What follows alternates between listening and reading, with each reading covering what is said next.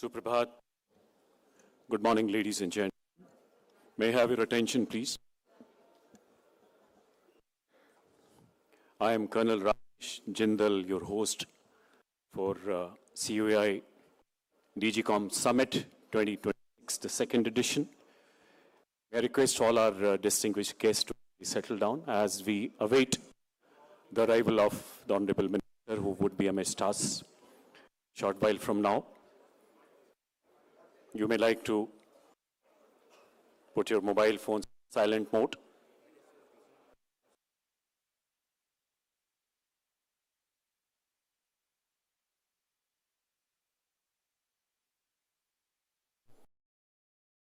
The Honorable Minister would be amidst us in 5 minutes.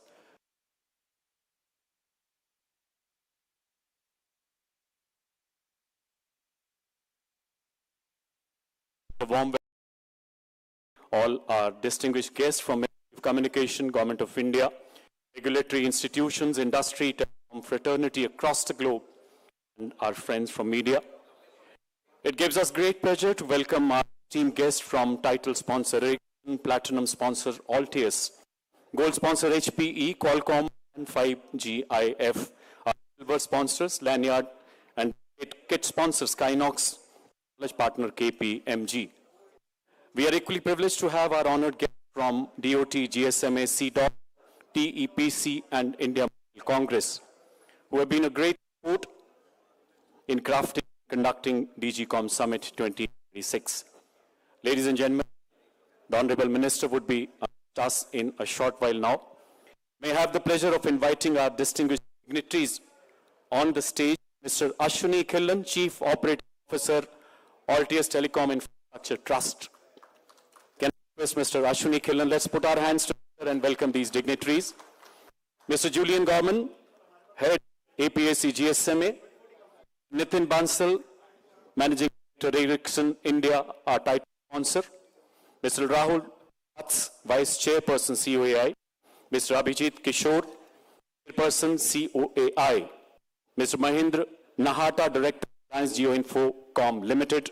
And may I also have the honor of inviting Mr. Anil Kumar Lahoti, Chairman, TRI, to the stage, please. Can I request the Chairman, sir, to kindly...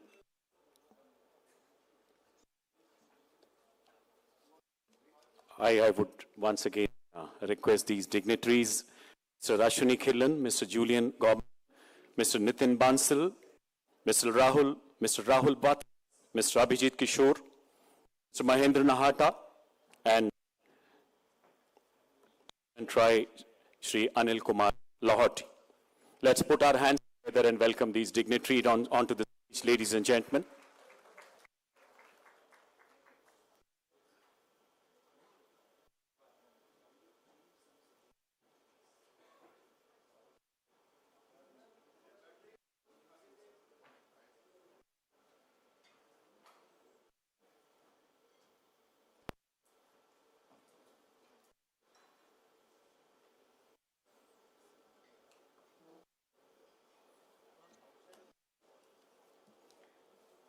May I once again remind all our esteemed guests, you may like to put your mobile phones on the silent mode. Thank you, ladies and gentlemen.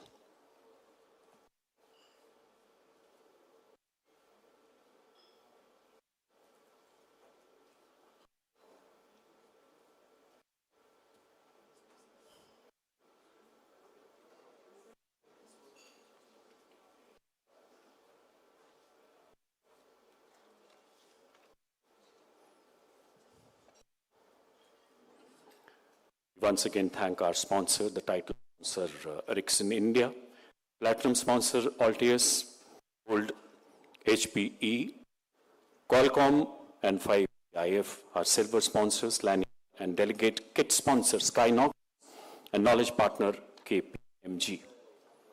And a deep gratitude for our guests from DOT, GSMA, CDOT, TEPC, and India Congress as well, who have been a great support in conducting the Digicom Summit 2026.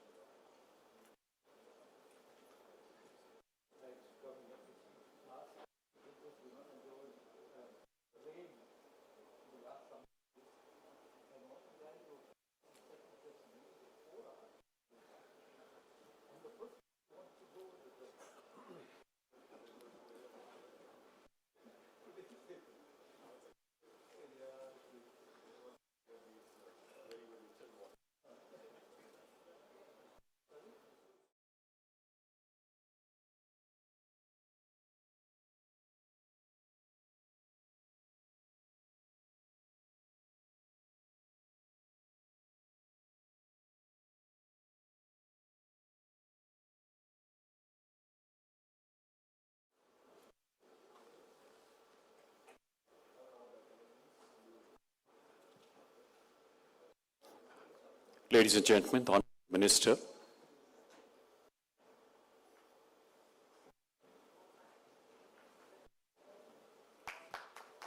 put your hands together. Let's welcome with a big round of applause. May I request you, sir, to kindly come up to us.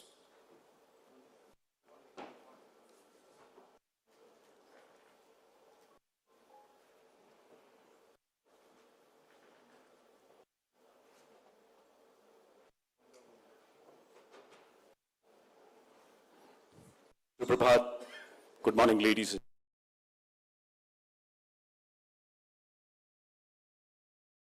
family. It's with pride and pleasure. Welcome our chief guest, Honorable Minister of State for Communication and Rural Development, Government of India, Sri Peermani Chandrasekharji. Memu Mimalni Manspurtiga Istunamu on Mantrigaru. Let's put our hands together once again, ladies and gentlemen. It gives us great pleasure to extend a hearty welcome to all the distinct dignitaries gracing the dais. A warm welcome to all our esteemed delegates, partners, speakers, and sponsors gracing COAI Digicom Summit 2026. Anchored in the theme, Techade, accelerating, shaping the digital future. Ladies and gentlemen, let's put our hands together once again to extend our heartfelt gratitude and welcome the dignitaries of us. May now request Honorable Minister to please come forward for lighting the inaugural lamp. I'll also request the DG please escort the Honorable Minister. I'll also request Chairman Tribe, the dignitaries, to please join for the ceremony. The lamp represents energy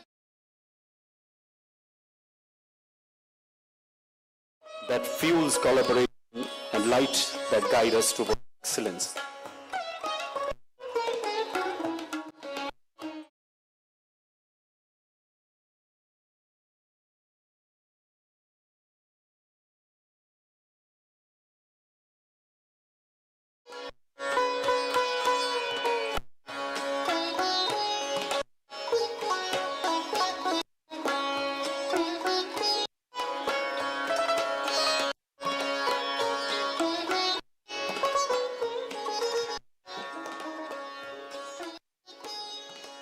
अस्तो सदगमय तमसो मा ज्योतिर्गमय की परंपराओं वाला भारत, जहां दीप प्रज्वलन एक ऐसी दिव्य अनुभूति जो अंतर्मन को आलोकित करती है, हमें सत्य श्रेष्ठता के पथ पर अग्रसर करती है, का मार्ग प्रशस्त करती है। इन्हीं अद्भुत पलों के बीच समय है मुख्य अतिथि एवं अन्य मंचासीन गणमान्य को सम्मानित करने का। May I request General Dr. S.P. Kochhar, General COAI, to present a shawl to our chief guest.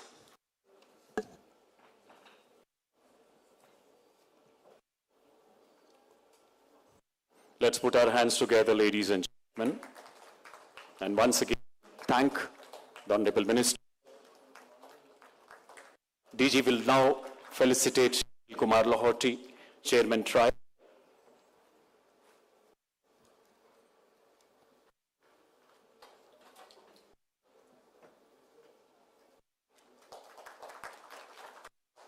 Shri Ashwini Khillan, Operating Officer, All Telecom Infrastructure Trust, our platinum sponsor.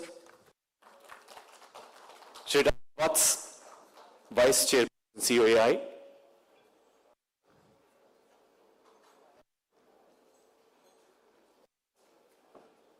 Shri Kishore, Chairperson COAI.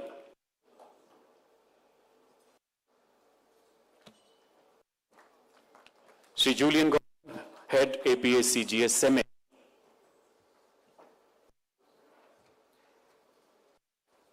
Shri Nitin Bansal, MD, Ericsson India, our title sponsor.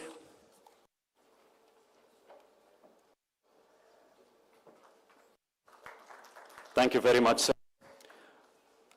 Ladies and gentlemen, the second edition of Digicom Summit has been driven by the potent synergy between Ministry of Communication, COAI, and the industry. In addition to Ericsson India and TS, we have been ably supported by HPE, the gold sponsor, Qualcomm and 5G Silver, Skynox, lanyard and delegate kit sponsor, KPMG being the knowledge partner. GSMA, CDOT, TEPC, India Mobile Congress have also supported this summit. Ladies and gentlemen, India stands at the cusp of a digital revolution covered by one of the most dynamic telecom sectors of the world. Let us watch glimpses of this journey from pigeon to 5G. Sit back and admire this short film. Communications journey reflects the evolution of connectivity, basic signaling systems, strategic national digital backbone. Communication that relied on pigeons, drums, horns, flags, smoke signals, and fire beacons for trade, governance, and defense.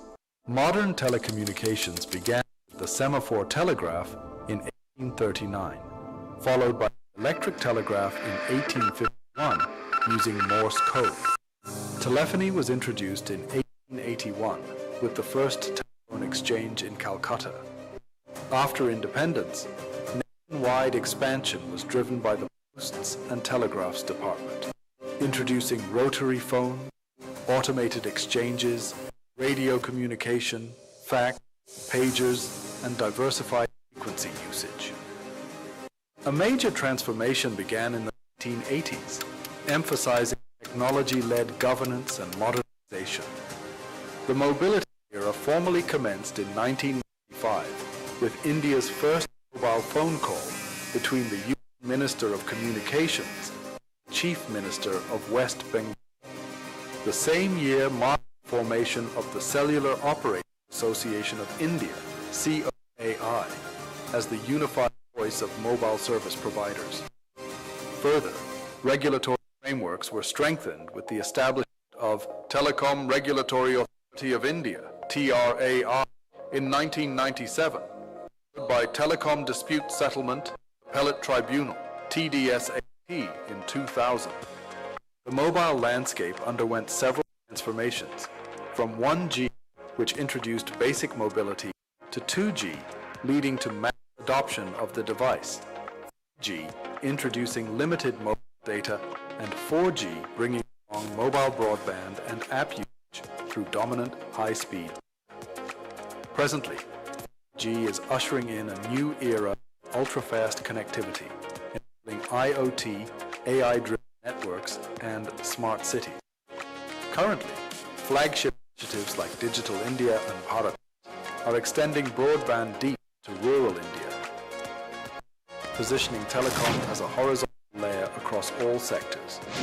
Looking ahead into 6G and beyond, the scope is unlimited, from quantum communication, native networks, and imagination to reality transformation, where humans become active participants in connected ecosystems through digital twins, embedded connectivity, and intelligent interfaces, defining the next phase of India's telecom journey.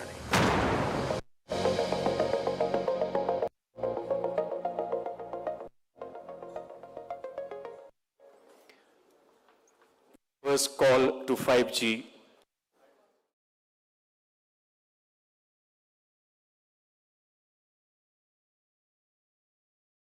inclusive future. And ladies and gentlemen, COAI has been playing a significant role in this revolution. May I now request Lieutenant General Dr. P. Kocher, Director General, COAI, for the welcome address, please.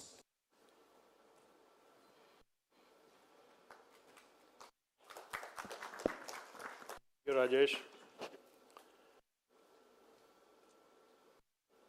Dr. Pemasani Garu, Mr. Anil Lahoti ji, and all the esteemed dignitaries sitting on the dais, and online watching. Delegates, members of the press, and all our well-wishers, a very good morning, and welcome you on behalf of the entire COAI fraternity to this conference today. This is a run-of-the-mill conference. This is an edition of the Digicom series. We did the first one last year, had a lot of learnings from there, and we're bringing out a more mature, more relevant, Digicom Summit today.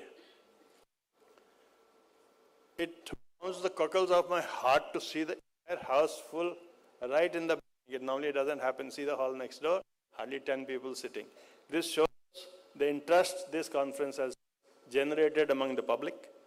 And I'm sure you know that this, in spite of all the people sitting here, we still have people sitting outside from whom we cannot accommodate. We had sitting capacity of 250, registrations of 702, and an equal number online watchers. So that gives us a lot of confidence. Thanks to the Minister. He encourages us. He's in all our summits. We did one in AI here. So thank you very much, sir. Thank you for being with us. Now, what is in store for you today? You will see for yourself that we've been able to curate in the last 8 months a session that is very different from the routine run-of-the-mill sessions. This is not going to end today. It will be followed by a report which will be debated again in the next series that we do in winter. We have brought people in, or rather we are thankful that people have accepted our invite and have come as far as Hong Kong, Tokyo, Singapore, and we have a rep from the UK also.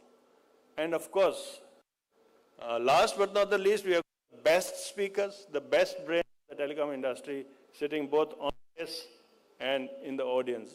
Today you will see a plethora of the best brains in the telecom fraternity speaking, debating, answering your questions, and we have equally competent set of moderators, very carefully picked up, and who will come and moderate the session so they bring out the best for pleasure. Do participate so that you can maximum benefit out of this day, and let us see that the Techade belongs to India, and let us set the roadmap for this Techade, that there is no faltering, and the message goes out very clear to the entire world that this is India's Techade. Thank you very much and enjoy the day. Rajesh. Insightful welcome address, giving the overall perspective of all the sessions. Cellular industry has played a stellar in propelling India's pinnacle of digital leadership, and COAI has been an effective and unified voice for mobile service providers. May now call upon Mr. Abhijit Kishore, Chairperson COAI, for his industry address, please.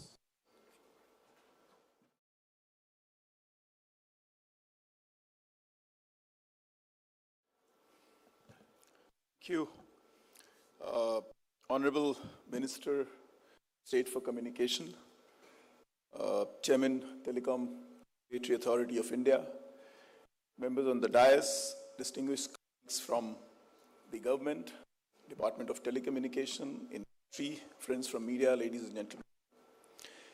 It is an absolute privilege to address this gathering at the COAI Digicom Summit 2026, and to do so both as the CEO of Vodafone Idea Limited and as the Chairman of Cellular Operators Association of India. As you heard, we are living through what the Honorable Prime Minister has called India's Techade, a decade where technology will define India's economic destiny. India's telecom sector has been central to the nation's digital transformation. Over the years, it has delivered connectivity, scale, and affordability that is globally unparalleled. This achievement has not only enabled digital inclusion, but has also laid the foundation for the innovation across sectors. Today, how the sector stands at an inflection point. The next phase of growth will be different from the last. While the earlier journey was more about rapid expansion and access, the journey going forward will be more about sustainability, resilience, long-term creation as well as creating differentiation. As networks evolve and technologies advance, the demands on the telecom ecosystems are increasing. For the sector to remain healthy and capable of supporting India's broader digital ambition, it is essential to invest continuously in capacity, quality, security, and innovation. From an industry perspective, policy certainty and regulatory stability are critical enablers. Long-term investments in infrastructure require a predictable framework to work on that recognizes the intensive capital that is required as well as the strategic role it plays in the economy of the country.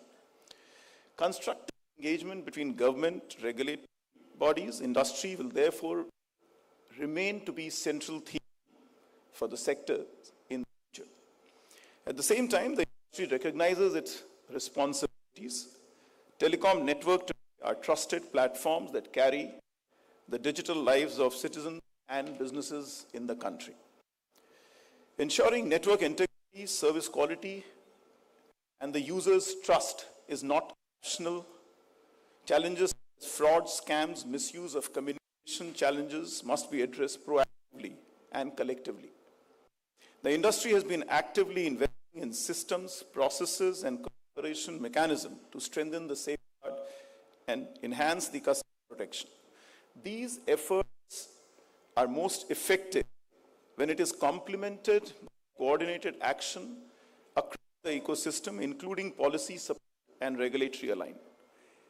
As chairman of COAI, I see the association's role as that bridge between industry and government. COAI has consistently sought to provide evidence-based inputs, facilitate dialogue, and work towards solutions that balance commercial realities and national priorities. The summit is a reflection of that approach.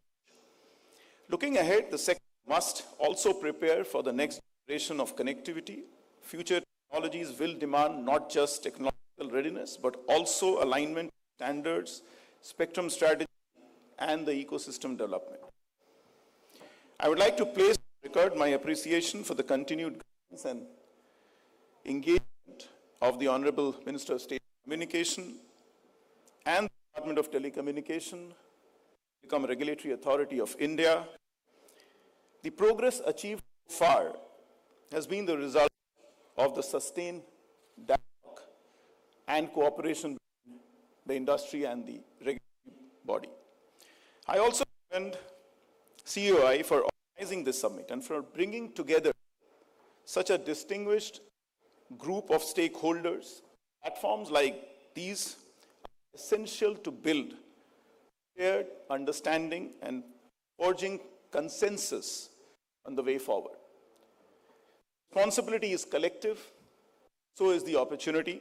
Thank you very much, and I wish the summit all the best. Thank you. This was Mr. Abhijit Kishore, CEO of Vodafone Idea, also rendering his human services as chairperson of COAI. Thank you very much, sir. Ladies and gentlemen, may I now take this opportunity to invite Mr. Ashwini Khillan, Operating Officer, Altius Telecom Infrastructure Trust, for his industry. A word about you, a seasoned telecom infrastructure executive who leads one of India's growing passive infra. Let's put our hands together, ladies and gentlemen. तालियों में थोड़ी कंजूसी न करें.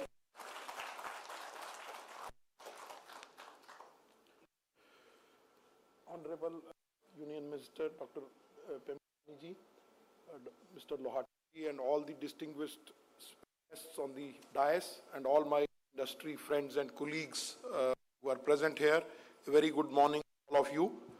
First of all, I would like to thank COI to give us opportunity to stand here and share our thoughts from infrastructure provider standpoint, and actually, while I was driving from my home, from Gurgaon here, so I was thinking, about COI, and as we saw the movie that was played, my association with COI has been old as the COI, since 1996, when we had our first problem, when we were rolling out the mobile network in Gujarat, and there was a, routing problem in routing the calls from PSTN network to mobile networks, you have to press a 0 and the phones which can make such calls were too STD. So that was the first problem that, we put across to COI. And since last years, that COI has been in existence, and, they have been in forefront of solving all such problems, which are coming for this industry. Today, we proudly stand as a nation where there are so many kind of achievements that we've been able to do. We are one of the largest data consumers in the world. We are largest 5G network in the world, and one of the few countries which have their own IPR for 4G and 5G. So journey from, as the movie said, from the first mobile call to where we stand has been a very, very satisfying and challenging journey for us, for all the industry that are sitting here. But today, when we see our country, and as I said, there are many, great things that our country is doing in this sector. But the way it is transforming the life of the people, it is through UPI, or it is through Aadhaar authentication, or it is through e-commerce deliveries, which, and today when we talk to any of our colleague who is outside India and we tell them that, it takes 10 minutes for us for the grocery to reach our home, so it's something, which is out of the world. And, it is a proud moment for this industry to realize all these things happen as a backbone of telecom networks that we have built over last, 30 years of our existence,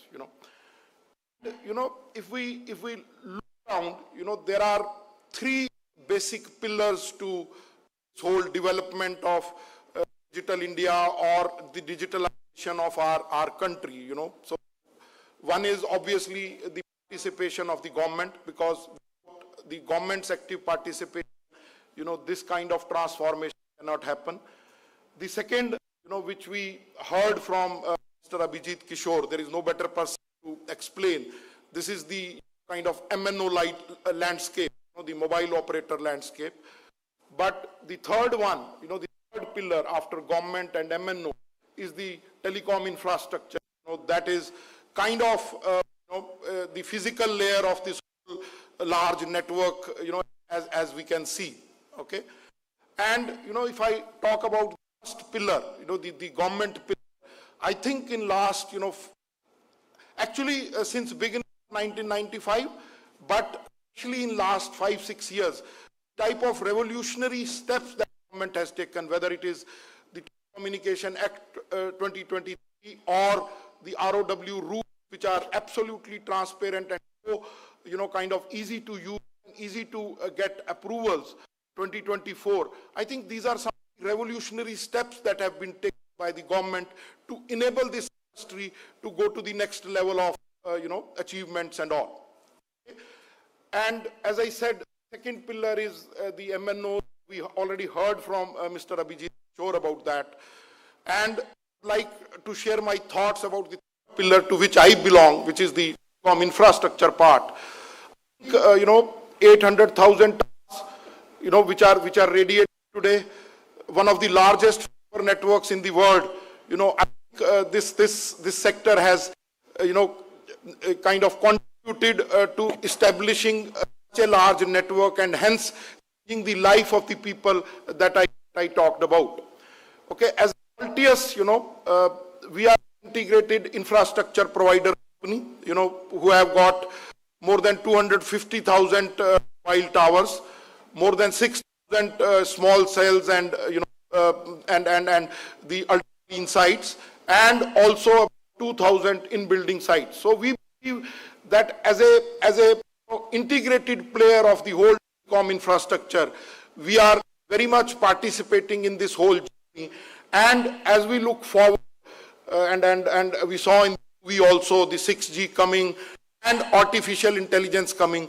We believe that telecom infrastructure is going to play a very vital role in moving to the next level of digitalization, where all these networks are artificial intelligence enabled, and we are able to add more and more services for our community and for our nation, and we can take together the nations to the next level, as our Prime Minister always talks about, that this decade or this belongs to our country, and only technology can change and take us forward against all the countries against which we compete and against which we live in this world.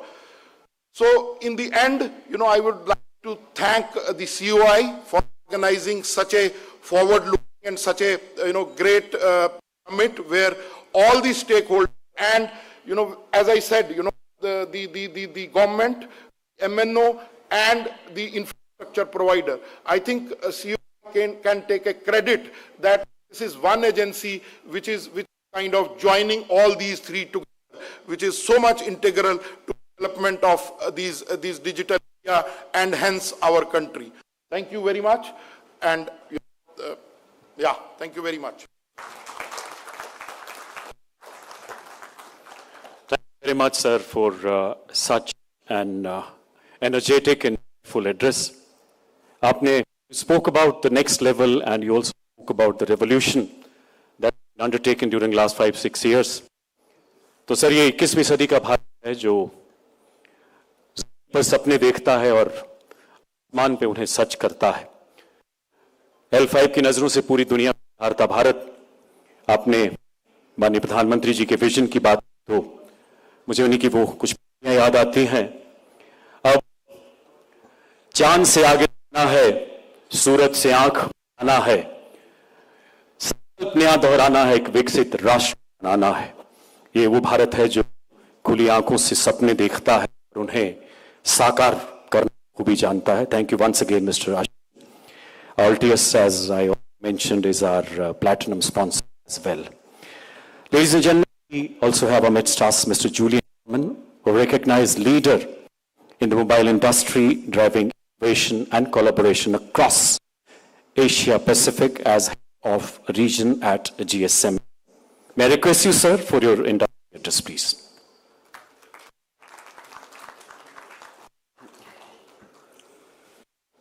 Honourable Minister of State Communications, Chairman, TRA, distinguished guests, and audience, I think you make these events really come to life. India's digital transformation has reached a decisive phase. Over the past decade, India has emerged as the world's most dynamic digital economies, and GSMA analysis shows that the digital economy has grown threefold and is on track to reach or surpass US $1 trillion by the end of the decade. Mobile networks have been foundational to this progress, enabling digital public infrastructure, financial inclusion, and platform innovation at a national scale. But we must be honest about the terrain ahead. While India's ambition to be a 6G leader is bold and commendable, there's a visible disconnect between the future vision and the current reality of 5G innovation. For 6G leadership to be credible, we must first see 5G move beyond fast consumer speeds and into a true engine of digital industry transformation.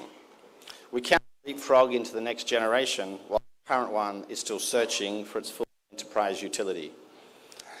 GSMA's Digital Nation Index shows that India performs above the Asia-Pacific average in infrastructure and security, clear strengths going into the next phase. But at the same time, data highlights some persistent gaps. Nearly 47% of Indians remain offline from mobile broadband and will continue to be significantly less likely to use the mobile internet than men. And this usage gap, a critical bottleneck. Digital sovereignty, little if half the population is left in states. These challenges about network availability alone, they reflect issues of adoption, relevance and trust. And closing that gap requires deeper alignment between policy and industry action to make digital experience affordable and inclusive for the Indian. As India scales 5G telecom networks and undergoing fundamental transformation, they are evolving from connectivity infrastructure into intelligent software-led platforms, increasingly powered by AI to improve automation. Crucially, future growth will not be driven by consumers alone. It will come from enterprise adoption and industry digitalisation, from manufacturing and logistics, finance and healthcare. This requires networks to be programmable, interoperable and easy to integrate in business usage. If India is to be serious about the next phase of its Techade, the development of a strong API economy is no longer optional. It's strategic. APIs, private networks, are what turns networks, platforms and connectivity into capability. They allow secure network functions such as identity, authentication and location to be consumed by developers and enterprises at scale. As India's digital economy matures, it has become a critical enabler. Spam, scams and digital fraud are no longer peripheral concerns. They directly affect adoption, particularly among their first-time users and micro SMEs. India has recognised those challenges, and they recognise that can't be solved alone. Initiatives such as GSMA's across the anti-scam task force reflect a decisive shift towards ecosystem-level responses, and importantly, all India mobile network operator members. Yet, for us to be sustainable, the burden of security must be shared equitably.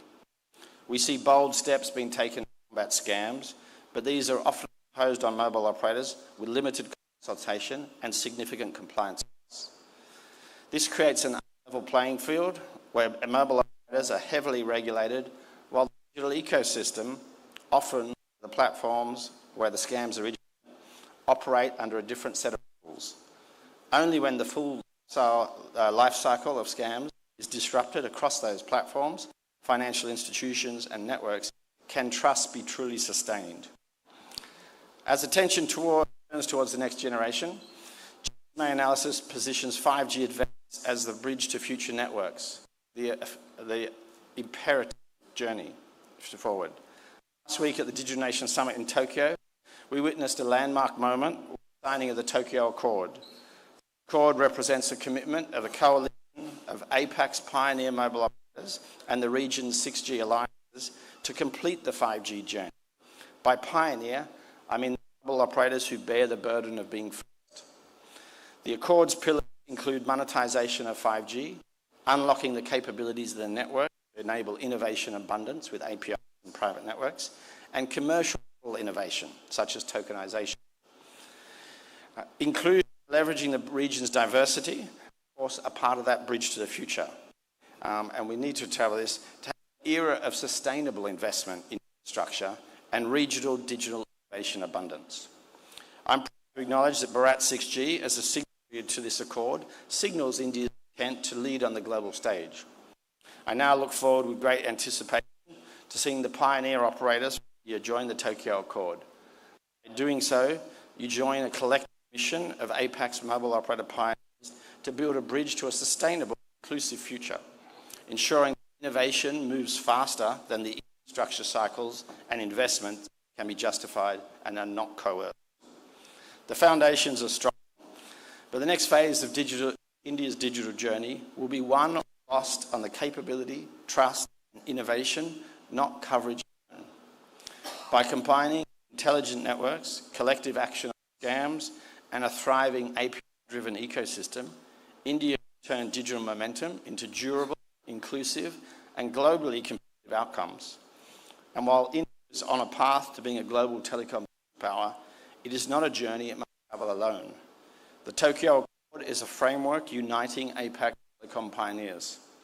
Japan and Korea's precision engineering and heritage, India's skill and frugal innovation, and the region's diverse but fast-growing economies and youthful demographics provide the ingredients for a powerful region of resilient and sovereign digital nations.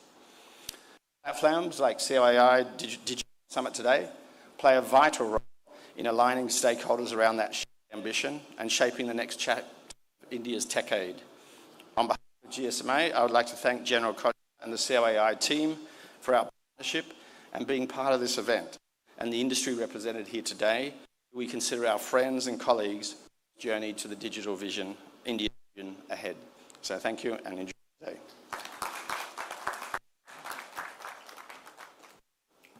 Thank you for your inspiring words, Mr. Gorman.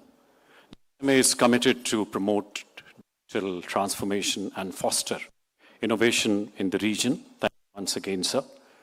May now call on Mr. Nitin Bansal, Managing Director of Ericsson India, our title sponsor, for his industry address, please.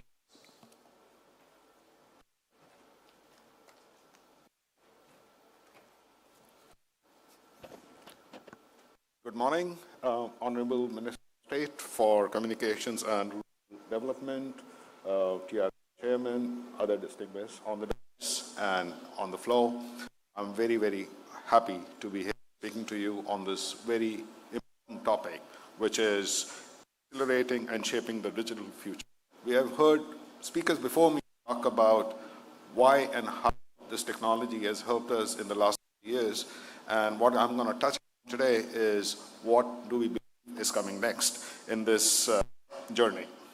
When it comes to the next, I would say I have three words that to me are foundational when we talk about the digital infrastructure and in the country. And these words are: the networks need to be secure, the networks need to be resilient, and the networks need to be intelligent. And this is something which will be needed more and more. We heard the speakers talk about artificial intelligence and why those will be needed in the networks as well. We have seen a remarkable growth when it comes to the telecom infrastructure in India. You know that we heard about the example of food delivered or groceries being delivered in 10 minutes, taxi on call, the largest payment system in the world, a mobile payment system, and hence, going forward, this will become increasingly important. India, which will to be a 7 trillion economy in the coming years, 20% contribution is expected to come from the digital economy. The country is relying on its digital infrastructure to digitalization. It has the fastest 5G rollouts, and it's to everyone that we spoke about, the three pillars: the government, the MNOs, and the telecom infrastructure providers. And you know, we have more than 500,000 base stations that have been rolled out and have about 85% coverage. And you know, the remarkable achievement is that 2025 there are about close to 400 million 5G mobile subscriptions, which are carrying 40% of the overall total traffic. At 36 gigabyte a month, this is the largest consumption that we see globally. So we have topped the list when it comes to the data consumption. One, we have a very secure and robust network being delivered, plus the utilization that we see is immense as well. Now, today, I will talk about how 5G is at the center of the journey and has emerged as a critical infrastructure. Going forward, we see technology being used more and more to control the critical national infrastructure. And this is basically enabling a faster digital transformation. High speed, reliability, and low latency. These are the keywords which the networks of tomorrow will demand and will be very crucial for advanced digital applications and emerging technologies across different industry sectors. We see that will be a foundation not only for use cases we see today, will also be carried forward for controlling and managing critical infrastructures in different industry sectors: resilience, security, and intelligent 5G networks. And this is bound for us to be able to manage use cases. Networks are ubiquitous and are central to our nation's economic prosperity and even national security. When you think of a mission-critical service, hence the importance of building secure, resilient, and intelligent, high-performing networks.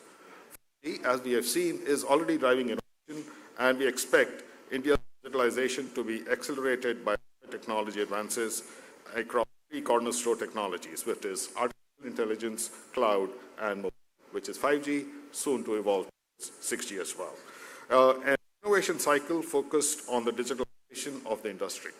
Now, artificial intelligence can not only be used to optimize the network and bring better performance into the networks, it can also enable complex use cases. And hence, we see that when it comes to smart manufacturing, enhanced consumer experiences, we see artificial intelligence playing a bigger role.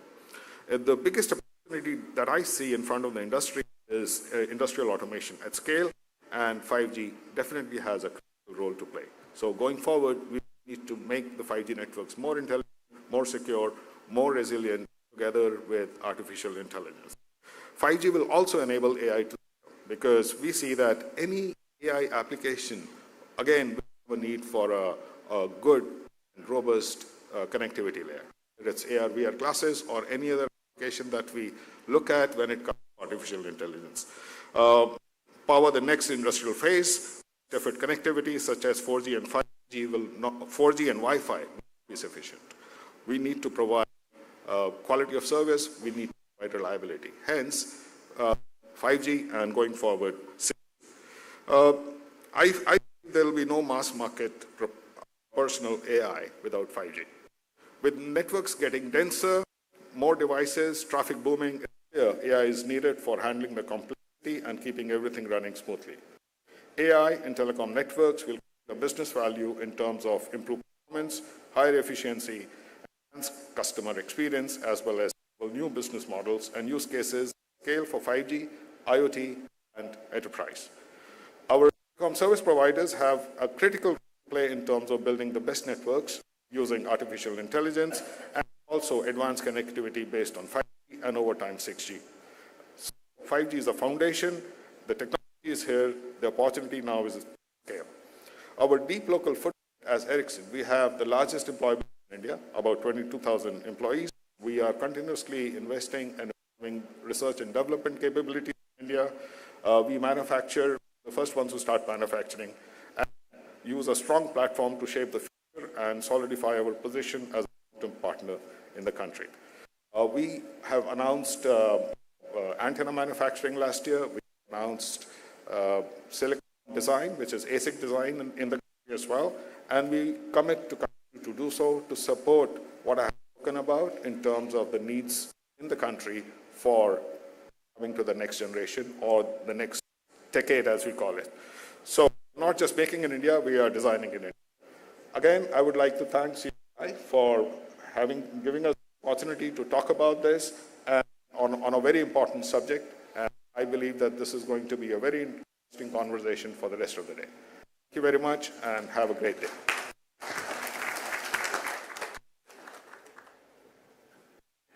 Thank you very much, Mr.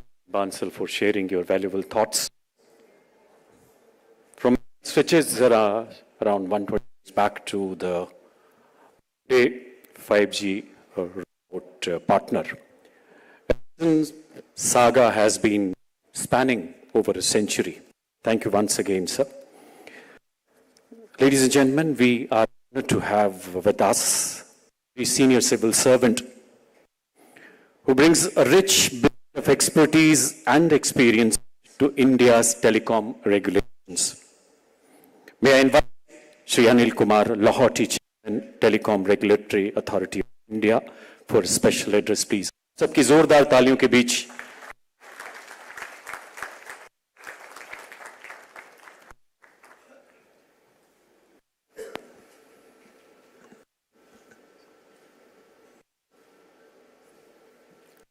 Honorable Minister of State for Communications and Rural Development, Dr.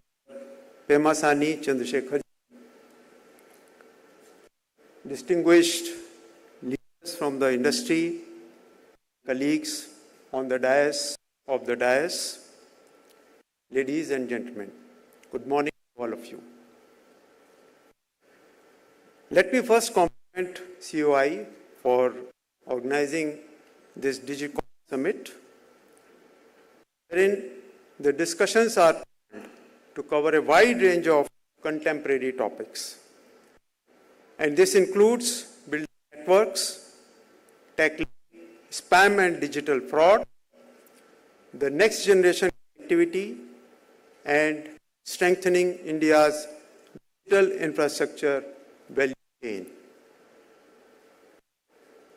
Let me take a piece from what Mr. Abhijit said. India's telecom sector has, over the years, delivered connectivity at a scale and affordability that is unparalleled. This achievement has been possible due to a combination of progressive policies, regulatory certainty, and sustained investment by the industry. TRAI has been playing a pivotal role in shaping these policies, programs, and governance of the telecommunication sector in the country. TRAI adopts an approach which is widely consultative and transparent. If you look at the growth of telecommunication sector, the mobile network has grown more than 4.5 times during last 10 years. While we had 859,000 BTS in December 2015, this number stands at 38,73,000 in December 2025. This includes 5,24,000 G-Node, which is the second largest 5G network in the world. In the recent past, several more steps have been taken to facilitate the expansion and densification of mobile networks. To improve spectrum availability, which is a foundational resource, TRAI has recommended to make additional spectrum available for all. This includes 37 to 40 gigahertz bands and the 600 gigahertz band, both capacity and coverage, besides other existing IoT bands. Another important component of communication networks is the backhaul spectrum, which is essential for laying a robust backbone of the networks. TRAI has recommended rational policy framework for the assignment of backhaul spectrum on an administrative basis. These recommendations will help service providers in bottlenecking and strengthening their networks and augment the capacity to meet the requirements of future. Further, keeping in view industry inputs on 600 megahertz bands, TRAI has recommended for an extended validity of 24 years and recommended that rollout obligations should commence only after initial 4 years period, thereby easing the challenge of device ecosystem development during early phase. While capacity augmentation in high demand areas is a continuous exercise being undertaken by the service providers, availability of ubiquitous coverage is increasingly the expectation of the consumers. While DBN continues on extension of coverage in habited remote areas, TRAI has recommended that these efforts need to be complemented with incentive in spectrum costs to extend coverage at locations not covered under DBN scheme. TRAI has also recommended for inter-band spectrum sharing and leasing of excess spectrum, which are hitherto not permitted. These measures will provide more agile frameworks and provide flexibility that enables shared access models. TRAI has also recommended for sharing active infrastructure amongst the service providers in addition to passive infrastructure. Mandatory sharing of government-funded passive infrastructure and voluntary sharing of such active infrastructure. All these measures will promote efficiency and optimization in the use of spectrum. Another potential area for realizing benefits of 5G technology is captive non-public networks. Mr. briefly touched upon this. Based on TRAI's recommendations, guidelines for captive non-public networks were issued by the government, enabling enterprises to deploy private 5G networks for industrial automation. While there have been few showcases, this has yet to become a success story. The policy framework and the industry have to work together to tap this potential area and realize benefits for the economy.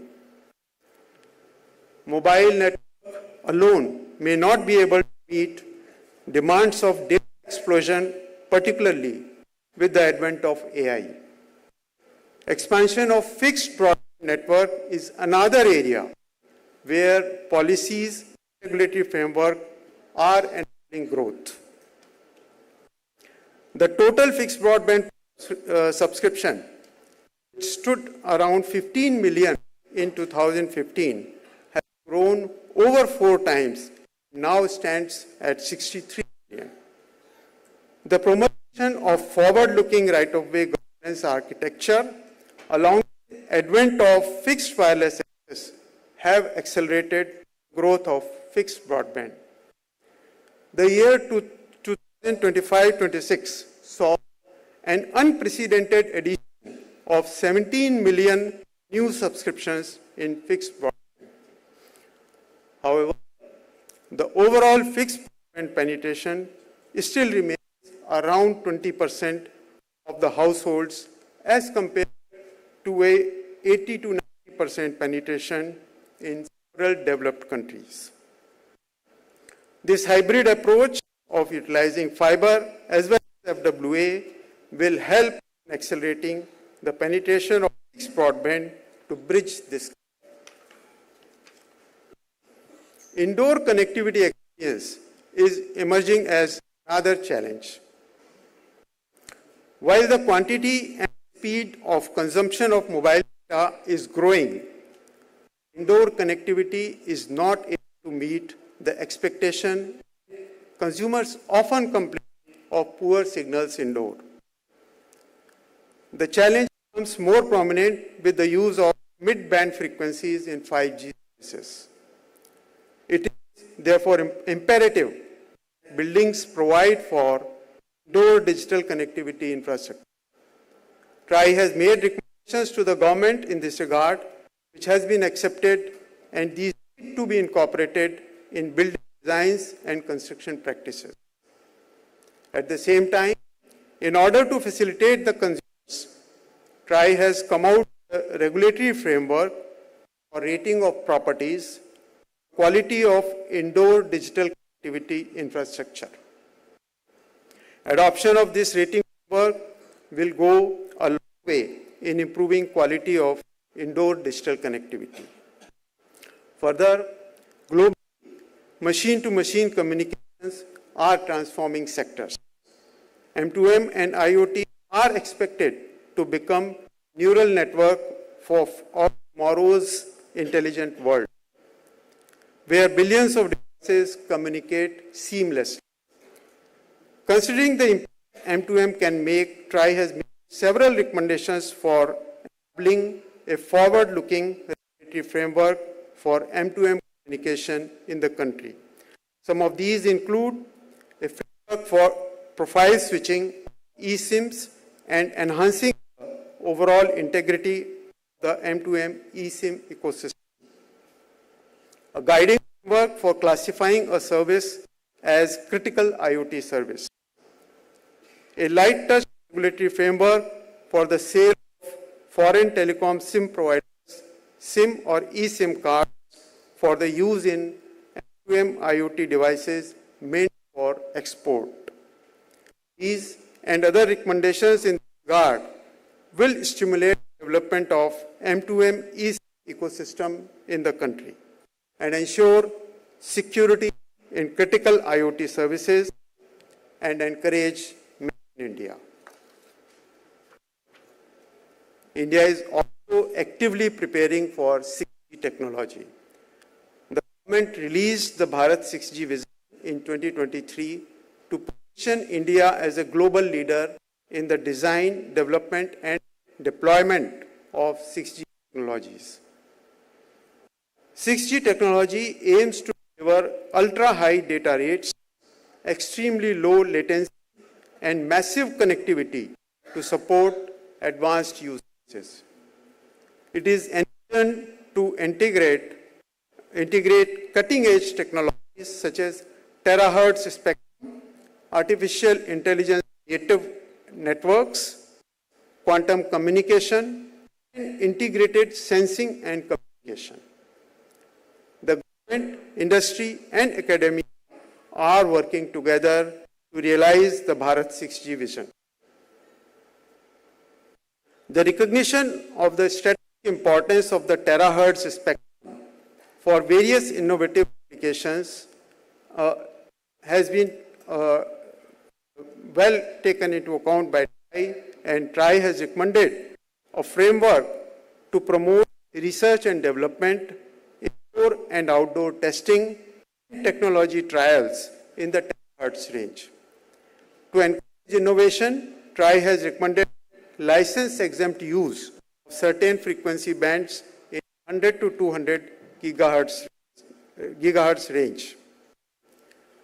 Further, for encouraging innovative technologies, services, use cases, and business models in digital communication sector, TRI has recommended a regulatory sandbox framework to provide access to real network environments and data of telecom networks to help test the reliability of new applications and for enabling cross-sector cooperation.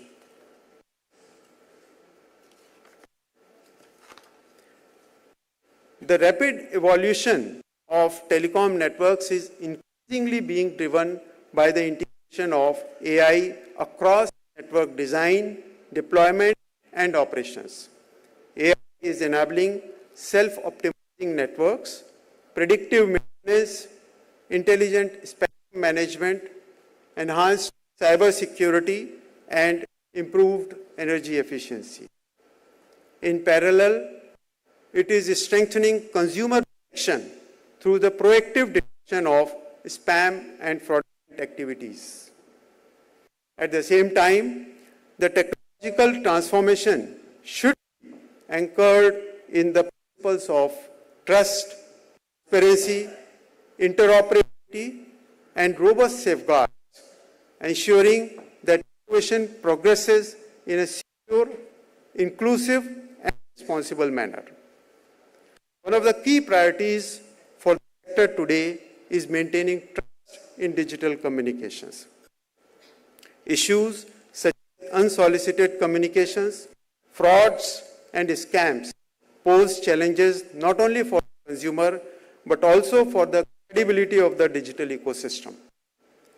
Addressing these concerns requires coordinated efforts across the value chain, combining regulatory measures, technological solutions, and enforcement mechanisms. The telecom service providers are deploying AI/ML-based systems under the TCCCR framework of TRI that analyzes the calling and messaging traffic patterns in near real time to identify suspected spam activity even before large-scale consumer harm can occur. TRI is now pursuing leveraging this AI/ML-generated intelligence for swift regulatory action against entities found indulging in spam through telecom networks. TRI is also working on the digital consent acquisition framework to place greater control in the hands of consumer in relation to the commercial communications that are flowing through the network. A pilot has been conducted in coordination with RBI recently, where 11 major banks participated. The mechanism, once fully rolled out, will enable the individuals to grant, review, and revoke their consents in real time through transparent and auditable systems. The contemporary digital security depends on public key cryptography methods. However, the emergence of quantum computing presents a significant threat to this foundation. India has taken up this challenge in the National Quantum Mission, which promotes coordinated research,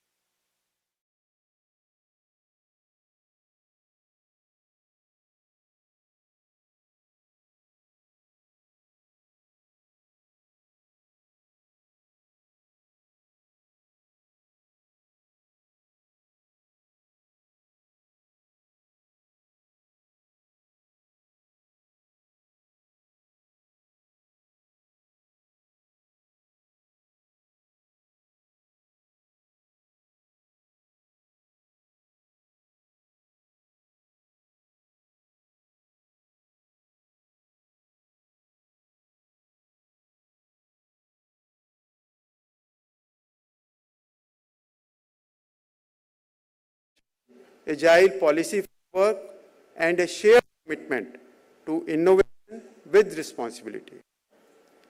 Platforms such as COAI Digicom Summit provide an opportunity to discuss challenges candidly, explore solutions collaboratively, and build consensus on the way forward. As a regulator, TRAI is committed to shaping policies that ensure a robust telecom infrastructure, fostering innovation through effective regulatory frameworks to drive technological advancement and inclusive growth, yet protecting the interests of consumers as well as the industry. With this, I would like to once again congratulate COI for hosting this event and extend my best wishes for its success. Thank you.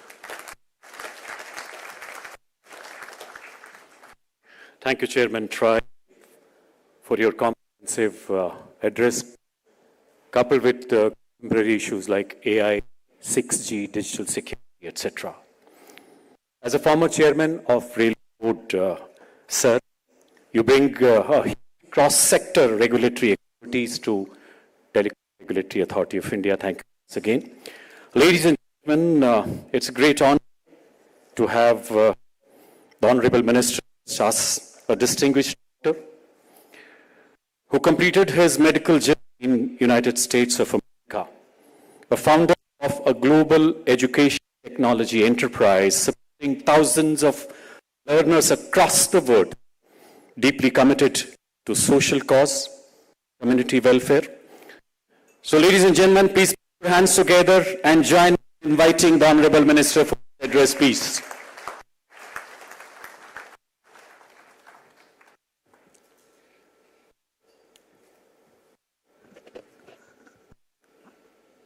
Thank you so much. Shri Anil Kumar Lahoti ji, Co-Chair ji, Abhijit Kaur ji, Rahul Watts ji, all the distinguished guests on the dais, leaders of the operator community, vendor and tower infrastructure partners, friends from GSMA and the global industry. Good morning, good afternoon to everyone. It's an honor and a privilege for me to address this distinguished gathering. And I want to congratulate for arranging such a beautiful conference of AI Digital Summit. I also say, it's a very creative name, India's Techade. Whoever came up with it's a very good name. And it's quite accurate because we have come a long way. It's a transformative journey in India, thanks to Modi ji's visionary leadership. Though we have come a long way, we're at an intersection of both exciting and challenging times, with the 6G coming, artificial intelligence taking all over the country, all over the world, some communication. With the artificial, me also running a large tech company, I see what artificial intelligence is doing and what's going to come. So this is, as I said, both exciting and challenging journey. And the entire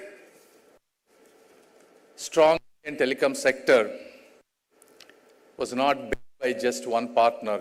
It's a combination of both government and the industry doing their own part. And what did the government do? Right, under Modi ji, especially over the last 12 years since the office, it's a completely unbelievable transformation. If there is one sector that has gone massive changes, though the entire government had gone through quite a few changes, but the telecom is one that really leapfrogged. I mean, you look at Telecommunication Act, right? I mean, this is a comprehensive rewrite of the law that was written 140 years ago. I mean, that's we have rewritten. Authorization frameworks, stronger consumer protection, providing technology provisions. Then you take the 2021 reforms package, rationalizing AG, right? 4-year moratorium, removal of bank guarantees. I mean, because of all these changes and clear path to conversions, including how the government was able to rescue Vodafone. I mean, these are all things that we have done enormously. And the right of way, I mean, right of way, the states used to charge whatever they want. They used to give permission whenever they want. Now we unified. We cleared multiple bottlenecks, and they now getting resolved within weeks. And then, spectrum rationalization. G just told you all the changes they have been doing, not only for the 5G and the future 6G. And now the auctions are happening at predictable times, and they are acting with the global standards. And you look at the reach, whether it is BharatNet, 17 billion US dollars, almost like 1,40,000 crores, to give 2.6 lakh gram panchayats high-speed optical fiber cable. Or you take 4G saturation projects, like there are only 35,000 areas that do not have connectivity, and we are connecting all 35,000. Even that 35,000 we have connected 24,000. So there are only 10,000 villages that are remaining. And these are the ones in far-flung areas, difficult to reach, and those are getting connected. I mean, this is the kind of massive investments the government is taking seriously. You take citizen protection services, right? Whether you take Sanchar Saathi app, digital intelligence platform. I mean, these are the things that government is proactively taking to prevent the use of telecom infrastructure and taking it for granted. And no other country of this scale has these kind of activities. So, taken together, this is the most comprehensive policy support architecture this sector has received in India's history. And the second component is obviously the industry. The industry deserves the credit because industry has responded. And as you all know, they have done the massive investments in 5G, rolled out in fastest time in 2 months. Now more than 5 lakh BTS are there. Almost 40 million people are using 4G. The overall reach is almost 1.2 billion, which is 120 crores, largest in the world. The lowest tariffs anywhere, and then the highest data usage across the world. And we also, I mean, they have also invested in fiber backbone, grown almost 7-fold. I mean, obviously this has paid well. Financial recovery has happened to the sector, and the sector cost revenues, if you look at it, this year they have grown around 10% compared to the last year, now reaching 3.7 lakh crore. So this recovery of a structural health, and this is backed by the FDI inflows. FDI inflows to, last year, you can say almost 2.4 lakh crore are invested in telecom sector.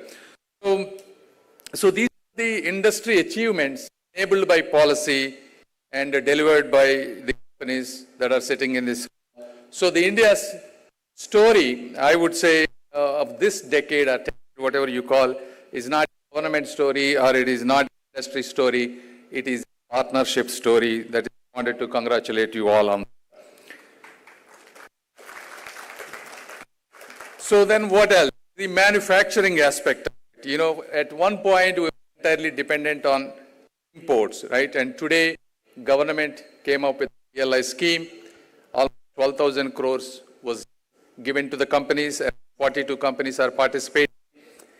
And it generated close to 62,000 crores sales. Out of that, 1,000 crores is an export. I mean, this might seem somewhat smaller when you look at the overall picture of 3.7 crore overall revenue. But, at one point, we're completely dependent on import. But this is an area where I think we can do much better. And then the government has come with Telecom Technology Development Fund to support both research and innovation in academia and startup. We have given we have sanctioned around 540 crores to more than 100 companies, many of them are 6G space. We are also coming up with a technology development 2.2 with even more outlay and more co-funding mechanism so that the fund really does what it's supposed to do. And then you have seen how we came up with the indigenous network with 4G, 5G, and we have deployed in SNL almost 100,000 sites. This is the only 5th country in the world. I mean, these are all the things that we have done significantly research and innovation front. But there's still a long way to go in India. So far, we are mainly stumbling quite a bit, but I request all our operators, manufacturers to focus on digital-led manufacturing. We have different incentive structure for that. And also build export-grade testing and certification facilities, that will enable it to create trust in Indian companies. And then build joint ventures, with the global technology leaders for the design, IP, and getting senior engineering talent. And you look at this is how countries like Japan in 1970, in 1980, this is how they started. They started with us, but they became major patent holders, now the IP owners. These are the proven trajectory, whether it is TSMC, Samsung. They started as contract manufacturers in the beginning, and now they are leading the world. This is the structure, I think, all the operators should take inspiration from. And then what have we done in spam prevention, right? That is Sanchar Sati. This is the citizen-facing portal. Almost more than 1.5 crore citizens have downloaded. Several crore people go to the website, and then we have removed facial recognition, 88 lakh fraudulent usages. So, and this digital public infrastructure, it brings almost 1,200 organizations, every police department, every intelligence department, every banks, every DSP, every UPI operator. All of these come together and give the intelligence. And then we came up with this beautiful financial fraud risk indicator. Before you do transaction, it will tell you whether it is high risk, medium, or low risk for fraud. We launched only last year, 2025, so we are able to prevent 2,300 crores worth of fraud. So, now we just had a MOU with the SEBI to do this even more. Yet the threat curve is, not flattening, it's steepening. So as you all know, the scams are becoming much smarter, synthetic voice, AI generated text, international calls, deep fake, all of these. So this is where I think TSPs can take much bigger activity. I know some of you are already doing, especially Airtel, they came up with the spam identification, and the others are following. But I think strengthening KYC mechanism, right? It should happen quickly in days rather than months, and then move the calling presentation framework. I know we're all doing beta testing, but to the system quickly. And then most importantly, TSP level filtering international calls at the gateway. I think this might be one of the most effective manner if you can do it. And then effective intelligence sharing between TSPs, whether it is SIM patterns, or bulk SMS, aggregator use, these are the things I think you can take it more personally. It will have a lot more value to the Indian society. And then the last thing that I would ask industry is, how to participate in the R&D, right? I said, if you get it, the entire sectoral revenue is almost 3.7 lakh crores, right, in the last year. You get, we have all the some of the global players here, Nokia, Ericsson. They invest up to 15 to 25% of their revenues in R&D. But, traditionally we have, if you look at our people, less than 1%. You could argue we take, some money, DBN fund, that's where you should be investing, government should be investing in the R&D. And then you could also say we're not equipment manufacturers, so, we don't really invest in the R&D. These are the things, points of discussion. I think it is important that now you are at a scale and the public is watching. Sure, DBN does invest. That is where TTD has come. And DBN also invest in all these remote villages where, you cannot techno-commercial viability for DSPs. And DBN is the fund that's investing in BharatNet. There are definitely things that are doing, but R&D requires not just the government involvement. Academia, it requires more importantly, R&D requires ownership, accountability, and outcome-driven. And that is very difficult for government to do by themselves. I think if you can say, we are not equipment manufacturers, now going forward with all native networks, where you can adjust in real time, is going to give you a lot of advantage. If you look at all the players, they're all contributing to AI RAN research, edge computing research. All of these things are going into the 6G standard and patents. Once you get into these standards, you're basically defining the entire trajectory. So I think this is where, if you don't do it, you will get killed with innovation. Because I see firsthand what AI is doing for these companies, especially in United States and other. They are getting decimated overnight. So I hope you take this more seriously, so that this 6G, we will not just participate, we will also be sitting at the table with equal footing. And then, some of you requested, the government needs to provide us policy support, understand the investment, how much it is taking. But I can tell you one thing, whether it is Prime Minister Modi, my cabinet minister Sindhya ji, he studied in Harvard, Stanford, he was an investment banker. I from bottom up, I also run a multi-billion-dollar business. We understand what it takes for an effective equilibrium, that it is, giving the returns to the investors, at the same time, protecting the employee, and more importantly, ensuring customers get what they deserve. We understand all those things more than anyone else.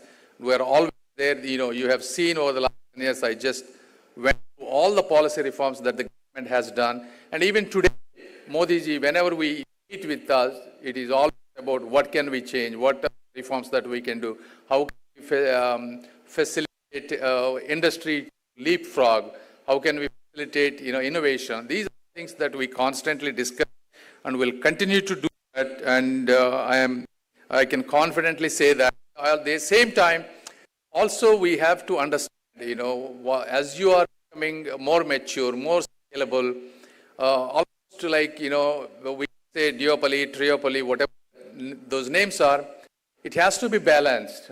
It means, we're in a country that is transitioning from socialism to capitalism. We're somewhere in the middle.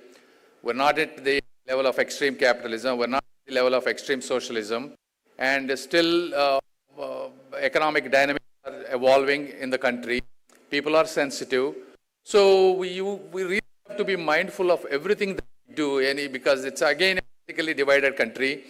Whenever we give an opportunity to somebody, there is a chance. I have seen in US also, companies are pitted against people.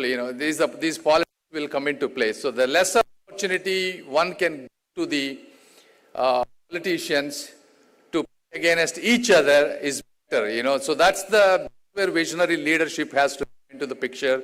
What are the loopholes? What are the sensitivities that are involved? Simple, I can tell you, we did review on MNP port issues between one provider to another provider. It's a simple act, but it frustrates a lot of people when they want to move one provider to another provider. I mean, we fixed it, but a minister has to sit. Why we are getting all these? If we look at all the grievances that are coming to the ministry, we went through one by one. What are the pain points of the society, common people, and we fixed it. But that's, while I'm happy to do it, but that's not the leadership that you want to have as everyone TSPs. Take those responsibility yourself. Look at the customer grievances. How can I make people happy, and how can I take the advantage that we have, the government policy support, whatever the society has given in to you, how you protect that, respect that, I think is a fundamental important aspect of this country going forward for the health of you, health of the government, health of the citizens. Hope you all understand what I mean. So now India is an inflection point, that comes once in a generation. What we build this decade is going to define we live over the next 30, 40, 50 years, because what I said, quantum, AI, all these are defining moments. As I said, we have a complete government policy support, the infrastructure, we have amazing talent, we have the scale, we just need to be a little more ambitious than what we are right now. And I want and hope, 5 years from now, we will not be reading the standards, but we are writing the standards with the 6G.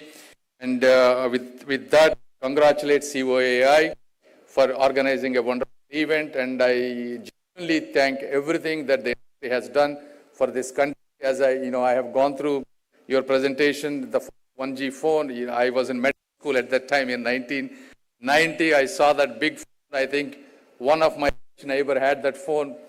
I asked him, how much does it cost? He remembered telling me for 1 minute, it 300 rupees or something. So I still remember from to now. It's an amazing journey, and thank you all. And I wish you good luck with the conference. Jai Hind, Jai Bharat. Thank you.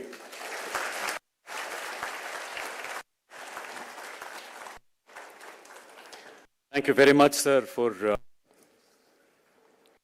your luminous address, and also for taking us down memory lane where the mobile was around 900 rupees. Thank you once again, sir. You mentioned about the rural sea connectivity, and you also spoke about the innovation.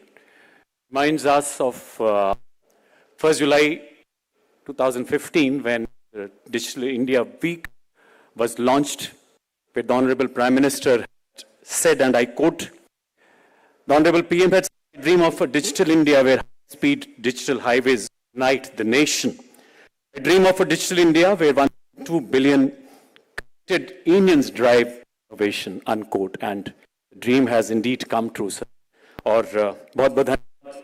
मैं हिंदी में भी मंत्री जी के बारे में कुछ कहना चाहता हूँ. आंध्र प्रदेश के गुंटूर जिले की छोटी छोटी तंग से निकलकर देश विदेश के सभी प्रतिष्ठित मंचों पर देश की गौरव पताका को जो आप ला रहे हैं, वो कहीं ना कहीं माननीय प्रधानमंत्री जी के मार्गदर्शन में दुनिया मंच पर विश्व को उभरता पुनः नया भारत नजर आता है. Ladies and gentlemen, it's time for thanks now. May I call upon Mr. Rahul Vats, Chief Regulatory Officer, Bharti Airtel, and Vice Chairman, OAI, for vote of thanks, please.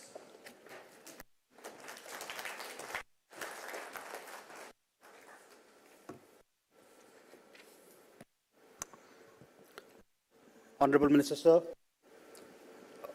TRAI, friends and colleagues.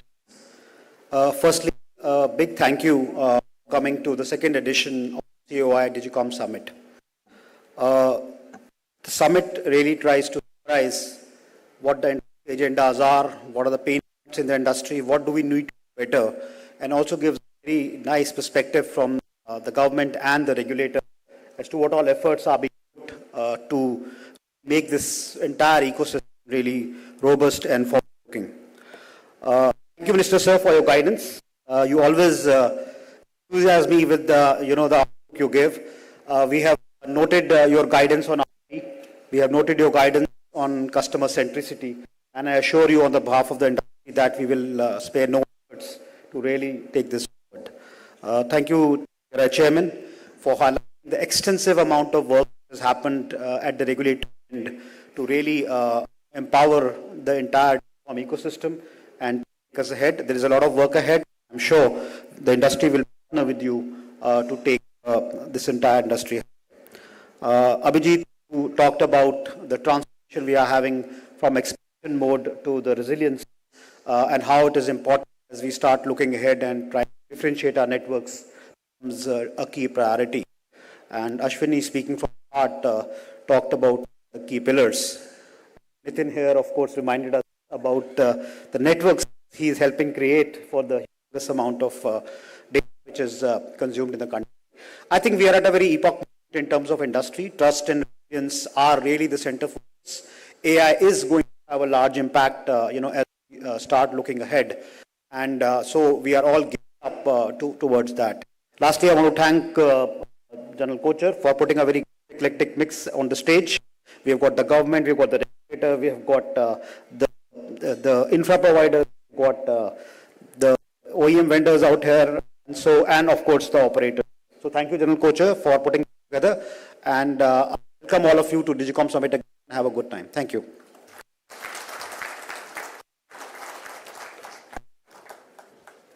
Very much, sir. It's time now for a group photo. I request the Honorable Minister, the dignitaries for a group photograph. I'll also request COI family members to please be next to the stage for the next photograph.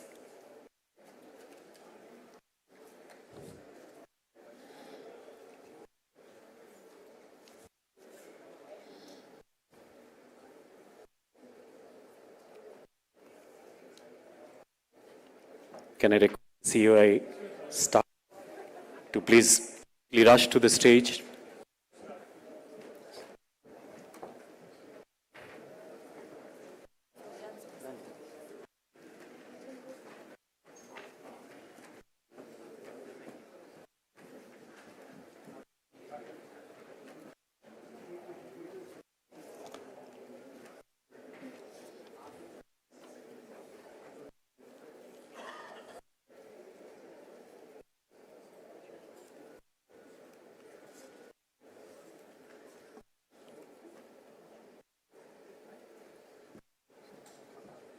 Thank you, Honorable Ministers. Thank you all the dignitaries, and everyone who made this inaugural session very, very special. We shall have a short tea break and get back for the session 1.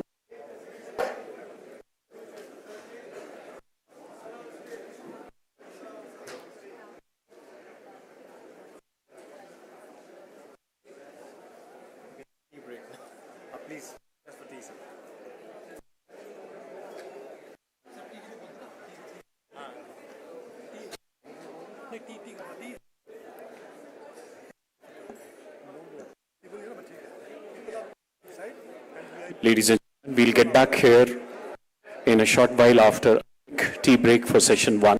You all can proceed for tea break.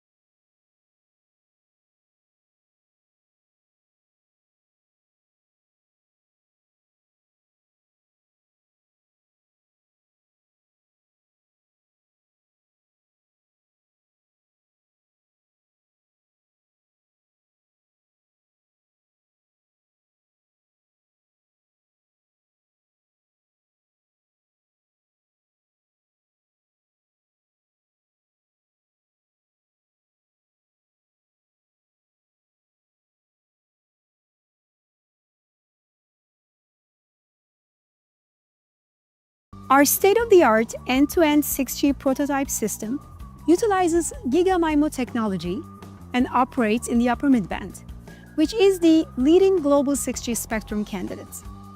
Channel bandwidth is 400 MHz, enabling higher peak and average user data rates, and support for data-intensive emerging applications like XR and AI. The 6G prototype device includes 8 receive and 4 transmit antennas, supporting up to 8 downlink and 4 uplink layers. 6G is not just about higher speeds, but about smarter, more efficient communication. Our end-to-end prototype system supports probabilistic shaping to improve spectral efficiency. The symbols are biased towards lower energy constellation points, thereby reducing the required signal-to-noise ratio for a given data rate. A key innovation that will help improve uplink coverage in 6G is subband full duplex, which allows simultaneous uplink and downlink operation. At Qualcomm, we are testing subband full duplex operation over 6G numerologies in our end-to-end 6G prototype system, where the 400 MHz channel bandwidth is utilized as 300 MHz downlink and 100 MHz uplink subbands. We demonstrate that Qualcomm's end-to-end 6G prototype system supports high throughput for both uplink and downlink with increased bandwidth, layers, and modulations compared to 5G. Our end-to-end system tests have shown that fundamental advancements such as new spectrum use, wide bandwidths, probabilistic shaping, and subband full duplex in conjunction with GigaMIMO are helping achieve the next leap in wireless performance expected in 6G. As we continue to innovate and push the boundaries of 6G, stay tuned for exciting developments that will bring new possibilities.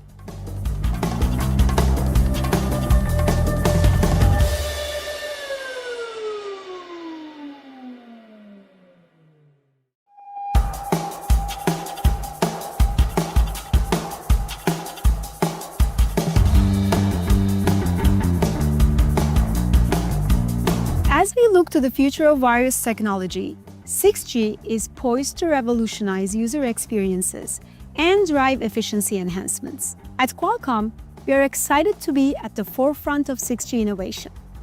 We are developing and prototyping essential technologies that lay the foundational groundwork for 6G. Our state-of-the-art end-to-end 6G prototype system utilizes GigaMIMO technology and operates in the upper mid-band, which is the leading global 6G spectrum candidate. Channel bandwidth is 400 MHz, enabling higher peak and average user data rates, and support for data-intensive emerging applications like XR and AI. The 6G prototype device includes 8 receive and 4 transmit antennas, supporting up to 8 downlink and 4 uplink layers. 6G is not just about higher speeds, but about smarter, more efficient communication. Our end-to-end prototype system supports probabilistic shaping to improve spectral efficiency. The symbols are biased towards lower energy constellation points, thereby reducing the required signal-to-noise ratio for a given data rate. A key innovation that will help improve uplink coverage in 6G is subband full duplex, which allows simultaneous uplink and downlink operation.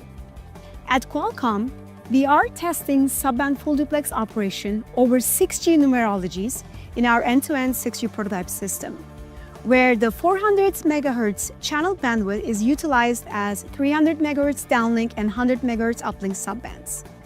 We demonstrate that Qualcomm's end-to-end 6G... Sir? Okay. I was talking about a senior government official overseeing spectrum management, licensing and wireless policy. He has a key figure in planning and executing India's spectrum management. May I call upon Mr. N. Wireless Advisor, DOT, for the key address, please.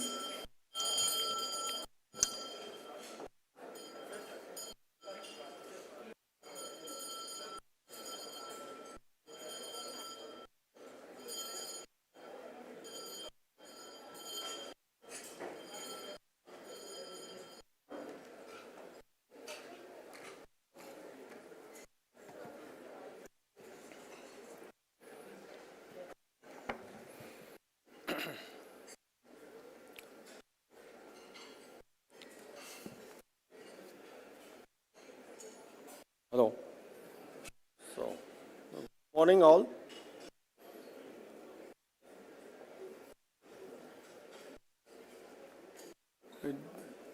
Distinguished dignitaries, industry leaders, and esteemed colleagues. It's my privilege. It's okay? It's okay? It's my privilege to address this gathering, COAI Digicom Summit 2026, a time when India is shaping its digital future. The telecom sector stands as a critical enabler of national growth, innovation, and inclusion. It's a foundational horizontal that supports every other sector of the economy. It is further to inform the gathering that we have recently joined as wireless advisor to the Government of India and assumed the office of the same on 1st April 2026. And I have had the opportunity to work closely as one of the most critical national resources that powers this transformation, that is spectrum. Spectrum, as you know all, is finite, strategic, and central to India's digital ambitions. Efficient planning and utilization determine how effectively we scale connectivity and unlock the next phase of growth.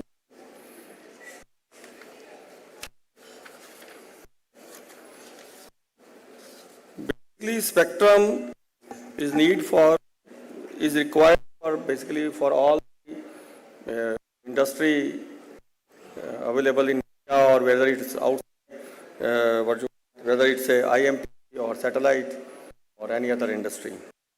India has made significant progress in assuring timely availability of spectrum for 4G and 5G, and now, of course, for 6G, with just a few days back, 6G Alliance was hosted in Shangri-La.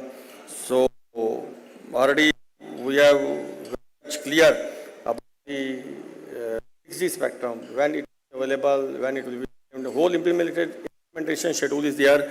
Roadmap has already been published by the department for the 6G expansion of 6G technology. Recent efforts in identifying spectrum in various bands for MT services reflect a clear policy intent to support network expansion. However, going forward, focus must also remain on ensuring that spectrum is made available in a manner that supports sustainable investment and efficient utilization by the telecom service provider. The telecom sector is characterized by high capital intensity and long investment cycles. Therefore, a predictable and balanced policy regulatory environment is essential to sustain investment in networks. As networks involve the need for harmonized spectrum and timely availability becomes even more important. These factors directly impact the ability of operators to expand coverage, improve quality of experience, and invest in next-generation technology. With the basically as time passes from 2010, then 20, because the evolution basically from 1G, 2G, 3G, 5G, and now technology is changing with the evolution of AI. Now AI has come into the picture, and the evolution of AI already being used in areas such as predictive maintenance, network optimization, and in spectrum also AI can support better monitoring, dynamic utilization, and interference management mechanism. However, as we move towards more intelligent and automated networks on AI, the importance of security and trust becomes even more critical. Networks today can not just only communication, but also financial transactions, government services, and enterprise operations, assuring resilience against cyber threats and embedding security into network design be fundamental to maintaining trust in the digital ecosystem. Another important priority is continued expansion of connectivity. India has already achieved the fastest 5G rollout globally. Next phase is to deepen coverage and ensure that high quality connectivity reaches every part of the country. There is also recognition of the value that may be unlocked from network beyond basic connectivity. The ability to enable new services and applications through network capabilities will open up opportunities for innovation across the ecosystem. This will require close collaboration between telecom operators, technology providers, and application developers. From policy perspective, is our work. Basically, our approach remains focused on enabling growth while ensuring stability and trust. This includes ensuring adequate spectrum availability, promoting efficient utilization, supporting innovation, and maintaining secure and resilient digital infrastructure. India is uniquely positioned to play a significant role in shaping the future of global telecom. Our scale, rapid adoption of technology, and strong ecosystem provide us with an opportunity to contribute meaningfully to the development of future standards and technology, including 5G, advanced, and 6G. And months to come, India is probably to hold the next phase of action. Will definitely give more acceleration to all the more acceleration to the activities of our service provider in India. In conclusion, and I hope that more and more companies will participate in that and will try to get more spectrum, because all the telecom providers, whether or any Vodafone, BSNL, everyone wants more spectrum. So in fourth auctions, I think the operators will try to get more spectrum. In conclusion, the journey towards intelligent and scalable networks is a shared responsibility. It requires continued cooperation between government, industry, and stakeholders. With the right policy framework, sustained investments, and adoption of advanced technologies as AI and, of course, ML language, we can build networks that are not only efficient, secure, but also inclusive and future ready. So, a wireless advisor joined now a total period of 2.5 years. I expect good collaboration or understanding from the industry, and I also at least I will not assure, but I can definitely give some, or not the full. Try to build confidence in the industry that whatever policy we find, that will be okay, that will be correct. We will try to definitely define the policy in such a way that every operator, every user in the industry, whether it will be IMT or other, they will get maximum spectrum, whatever available. Whatever available with us, they will get maximum spectrum out of that basket, basically. With that, I will conclude my address by saying that I am confident that the discussion in this session definitely provide valuable insights and contribute to shaping the next phase of India's digital journey. Thank you. Dhanyavad.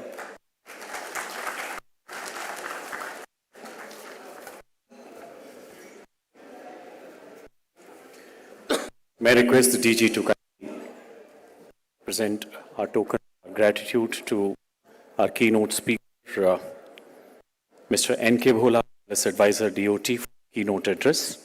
Let's put our hands together, ladies and gentlemen.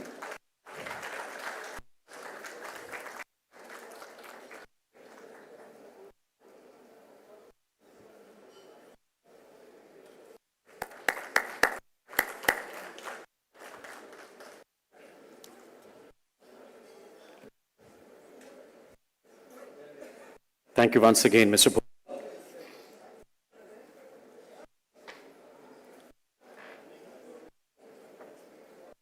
I'll request you, sir, to occupy yours here on of the stage. May I request this august gathering to be a little attentive towards the speaker as we have finished the tea break. It will be a great honor listening and some important lessons from here.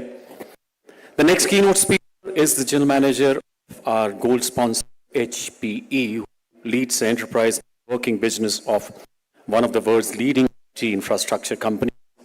He brings deep expertise in intelligent Wi-Fi, networking, and software-defined connectivity. Let's put our hands together to welcome Mr. Sajan Paul, General Manager, HPE Network India, for the keynote.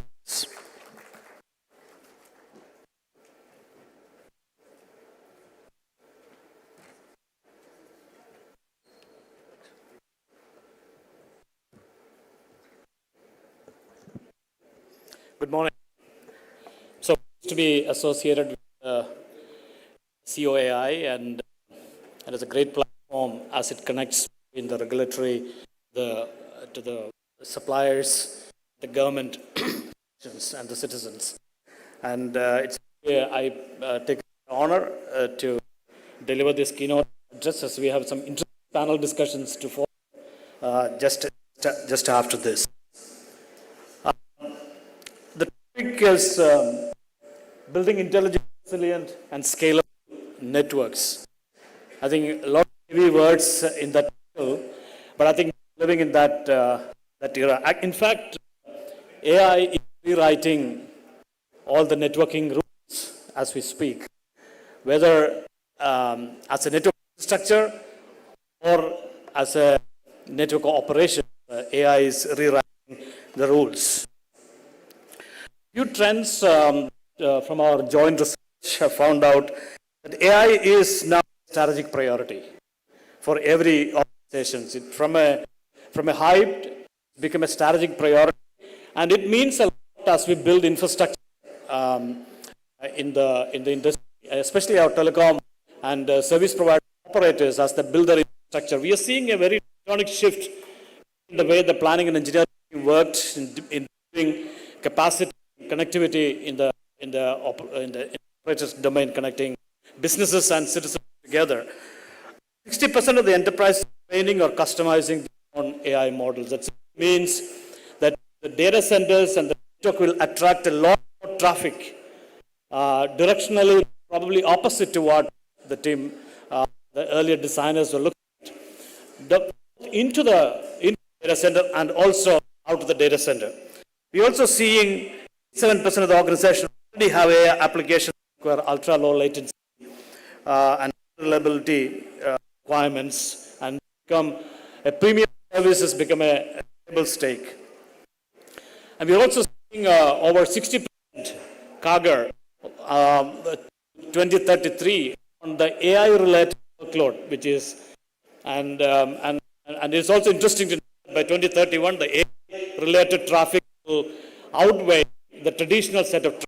That means when we design the network in 2030, not too far, a few years from now, the engineering of the network today need a much more pragmatic approach as they define the capacities, and more likely some of the existing infrastructure is not sufficient. Needs a leapfrog change in the very decision making to go to the next level of infrastructure services. And these tendencies or these traits we are seeing in the traffic pattern is also putting a 50-50 rule that the traffic has become very symmetric. If you see that today the traffic is largely a lot of content being downloaded and less of upload, but we are actually seeing 50-50. That definitely impact your RAN backhaul mechanism, the capacity required on your network, and a huge amount of private lines. So private network will also be sent to ensure that we deliver the resiliency and the capacity required. Moving forward, some of the key shifts that we are seeing today is globally. It's a global shift that we are seeing. Huge amount of inference networks are coming to the edge of the network, and we have seen the DC core, the edge, and even metro networks will be swarmed with traffic because of the inferencing networks, and we are seeing the unification of a huge amount of infrastructure towards the edge. Edge computing was something we spoke about a few weeks ago for mostly from the mobility service providers' point of view to attract real-time traffic. But I think AI is fast-track requirement to give inference network. And service providers have a great opportunity to be the custodian of those networks, those inference networks, if there is really to play in this AI. Another important factor is the AI agents. I think agentic AI is a very important concept, and we are seeing AI agents are all over the perimeters of the network. That means that in addition to people traffic and the traffic coming from IoT, we also see agent traffic traversing through the network. And huge amount of ingesting of data is happening. It's a high definition videos, sensor data, and things like that will actually forward for the inferencing to take decisions on. And providers, of course, have a role to play. I'm seeing we need to make sure that the connectivity or guaranteed connectivity is available all the way across the network, across the cell site, circle DCs, national DCs, or centralized DCs. They become kind of AI grid with the different set of personality from the network behavior point of view. This is an interesting picture. I'm just my 1 minute conversation on how we build while the AI is so indispensable from your outcome point of view. Network, how can you use AI for networks? Driving is quite reality. We used to be expecting the outcome and the environment used, but today see that AI actions are working there. And why don't we implement this in the network operation or the called the agentic network? And that's something we are really focusing on, bringing agentic networks into the network. So with all these traffic patterns, agentic networks and all this together, current networks will not cut. We need a dramatic shift. If bandwidth transformation took many years, 1 gig to 10 gig to 100 gig to 400 to 800, we're talking about 0.8 terabits per port. This should be quicker than traditional transformation which could have otherwise happened.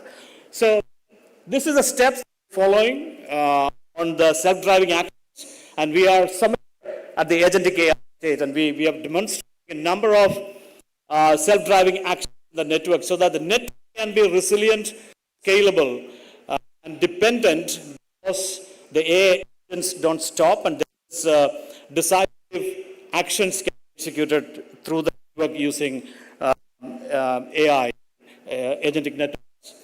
Driving networks, configuring, self-optimizing, and self-healing. This used to be a drawing board before, but today we are delivering some of these features, the network infrastructure. A set of portfolio, since I represent HPE in India, I think from the client to cloud, all of infrastructure and the connectivity solutions are with us. And with that, I want to conclude.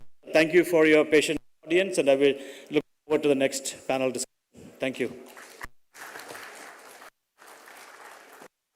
I'll request you to stay back, sir. Now request Swain, the DDG, to come onto the dais to present a token of gratitude, small intro to our speaker. Mr. St. Paul, thank you for your insightful address.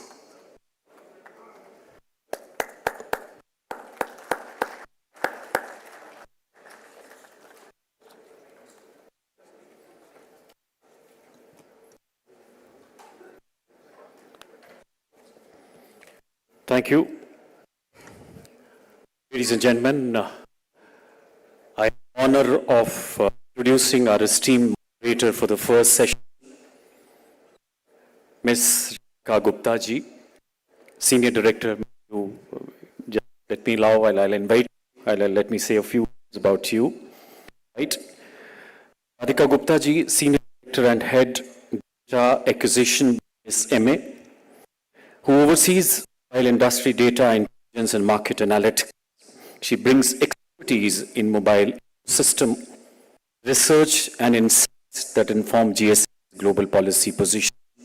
She is also an active contributor to GSMA's research work across Asia Pacific. So let's put our hands together and welcome Radhika Gupta onto the dais, our esteemed moderator for session number 1. Now coming on to the panelists, esteemed panelists, we have Mr. Anthony Killen. We already know him. He was part of the initial function here in the inaugural ceremony. Chief Operating Officer, Altius Telecom Infrastructure, Assistant Telecom Infrastructure Executive. Mr. Killen leads operations at Altius Telecom Infrastructure Trust. With extensive experience across tower and network infrastructure, driven large-scale rollout strategies and operational excellence across multiple telecom cycles. So, may I request all of you to please put your hands together as we invite Mr. Killen to the stage. Next, we have Dr. Ravi Gandhi, President and Chief Regulatory Officer, Reliance Retail and Reliance Jio. A senior leader at Reliance Industries, Dr. Gandhi oversees regulatory affairs across Jio and Reliance Retail. He has been at the forefront of regulatory and policy strategy since the company's disruptive entry into India's telecom market. Brings deep expertise in telecom regulations, spectrum policy, and digital governance. Let's welcome Dr. Rajiv Gandhi onto the stage. Please put your hands together. Next, may call upon Mr. Randeep Singh, Chief Officer Bharti Airtel, TO of Bharti Airtel. Mr. Sekho led the company's landmark 5G network rollout across India at record speed. He is responsible for Airtel's technology strategy in cloud-native architectures and AI-driven network operations, recognized as one of India's foremost telecom technology leaders. Put your hands together and welcome Mr. Randeep Sekho onto the stage. The next panel, Dr. Magnus Everbrink, Vice President and Chief Technology Officer, Asia Pacific Ericsson. Vice President and Chief Technology Officer, Asia Pacific Region at Ericsson. Dr. Everbrink leads technology strategy innovation across one of its most dynamic telecom markets. A recognized expert in 5 AI-powered networks and network evolution, he has guided Ericsson's technical partnerships with operators across the region. Let's put our hands together and welcome Dr. Magnus Everbrink. Please put your hands together. A big round of applause as I call upon Mr. Jagmeet Singh, Chief Technology Officer, Vodafone Idea, CTO of Vodafone India, Mr. Jagbeer, leads the company's net strategy, technology, roadmap, and 5G planning.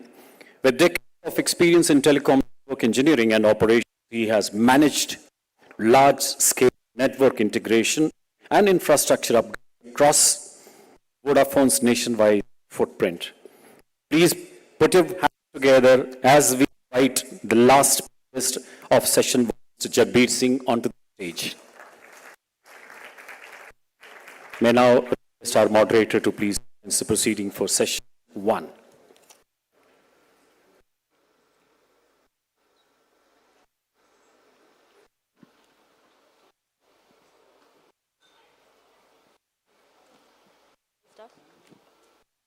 Good afternoon, everyone. Welcome to this panel discussion on building intelligent, resilient, and scalable networks.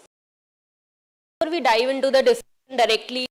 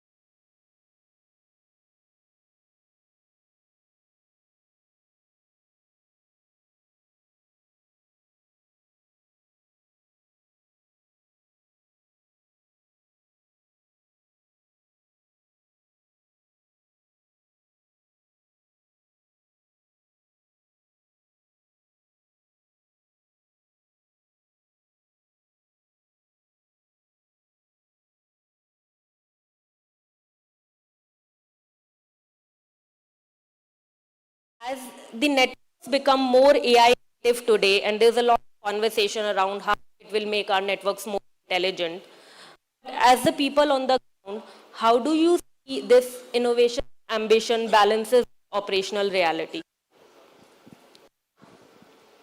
I think AI for network, AI for network means, talk about that part. There is one part which is AI for network, then is network for AI. Network for AI is what Sajan was talking about, that the traffic what we use on network will become more and more AI-centric, which would mean IoT, it could mean wearables, it could mean of automation which is happening. Network will be latency sensitive, more uplink based, higher resilience requirements. The networks have to re-evolve themselves to be more resilient, to support really more application, which is reliability is very key. The two images show a driverless car and a plane, you can't have any failure in those cases. So hence, once you have more and more use cases of AI and network to support that connectivity, you have to make it more resilient. But second is relevant to all of us, which is AI for networks. Network softwares, if we see, many of you be in network, softwares is all written rule-based. Today, all our softwares are rule-based. Like if there is a handover happen from one radio to another, it will be rule-based. Itna level, power level interference ho gayi, hand over the network.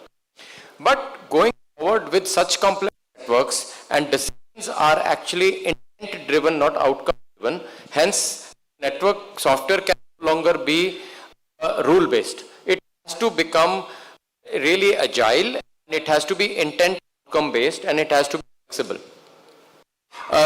Very similar to what we do when we use AI for search rather than Google search. Google will throw out results which are most relevant. But if you give a very good prompt, AI will come out with a very contextual answer with what you intended from there. And same thing will happen in network. That's why our network will have to really reinvent ourselves to be and more on the software side, to be really agile and intent driven, in some way we also call it autonomous networks, and it will happen with AI, and I think it's going to happen very fast. And then it will help us create what is the theme for today, a resilient, scalable, and secure network. Thank you. Ravi, anything you would like to add to this? Thank you. I think Randeep has already spoken about autonomous network. So when we generally talk about AI for network, it goes as a assisting network in network maintenance. AI is the central nervous system of network. So everything revolves around it. And like the functional management, it is the outcome-based management of the network, wherein you define the outcome. Suppose I want coverage in a particular place. So that's the outcome which I'm expecting. And that outcome will go to various functions, like have various functions, which would then in turn be driven by AI, and then of course you can set the policies and then put it in a flywheel kind of a model, wherein it becomes a complete autonomous system. So that's where we are, and that's how the future network are going to be. Thank you. So I think it is clear that obviously we are not talking about AI-enabled networks, but we are talking about AI-native networks, and the networks which are more intent-driven and outcome-driven.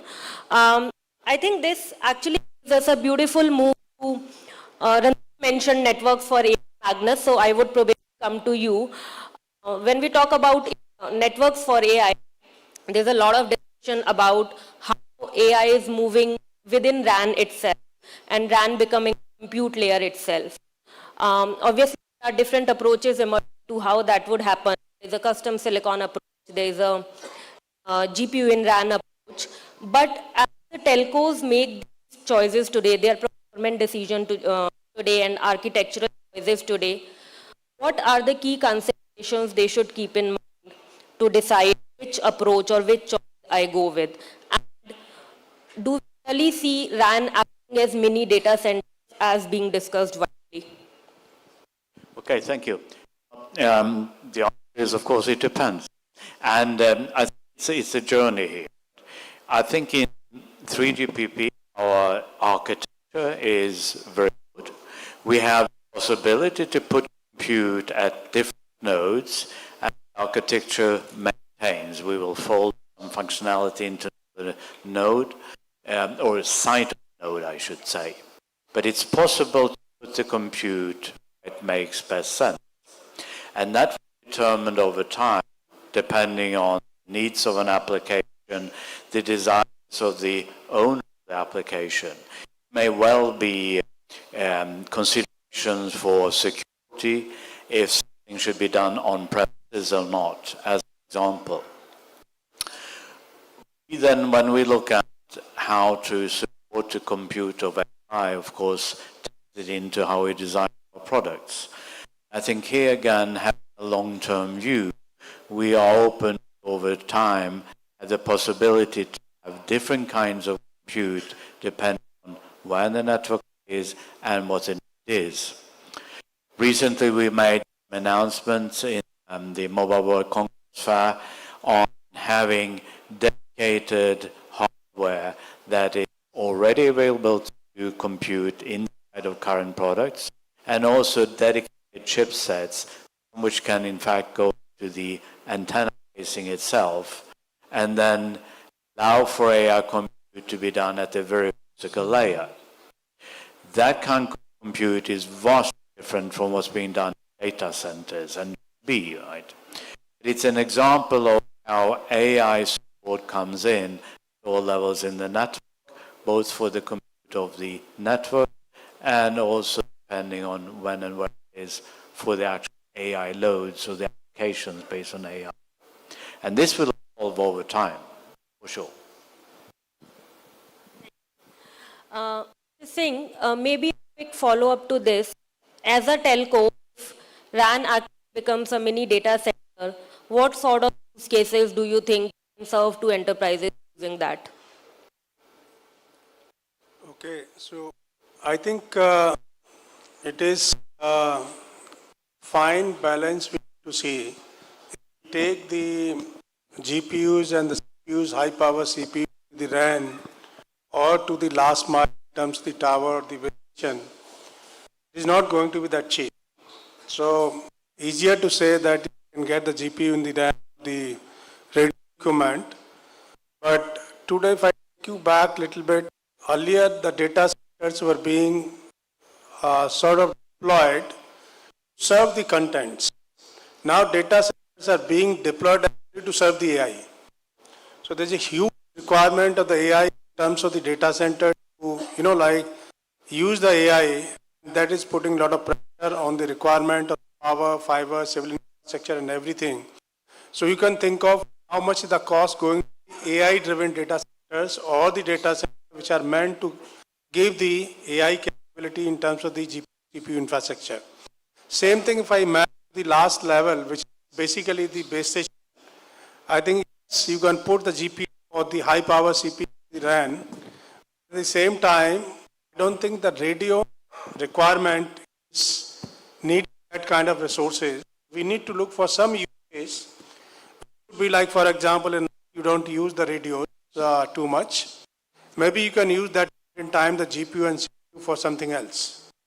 You can use the GPU CPU capacity which is available maybe for the traffic monitoring in the daytime, in addition to what you are using for the radio control. You can use for traffic surveillance, use for the factory monitoring surveillance. I think we need to find out, we are really looking for high power GPUs in the RAN is going to increase the cost only for the purpose of the radio requirement. So we need to find something else to actually balance between the cost and having,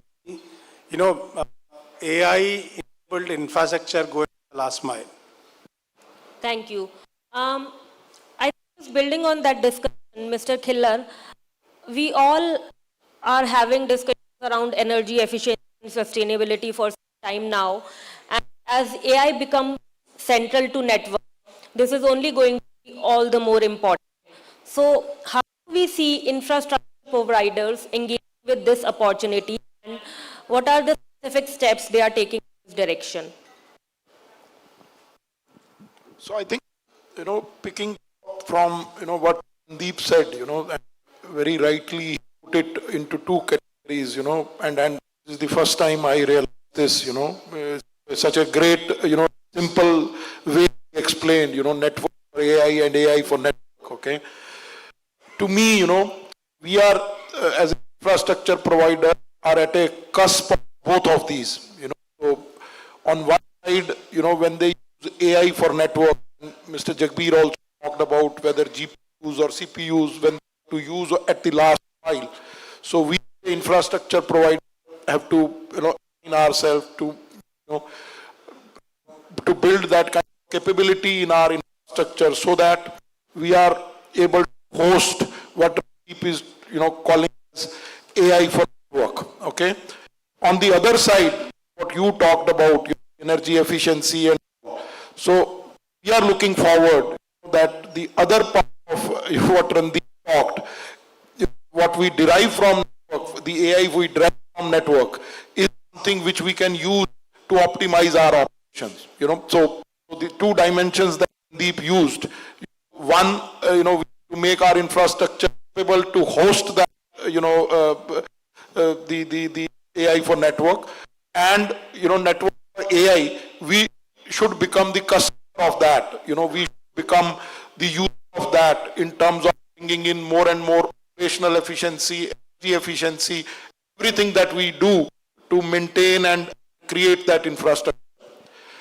Particularly on energy, so I personally feel that these two, kind of sectors, if I may, say so, the telecom sector or data evolution or digitalization and energy, they are the most fast evolving kind of domains, And anything happening on either sides, is affecting the one, so any, kind of dynamism in the energy sector, whether it is solar or wind or, hydrogen cells or, so many things are changing on the energy side and so many things are changing on the network side also. the AI, the 6G and all those kind of things. So I strongly feel that, there should be, kind of energy, the industry level, kind of coordinations between two industries. Today, we are sitting here coordinating between various crumbs of telecom industry or digitalization industry. But I think the way these two industries are moving, it is very, very important that, both these industries at some level, at some form, start talking to each other. Because, at some points, we are customers to them, the other points, customers to us also. So I think that's something which we need to more and more evolve, because while you are into industry, you do not realize what changes have already happened there, which, kind of influence or transform your industry also. So I think, from this form, I would like to, this thought or, think to a kind of organizations like COAI to, for example, there are organizations which particularly look at the interest of the operator, and then we have DAPA, which looks after, or DIPA, which looks after the infrastructure part. But they work closely with each other, okay, because we are so correlated. Similarly, I think there is a need to bring in the energy kind of sector also, so that together, we can look at transforming this, whole scenario and, doing a good for the overall community and making we can change the life of the people in the most efficient way that we can look around. Thank you. That was an interesting call, but my understanding, I think telcos are already engaging with the respective energy providers to secure their various energy sources. Maybe anyone from telco would like to add a quick. Add to what, not at this, but I'll tell you what is happening in telco for AI for energy. There are two parts. One is the energy we consume, is the electronics we, and then we ask the provider to set up energy for that. It is on us to consume the optimal energy. So, and we know our traffic is not the static whole day. In the night, the traffic is down. So we have using AI algorithms to shut down capacities, not coverage, at night, to reduce the amount of energy we consume and hence support the energy. But I want to give you another example. This we have been talking about for a long time, and it is a generic. Let me give you an example. In along with our Toco partner, we are also doing with LTS, but also with Indus large. We have put 42,000, we put solar panels. Now one thing is simple, when the sun comes out, solar energy, sun goes down, EB or battery energy. What we have done is we have put up an algorithm where if you predict it is a sunny day and the sun will start producing energy at 7:30, at 7 o'clock or 6:30 we start discharging the battery. And then the side to battery, that means you are no longer consumer EEB, and when the sun comes out, it produces the energy, it charges the battery and power, the BTS, and then of course it is fully charged battery, we go to night. If the weather is predicted to be cloudy, we do not charge the battery, and this is autonomous. It is not to 1, it is to the power of n. The 40,000 sites are running on their own knowledge what the weather is going to be there, and that's what we are using. Further going, we put not VRLA but lithium iron batteries. I'm sure we are as an industry go to lithium iron, but they are more efficient. They allow you to manage energy much more better than a VRLA battery would be. Imagine you have now a cross-functional AI-based algorithm which can manage EB, solar, VRLA battery, diesel generator. You can really create a very efficient energy source which can be possible. So we have to start bringing AI for networks, and I think that is only for radio networks or core networks, cloud networks. We need to start bringing to energy even for a last edge site. And it is possible to save a lot of money if you were to bring like this, and energy is saved for the country as well. So it's very good. One follow-up question out of curiosity. So you say on a cloudy day, do not discharge your batteries. Is that an automated decision, or there is human in the loop? Zero human.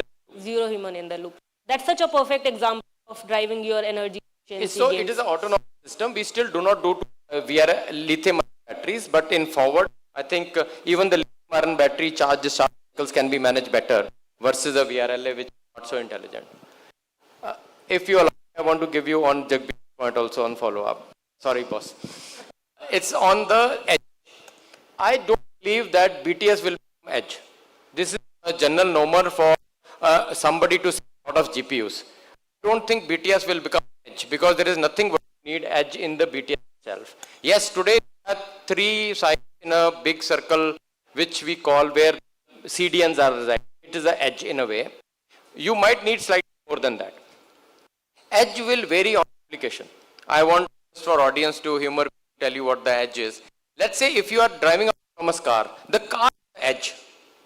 Car is the edge because car has enough weight to keep battery, to keep compute, and it is very vital. It doesn't need to now go to any other data center to take decision to brake or accelerate.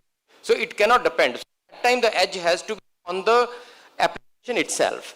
So car is the edge and it is autonomous network. Let's say we now want to move into a humanoid robots, which is in place. It could be in a room like this after some time serving tea or doing something. In that case, humanoid does not have power to carry so much of battery and compute power. It has to stay light, it will be very bulky. So it has to then take its decisions from the edge. In that case, you will have a RAN and UPF on the edge of the building itself. And they will tell if it is going to fall, if it is going to collide, it will break. That edge, if you put on the human, it will not be able to do that. But for other things that I am having wearable glasses, I look at it, I don't recognize this person, I recognize him, but what is this name? At that time, if you have to go back and search the face and come back and throw on HUD glass, that doesn't need to be a RAN edge. It can be at a converged edge, maybe 10 edges in the circle. So I think the edge will vary. This thing of putting GPU and GPU will be an edge is, I think it's not right. It will put pressure on energy and space which we'll need on sites which we can't afford, and it will not be useful. So we have to look at application and choose where the edge will be. Sorry, I burst in, but I just wanted to. This is for Ericsson. No, Ericsson doesn't sell GPUs. Ericsson has a custom-made silicon. It's getting interesting, which means I should probably shift the gears to the topic of resilience and scalability. It can go on and on. But that particular example you gave, Randeep, recognizing human face and context of edge, we can discuss it after the panel, but there's a new security discussion dimension emerging to that as part of ISAC.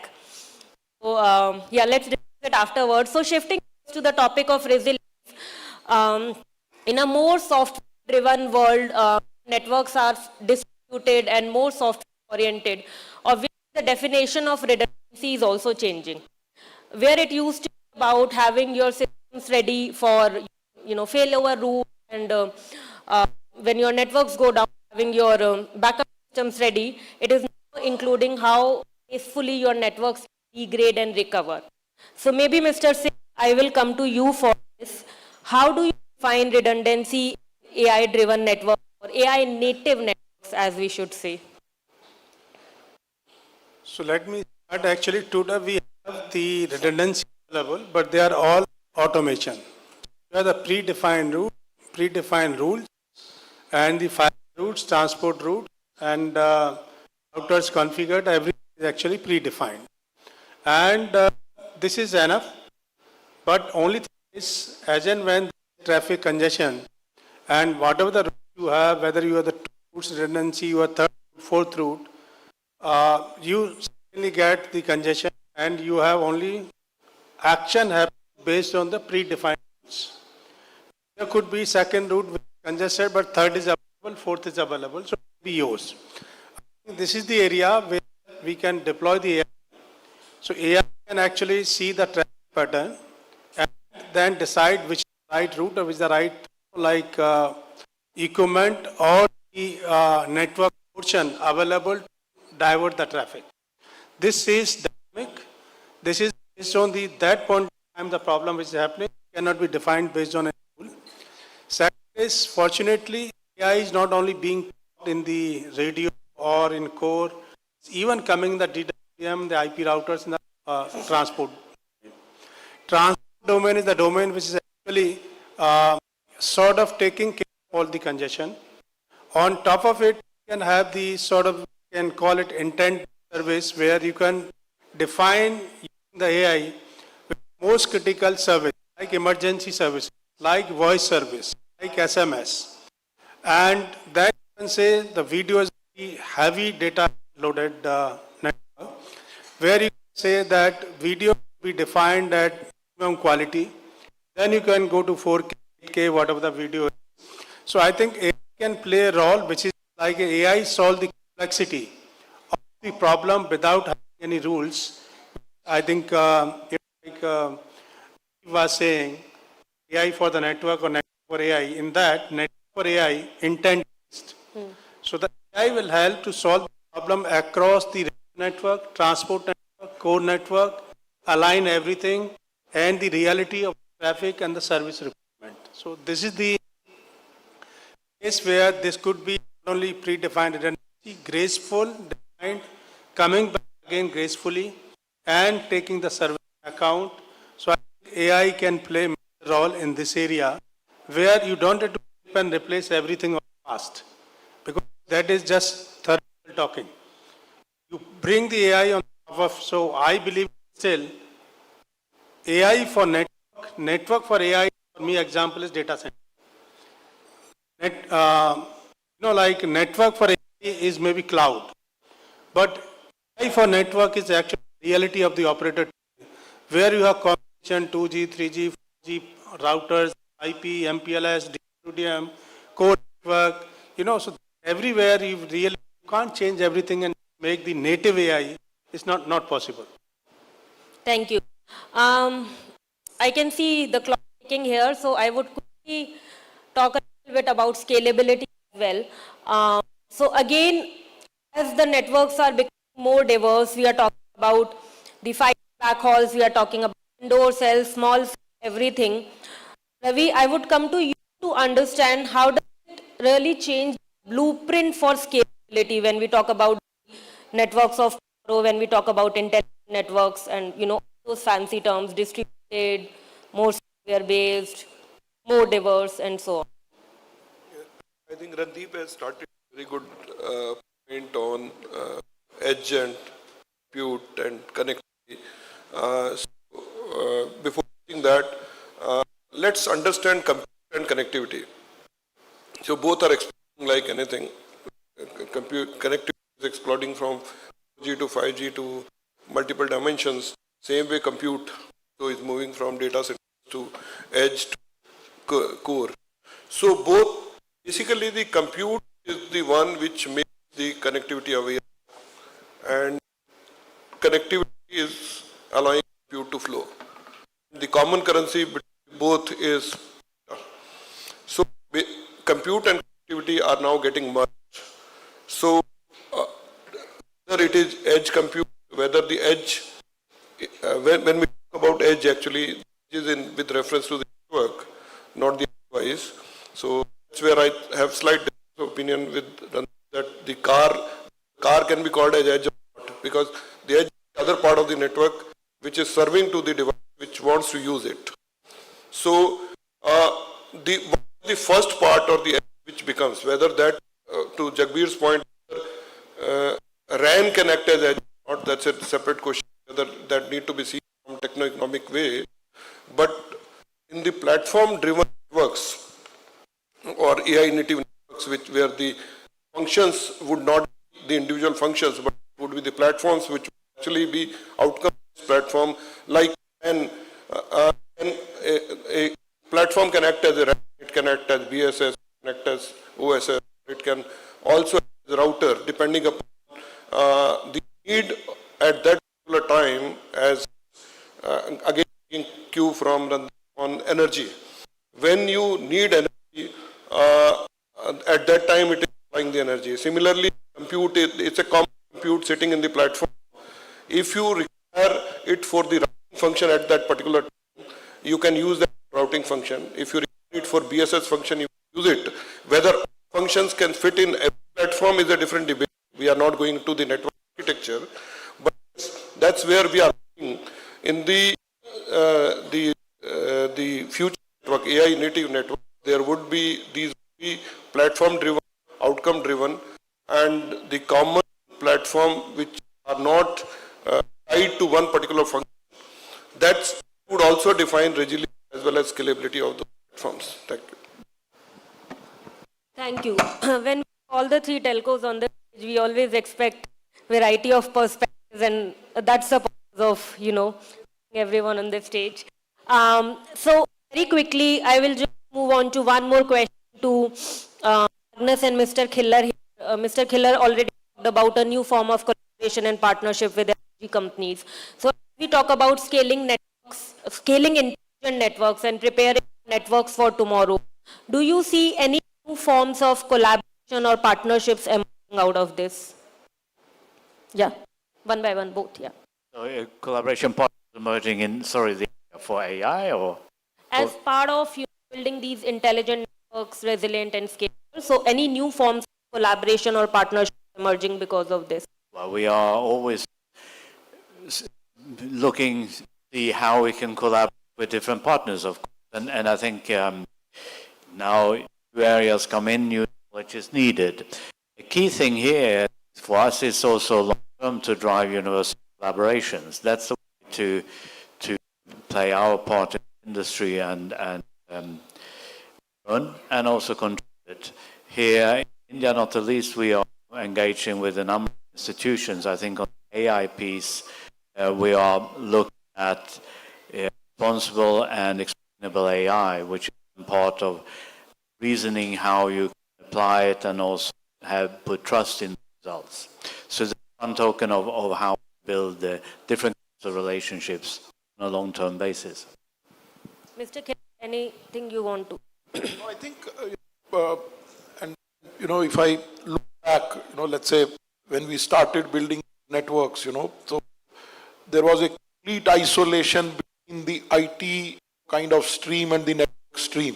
And in a lighter way, in all operator functions, these two, functions would all fight between each other. This is your problem, this is my problem kind of thing. So the biggest thing that has happened in terms of collaboration, and it's going to go more and more deeper, is the, integration of the IT industry and network industry as such. So today, the hardware, software, so these lines are becoming more and more, this forum, HP coming in, this is, along direction, so this integration has happened very well over last 15-20 years, and that's where we are sitting today and talking about, like Randeep said, net for AI and AI for net. So both are, kind of coming together. Okay, so that's part which has already happened. And, because I am coming back to my earlier point, energy is so damn critical, for the successful operations of these networks, whether it's compute or it's edge. Okay, but the heart of everything has to be the energy, this thing. So I please see that in next, and Randeep also talked about how, from a network operator vantage point, they are, coordinating with infrastructure provider, come up with solutions where the energy can be optimized. So I see, these three industry lines, if we look back about 10-15 years, when IT industry, network industry, and, the energy, kind of industry were all working in isolation. So they are coming more and more together to, produce those kind of most optimized and most, and all of them about the application oriented, because at the end of the day, the idea behind all these, discussions on the way we are building our network is we can adapt networks to give more applications so that we can improve the life of the people, whether it's through, robots or through, medicine or remote education. So the idea is to, improve the life of community, the people, and, I see these three industries kind of merge together to provide, service to the consumer. I just want to add actually, so as we talked about the vendors and the tower providers and the operators, but I think the need of the day today is like, traditionally OTT players never came along with the like operators or the partners. We always had the problem of, like everybody makes the money, but the operator doesn't make money. Today, the biggest problem is the, AI has come in, hyperscalers have come in, memory price, server price, all the equipment price, including the fiber price, is gone 2-3 times. Now, this is all push coming from the AI. Now, what's happening is operators are able to increase any price. So actually, the combination required is the use case which these AI companies are driving. So the AI companies, hyperscalers, network provider like Ericsson, Nokia, Cisco, Juniper, and the operators, they need to come together. Find how do we use the AI in most effective, cost-effective manner and to help the humanity and to drive the money out of it. Not that one industry make the money at the cost of the many industries. In this case, neither the vendor like Ericsson makes money or operator like us makes money. It's only the money goes to the company like India's and the chip companies and the hyperscalers. So that's the most important part of the partnership. Thank you. I think I want to echo the same thing, that we are looking at AI, the investments which are going in is huge.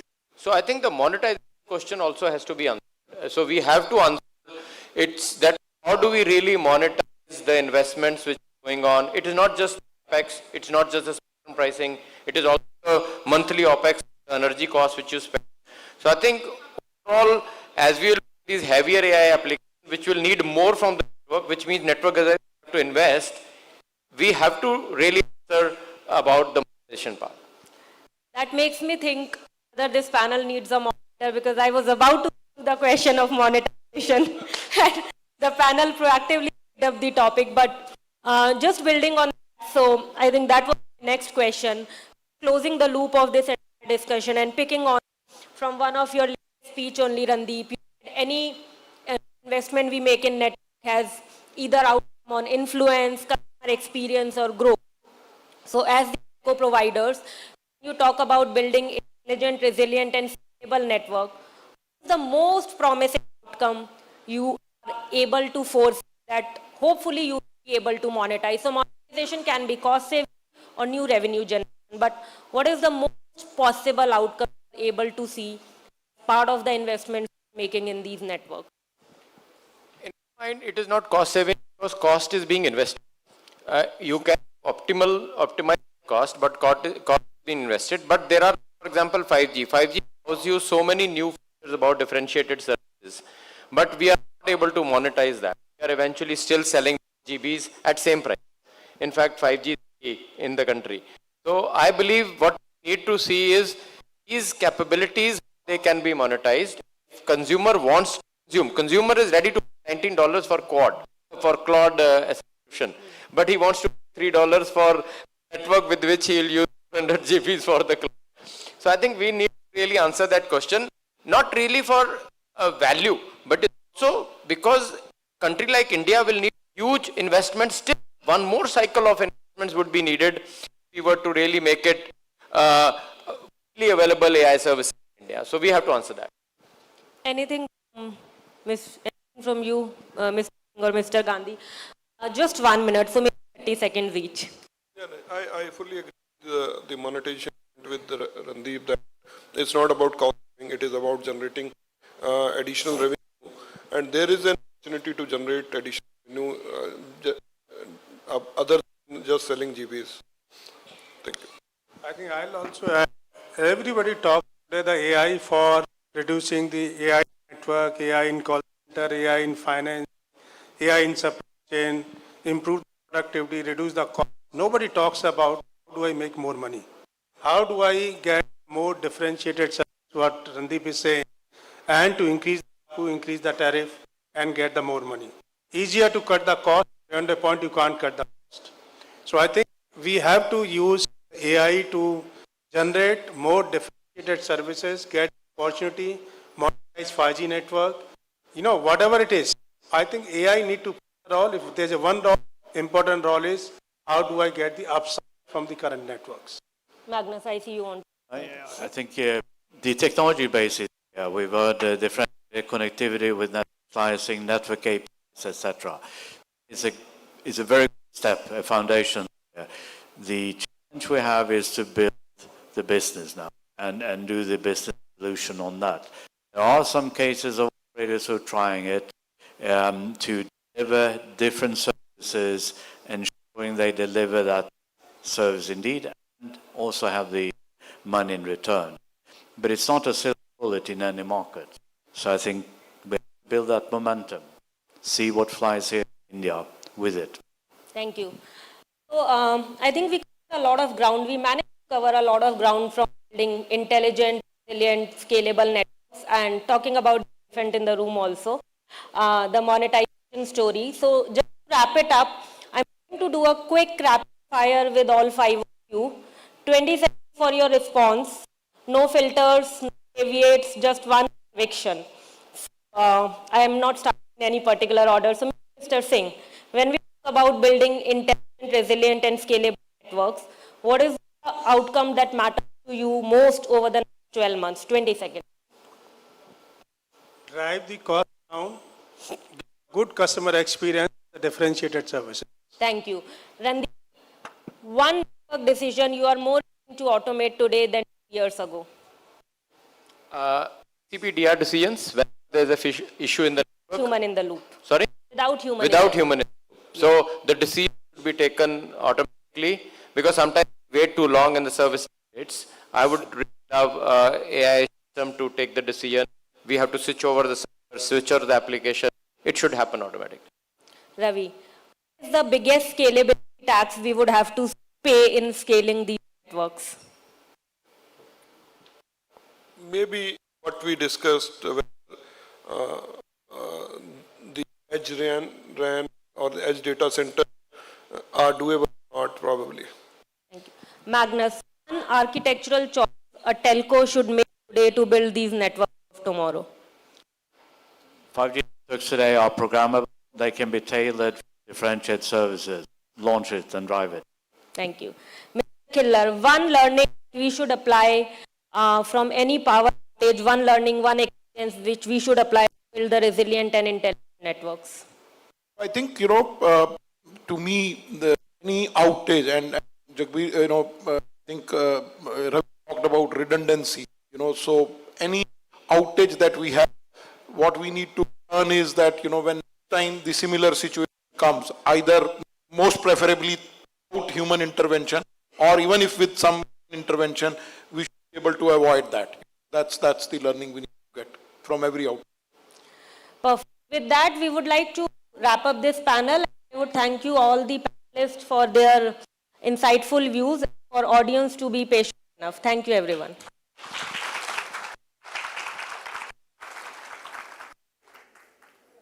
Any Q&A for panelists here? Yeah, very quick, because the other panel has to.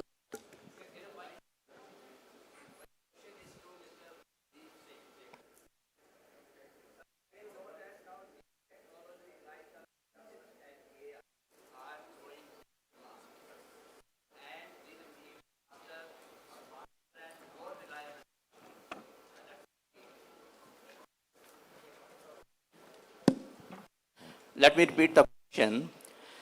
The question is to Mr. Rajiv Sekho. Now, new technologies like the metaverse and AI are growing very fast and need faster, smarter, and more reliable networks. Question is, are current network systems ready for future technologies like metaverse and AI-driven economies? Do we need major changes? What are your views, please? On architecture, I'm J.K. Bhatti, General Manager from a public sector under Ministry of Railways. Thank you. So, from a architecture perspective, from the current challenges, I think we are ready. But from the availability, I would believe we will need a little bit of fiber. Every building need fiber. That is one which will allow you, because metaverse especially consume a lot of bandwidth. Architecture-wise, I think we are good. I would also urge in the same case, resilient CPaaS will have to invest more, because once we come to a very dependable application, we need to make sure they stay on the time. But architecture-wise, well served with current technology. technologies. Thank you, Randeep. Just one question, I'm afraid. No more questions. You've been advised time is up. Maybe after We'll have one question. You can without mic, sir. You'll enough. You're close by.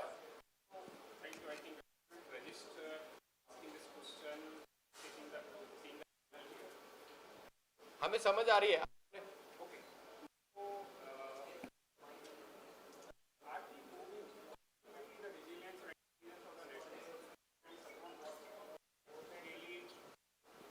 What they deliver to the end user, right? So can we, is it to assume that we are moving to a direction where you can define, you tell the network, I need to deliver this quality of service for this service in this LSA, and networks tell back, hey, I can deliver much. If you want that this quality of service should be delivered, upgrade these things, you put these many, you put here this, get this infrastructure, then you can deliver this quality of service. So, in some, can we look into the quality of service as a online live monitoring, live delivery, and then you program your network and forget, and that AI and tech takes care of that delivery? I'll assume you are using wireless as a technology. In wireless, it is a lot of other things which also change, just coverage and capacity, for example, interference and how the device is moving, is it blocked or not. So in wireless, there is always a variability which comes. When you come to fiber network, you define what you want to, because it is silicon, there is a power which you drive and you are able to get the capacity. When it comes to wireless, then there are many other things which you need to take in kind when you play. So we use these technologies to plan network, but going forward, there will be intent-based network where you can give a different QoS to a IoT versus a video call versus a call. Yeah, ultimately, intent is quality of service. Intent is not just quality of service. It is, in a, you can call it in a generic term, quality of service, QoS as we define in APIs, but it is intent for the service, particular UE. I am calling UE user because it could be IoT UE as well, wanting to drive out of it. Hence, you will have to, if it's, let's say, emergency responder, and their ability to make a call should be higher than somebody else who is not. So it is also ability to make, but it's not QoS. In that case, intent and the business rule which you have up on it. Thank you. Thank you, panel. Thank you, moderator, for depth, clarity, and perspective. The theme building intelligent, resilient, and scalable networks. AI network and network for what a wonderful combination. Virgins, may I now request DG to please come to the dais to felicitate our panelists and moderator. Mr. Jagbir Singh, CEO, Vodafone Idea. Let's put our hands together.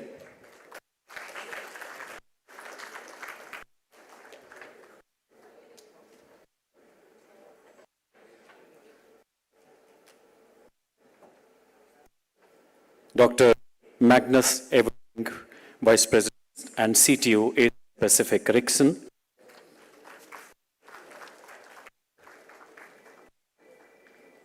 Randeep Sekho, CEO, Bharti Chal.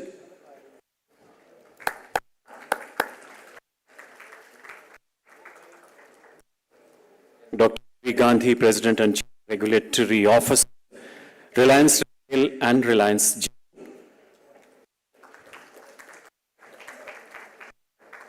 Mr. Shuni Khillan, Chief Operating Officer, Altius Telecom Infrastructure Trust. Let's put our hands together. Last but not least, our esteemed moderator, Radhika Goji, Senior Director and Data Acquisition, GSMA.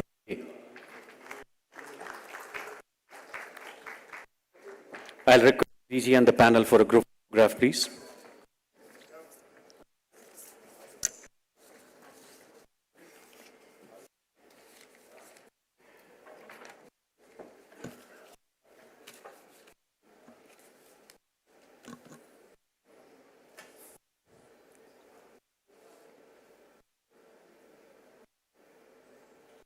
Thank you very much, the panel and the moderator.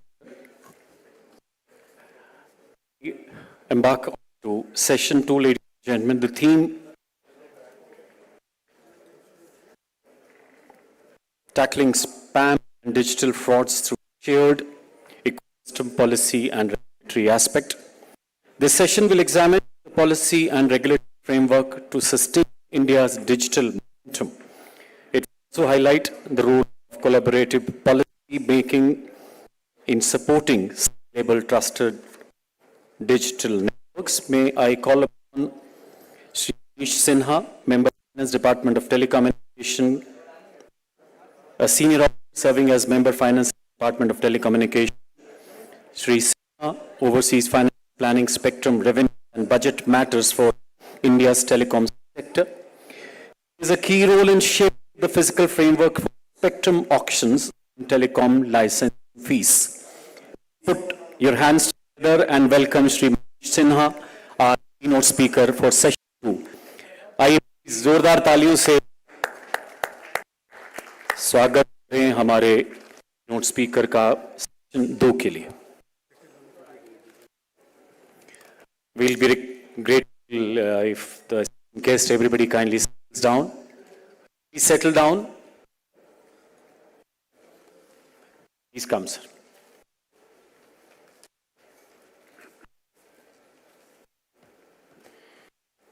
Good afternoon. There was a lot of money talk and yields at the end of the last session, and I thought I should have been a part of the earlier discussion rather than this one. Spams is not something that really like, and it interferes with the objective of ensuring that the sectoral finances are in good order. It is a bother all this. India today stands at a pivotal moment in this technological evolution. And AI is, of course, a transformative force all through. But I would just like to look back at what we've done in the last 3-4 years. And one of the fastest rollouts of 5G, the data every day is getting cheaper than it was before. The affordable telecom services, the kind of business model that we have adopted in this country, continues to accelerate the adoption of digital services across all sections of the society. The function of this digital society and the fact that all transactions, all interactions are moving more and more into the digital space increases our responsibility to protect the nature of those transactions, be more accountable, the network builder, the network owner, to be more accountable to the society that is building on the platforms that we are providing.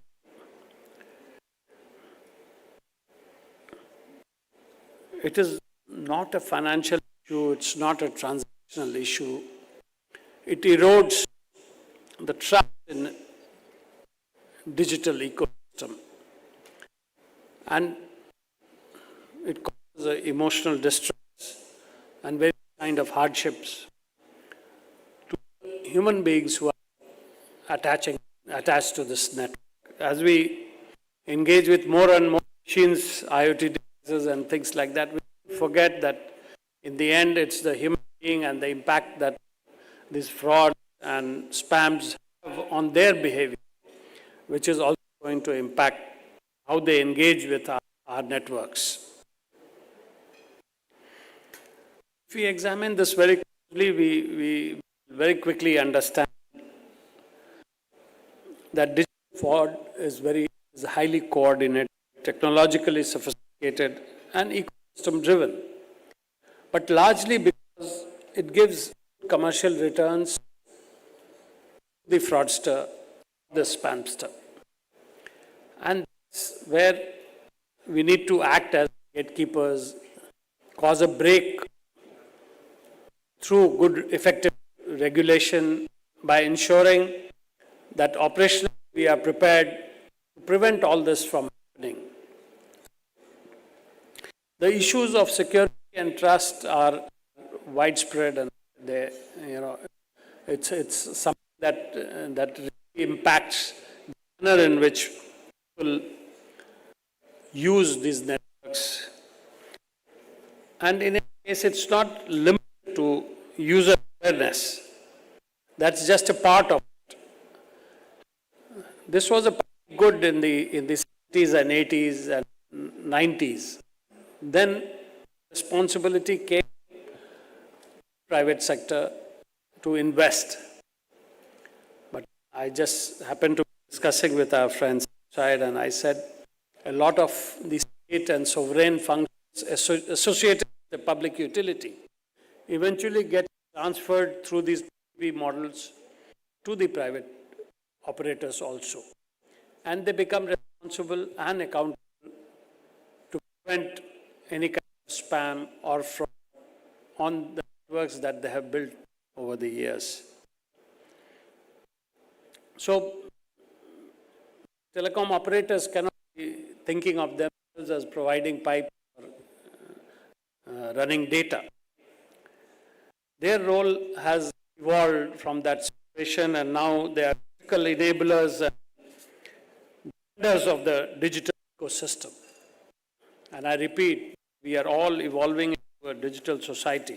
So there were thefts, there was dacoities, there were all kinds of crimes happening in the physical world. Slowly, the society engages more and more in the digital platform. Such crimes will also tend to shift to digital ecosystem. In this context, we must transition, all operators must transition from providers of from the role of passive service providers to assume roles of gatekeepers of the kind of data or the kind of voice calls that is coming within the network. How much it does keep the trust of the users going. Of course, it is encouraging to listen to operators using more and more of AI. They are also using AI, artificial intelligence-based solutions to combat spam and fraudulent calls. This is a welcome step, no doubt.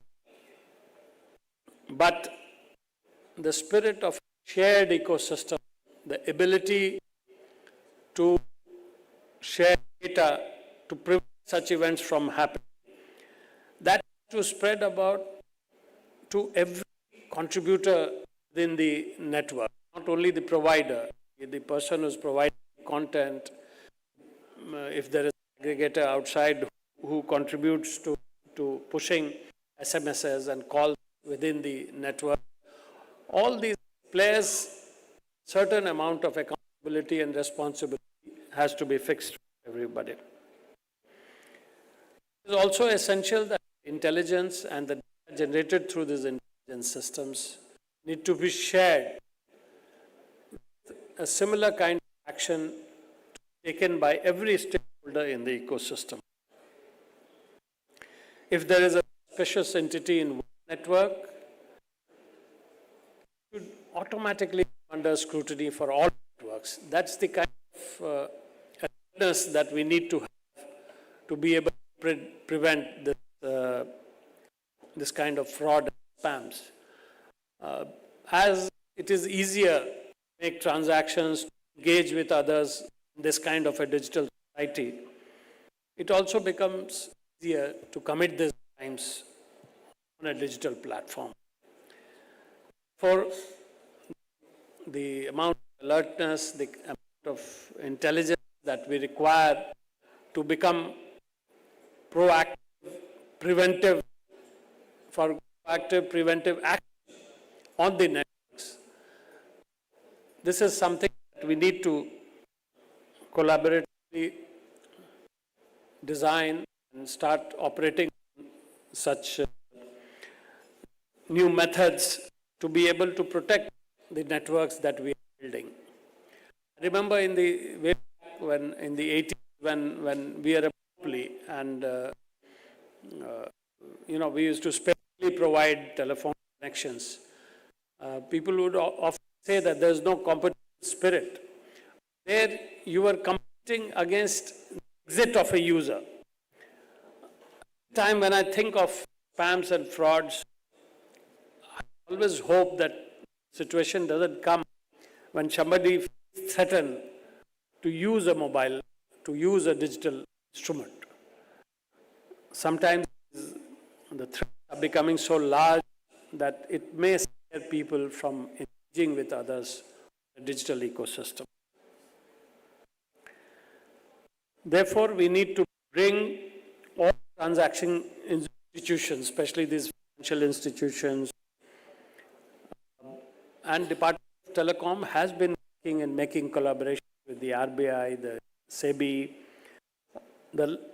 also created a fraud risk indicator, which is by enabling this identification of mobile numbers to suspicious activity, to dimensional analysis. This initiative exemplifies the power of an integrated ecosystem approach. There are other portals like Sanchar Sati, and in small ways, DOT has over the years developed several tools to prevent spams, to discover frauds, even combat them before they happen. All these mechanisms are working, but there is a certain responsibility and accountability on all operators to ensure the digital ecosystem has a certain security, inherent trust of the users that engage in the digital ecosystem. So, a converged ecosystem-driven model, regulation, technology, institutions, and citizens all operate in harmony. We must not forget that in the end, even though we ourselves transitioning every year into a higher yielding, financial yielding sector, and we are growing leaps and bounds, reaching almost 4 crore in terms of operational income, cost revenues in the year that has gone by. We also need to be sure that the end user who's contributing to this financial success of this sector needs to be protected, and to innovate, to find ways to protect them, to ensure that they continue to feel secure while interacting on this digital platform, and retain trust in the telecom network. Ultimately, sustaining this trust will require continuous collaboration, active regulation, and a unified commitment across all stakeholders so that we always stay ahead of the emerging threats. I hope today's conversation will yield many ways and methods to be there. With this, I thank you for giving me this time. Thanks COI for engaging me and also engaging others in this discussion. I hope something fruitful will emerge from here. Thank you very much. I'll request the DG to come onto the stage, present a token of gratitude, a small moment to Mr. Manish Sinha. Thank you very much, sir.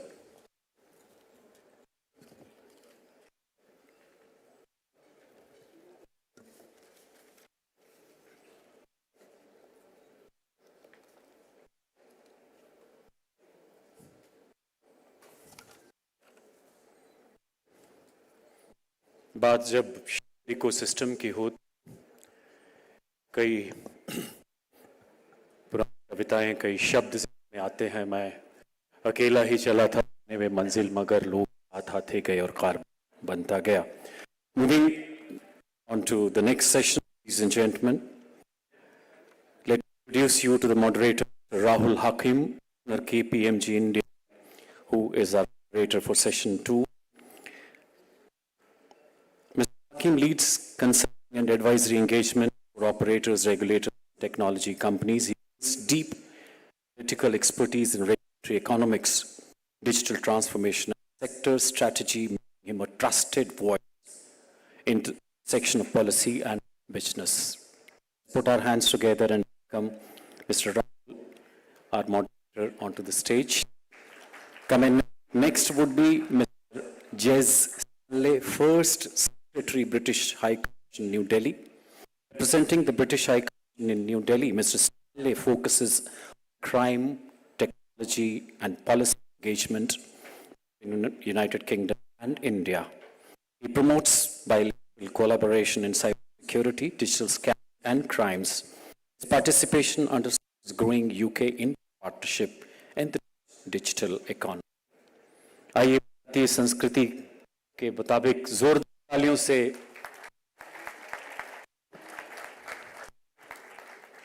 कहते हैं हमारे देश में मेहमानों को भगवान कहा जाता है, वो यहीं का हो जाता है, कहीं से भी आता है. Coming next would be UK Srivastav, President Regulatory Policy, Reliance Jio, President of Regulatory Policy at Reliance Jio, India's largest telecom operator.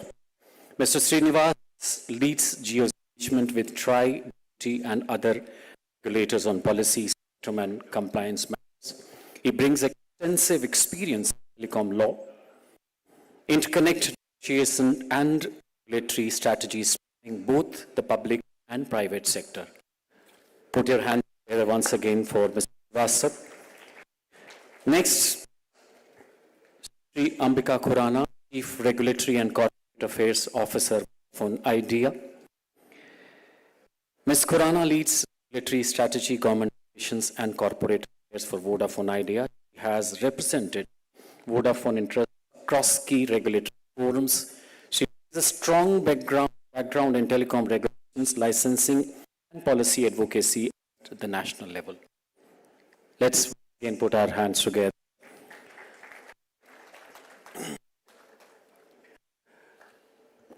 आपका जोश थोड़ा सा और अगर तालियां I know we are waiting for lunch, but that's a distant dream as now.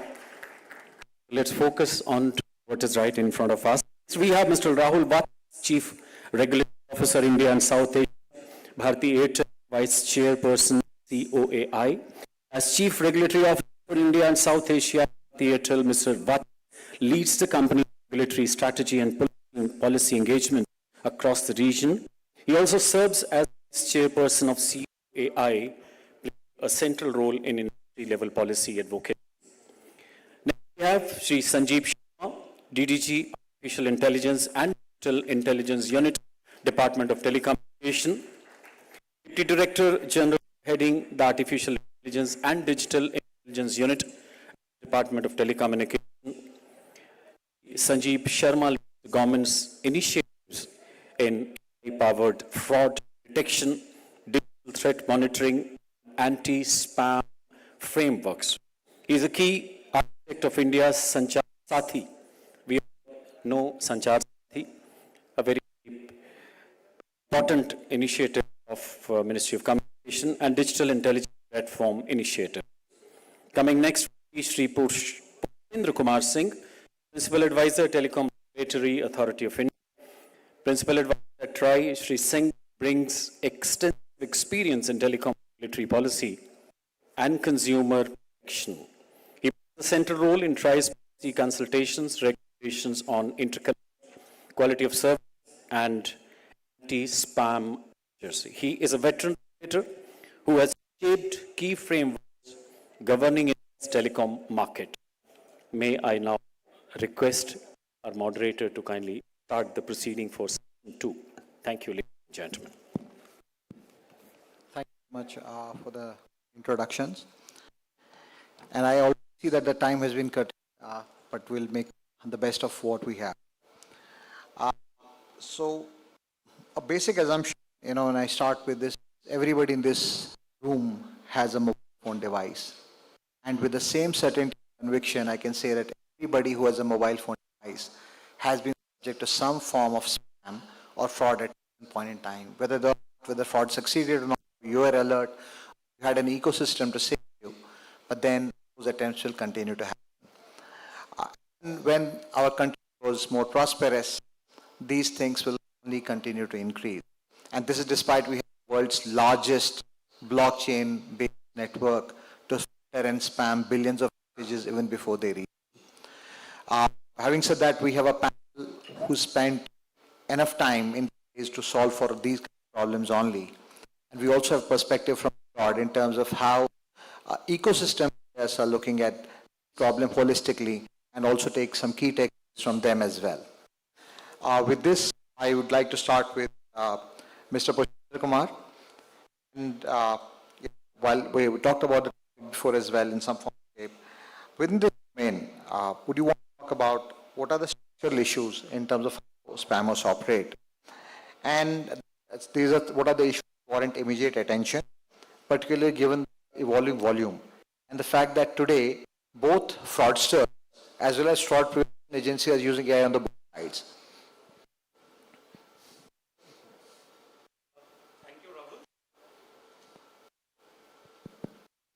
Thank you, Rahul, for framing a very important question towards the structural issues, the work done by the regulator in taking care or in preventing the spam, protecting consumer interest, etc.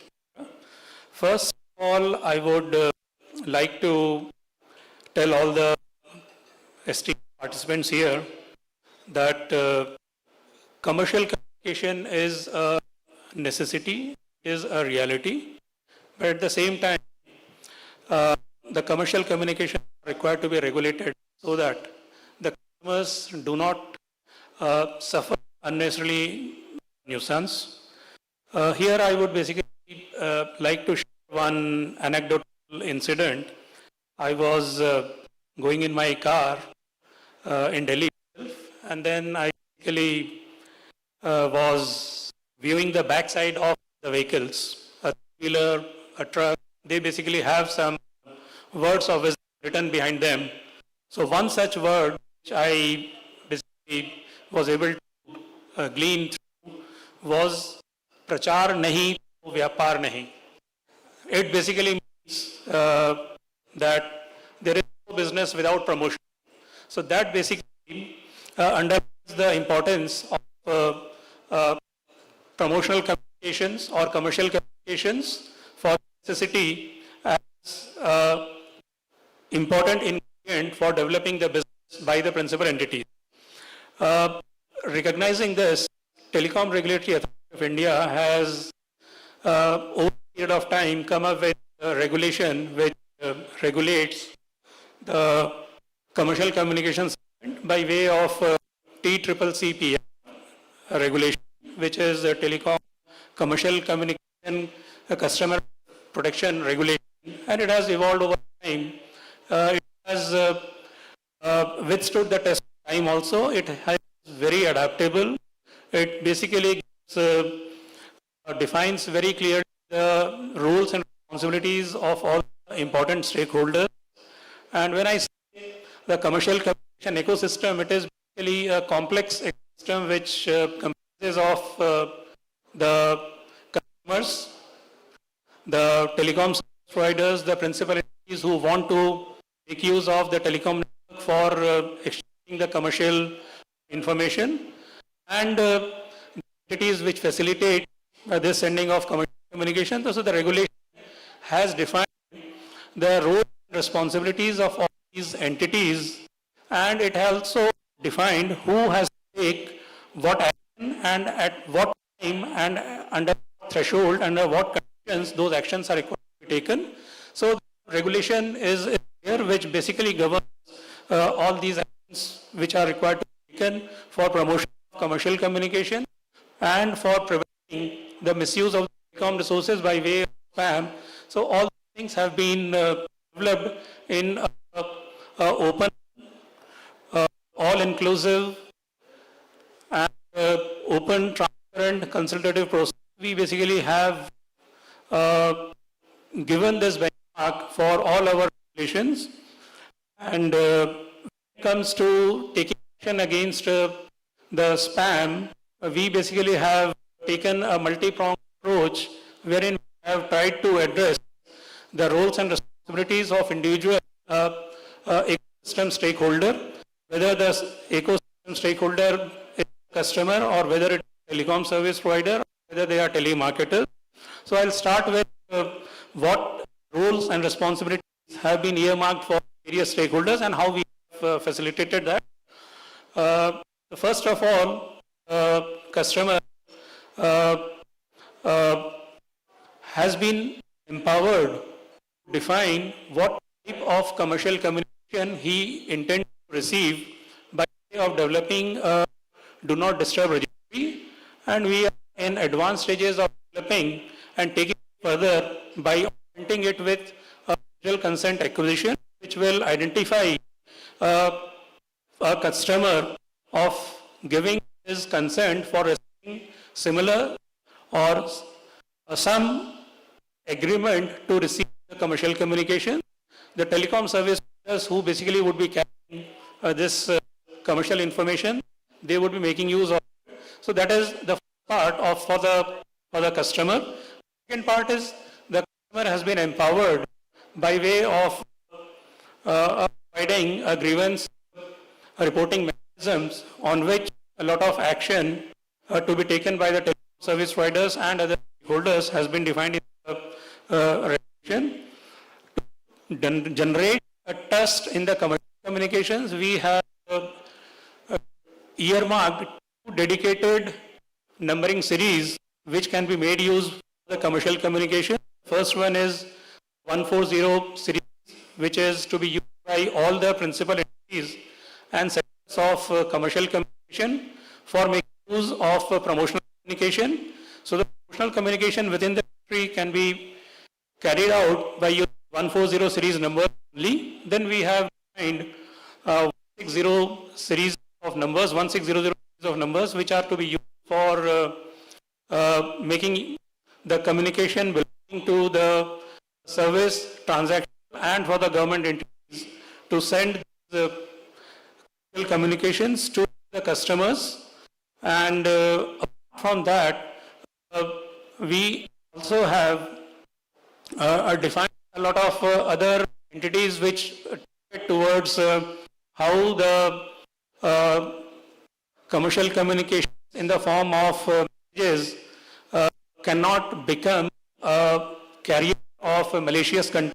So we have defined the URL whitelisting. We have also defined what format of the SMS header is used and the identification that this header contains a message belongs to promotional or service or transaction. So a lot of activity has been done and we are always open to interact with various stakeholders so that this complete ecosystem remains free from malicious and bad actors and do not degenerate this commercial communication system into a system which is made use or which the trust is not there among customers, because ultimately the trust which brings the customers to the telecom service providers and the other co-partners of the system. And we basically have a lot of steps which we would shortly be discussing as the panel session flows. We will be discussing a lot more steps about what action has TRI taken, what action TRI is contemplating to take. Thank you. That's quite informative in terms of steps that have been taken at grassroots level to solve this. Coming again from a regulatory point, Sanjeev, this is a question to you. So, public policy perspective, fight towards cyber fraud and these incidents, what are the blocks according to you which will be effective going forward? Thank you, Rahul. So there are 3-4 important building blocks in my perspective which are important, but all of them flows from one central theme, the Mool Mantra, that is focus on prevention.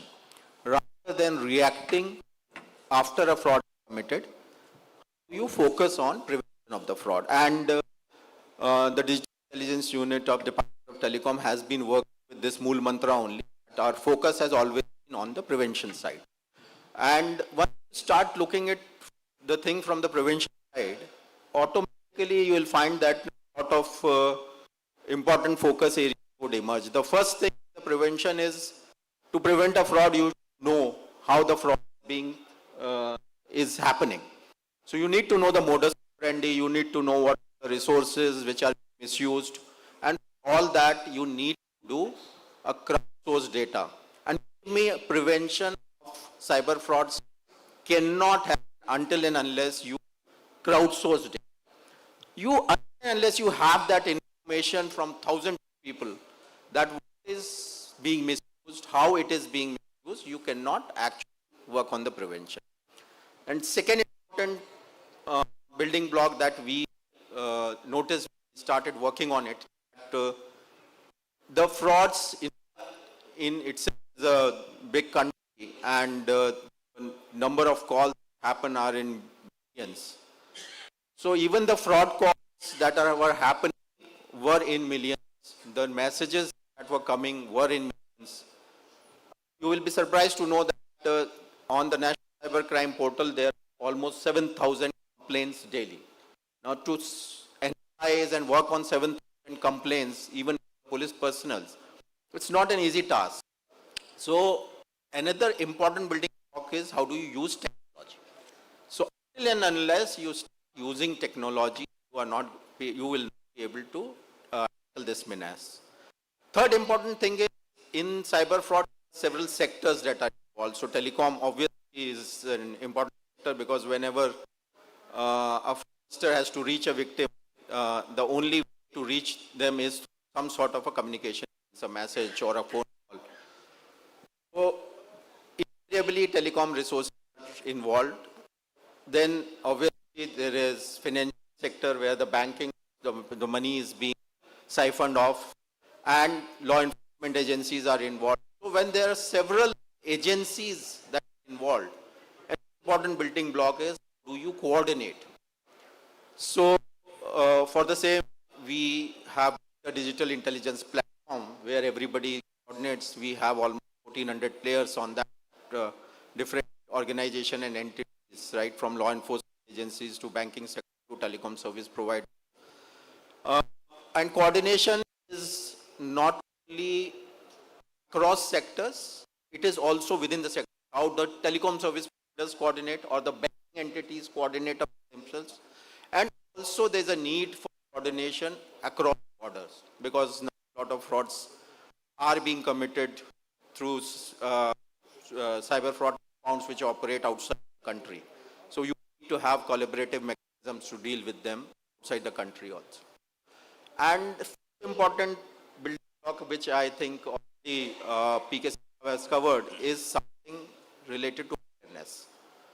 Until and unless you make the citizens aware, the citizens are first warriors against the fight in frauds. And until and unless you empower them, you make them aware, it is very difficult. You are going to win that battle.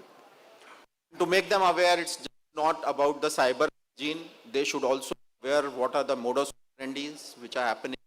For example, suppose somebody downloads an APK file and it happens, and 100 cases I've seen.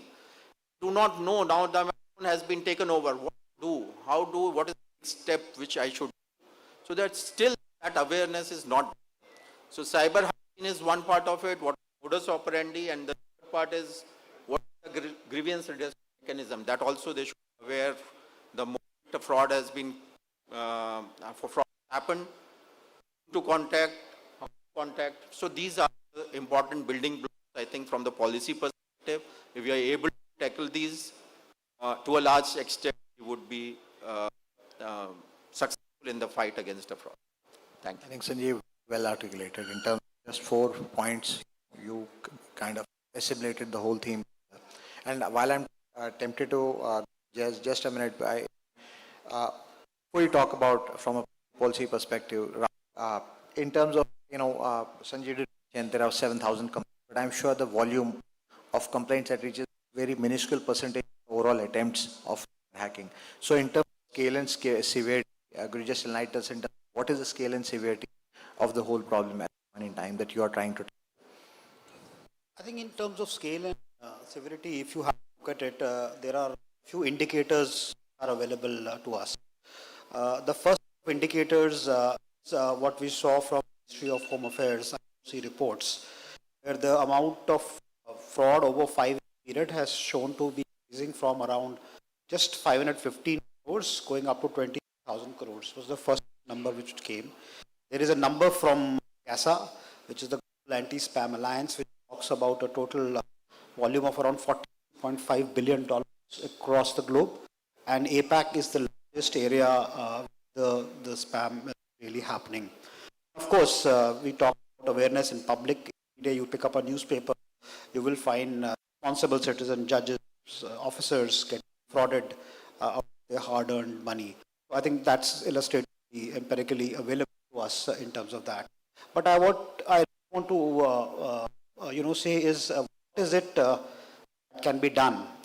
And we have heard two important pillars, both the TRAI and the DOT have done stupendous amount of work in trying to create the right structure of how we are going to address this. So TRAI, Mr. Singh talked about what things are already in place as checks and balances so that we are able to map the fraud correctly. Of course, the pioneering amount of work done under leadership of Sanjeev Sharma ji and the EU, who has really shown that how data can be effectively used to address this.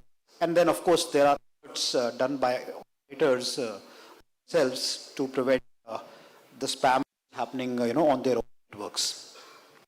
I think one large piece which we need to take cognizance of and address is really the asymmetric responsibility which is arising in this world of spam. And there are two asymmetries which are apparent. Let me talk about one we all know about, is that while the regulations, while the rules apply on one set of communication standards, the large part of the world is completely unaddressed to any form of regulation, and it is basically a self-regulation model. That is what we all know. We as an industry have asked for harmonized standards across platforms as far as spam is concerned. The other part which we are now increasingly getting data is a little more worrying. It is really about the asymmetric responsibility we are seeing in this environment. So today, as a terminating provider, we are really responsible for not only acquiring the subscriber first, but also then servicing the subscriber, setting up grievance mechanism, addressing his problems, addressing his issues which are around service quality. So we set up the mechanisms which are required to do that. But what is really happening is that it's becoming a risk-free origination as far as the originating access providers are concerned. Why do I say risk-free? Because we are seeing 90% of the spam or 90% of the blacklisted entities. There are 32,000 blacklisted entities. 93% of that is coming from two networks which are actually having no subscribers at all. So it is a risk-free origination because I don't have anybody as a customer, no responsibility which it allows you to pump in the network. Let's go a little deeper. 46% of the blacklisted templates are also arising from networks. Surprising. Let's go further. We look deep into the spam. Right? Around 45% of spam is also from these networks. These are very startling figures. Clearly, the people who don't have subscribers have taken liberty start pumping traffic to networks who do have, concerned areas. So I think this is a large lacuna which has arisen. I think we have approached the regulators. I'm sure it will be taken cognizance of. The second thing is TRAI has taken notice already, and let me talk about that. When we evolved networks, there were really two channels of communication. There was one, there was SMS, and voice was generally what it was. And I allude to what sir, prachar nahi to nahi. And so naturally we started to the P2P world where commercial calls also started happening on the P2P route, and we had a single pipe. So both the normal P2P and the A2P both started traveling also on the same pipe. Now that itself is now being challenged because the amount of spam you are generating is really a huge amount. I think the TRAI in its recent round of consultations has clearly brought out that the provider who is putting has to give a purpose of what it's trying to do with it, which is a very, very good recognition of how we can control. Second, the TRAI also talked about a termination charge, on the OTP be, voice message. I think these are very, very important indicators of things which are going to come. So I will personally say, Rahul, that it's really not about the behavior of spammers. It is really about the architectural gaps which exist in the world which need to be addressed for us to become more effective. By the way, India is leading the way. Whether it is the TCCR, whether it is the DR portal, whether it is the operator initiative, anywhere you go in the world, this convergence which is happening in our ecosystem spam, we are really leading the charge. Thank you, Rahul. And that's fair. I think we have perspective from Jazz. So Jazz, in terms of, you told us what we have in terms of what the government initiatives have been, what the telcos have been doing. So in terms of, can you just explain what's happening in the UK in terms of how's the public-private partnership in spam and fraud working out there? How successful is it? Would there be any leading practices that you would want to comment for the ecosystem here as well? Yeah, thank you very much. Thank you very much for having me here as well. It's a great honour. So what heartened me today is just how much similarity there is between the UK and India. I think Mr. Sanjeev mentioned how India is a very big country with very big figures. The UK, of course, is very small compared to what we're seeing here. So what I would say is I have three main points on this question. Firstly, the UK recognises fraud as a huge problem, and partly that is to the size and the impact on the UK. It's now the most common fraud type across the UK. Nearly half of all crime in the UK is fraud related, and nearly 70% of this actually has overseas origins to it. So that is the transnational element of what we're dealing with, and the problem that we're all facing, the speed at which criminals move between jurisdictions and their assets move between jurisdictions as well. And so, as we can regulate in the UK, we need to be able to talk to other countries in terms of their regulations as well. So that is one of the issues that we're facing. But for UK businesses with more than one employee experienced fraud in the past 12 months, which is 400,000 businesses and an estimated 6 million instances of fraud. And of course, this is big for the UK, very, very small from the figures that we've heard for India today. But it's complex, and the ecosystem is complex, and there are lots of different actors involved in trying to tackle it. And so, central to the UK position and the UK government position is the role of industry and the role of partnership, because the UK government, just as the government here, I think we heard earlier, recognises that we can't do this alone from the government, and we can't legislate our way out of the problem. So we have come out with a fraud strategy this year in February, built around 3 pillars, which is disrupt, safeguard, and respond. But within all of those pillars, industry role is completely central to it. So that strategy will set up an online crime centre, which unites police and the intelligence community and industry all together, and it probably looks a little like your I4C, actually, maybe one step ahead in this respect, but we're trying to catch up, and bringing in the intelligence community as well to the policing really does help with that fusion in terms of the response and the disruption. In terms of safeguarding, we're bringing out a new Stop Think Fraud campaign, which works with the Federation of Small Businesses for the first time, which is quite important because we recognise the cost to small businesses, and we recognise the significance of industry as well. So it'll also work with financial services and technology and telecoms companies to try and integrate their messages to get to as many customers as possible. Again, I think we've seen this is very much an approach from one today as well. And in terms of the responding, the new industry partnership with Internet Advertising Bureau under an online advertising task force. So, and it feels very, very similar and related to how India is dealing with the problem. Spoke about regulations as well. What I would say in terms of regulations, and we have discussions as well, the UK tries to regulate where it recognises a failure and doesn't want to over-regulate if it doesn't have to. Very much the industry-led approach. We have come out with a new Online Safety Act, and discussed earlier, part of the problem of regulation is the time that it takes to be implemented. So that Online Safety Act was started in 2016, before TikTok was in existence, and it's only recently, in the last few months, come into existence.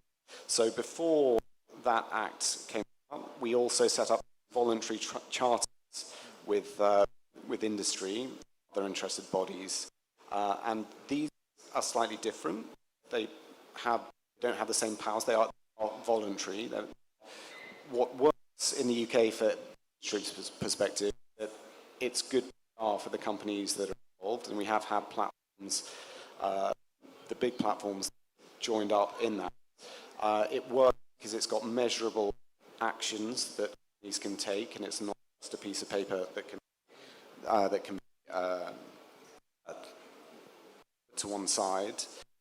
So we've done the Online Fraud Charter in 2023, and done that with the Telecommunication Charter in 2025 as well. And we see them as complementary, distinct from the Online Safety Act.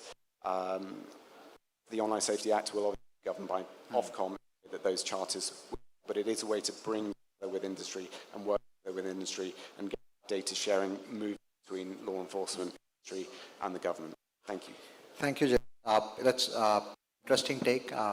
And moving to Ambika, so Ambika, we heard the regulator's view, and we heard a view from in terms of some bit of self-regulation from an advertising standpoint. But for us, advertising in one part of the problem, we have a problem in terms of spam and frauds, and where most of the frauds also sometimes outside the telco network, telco becomes the bearer of.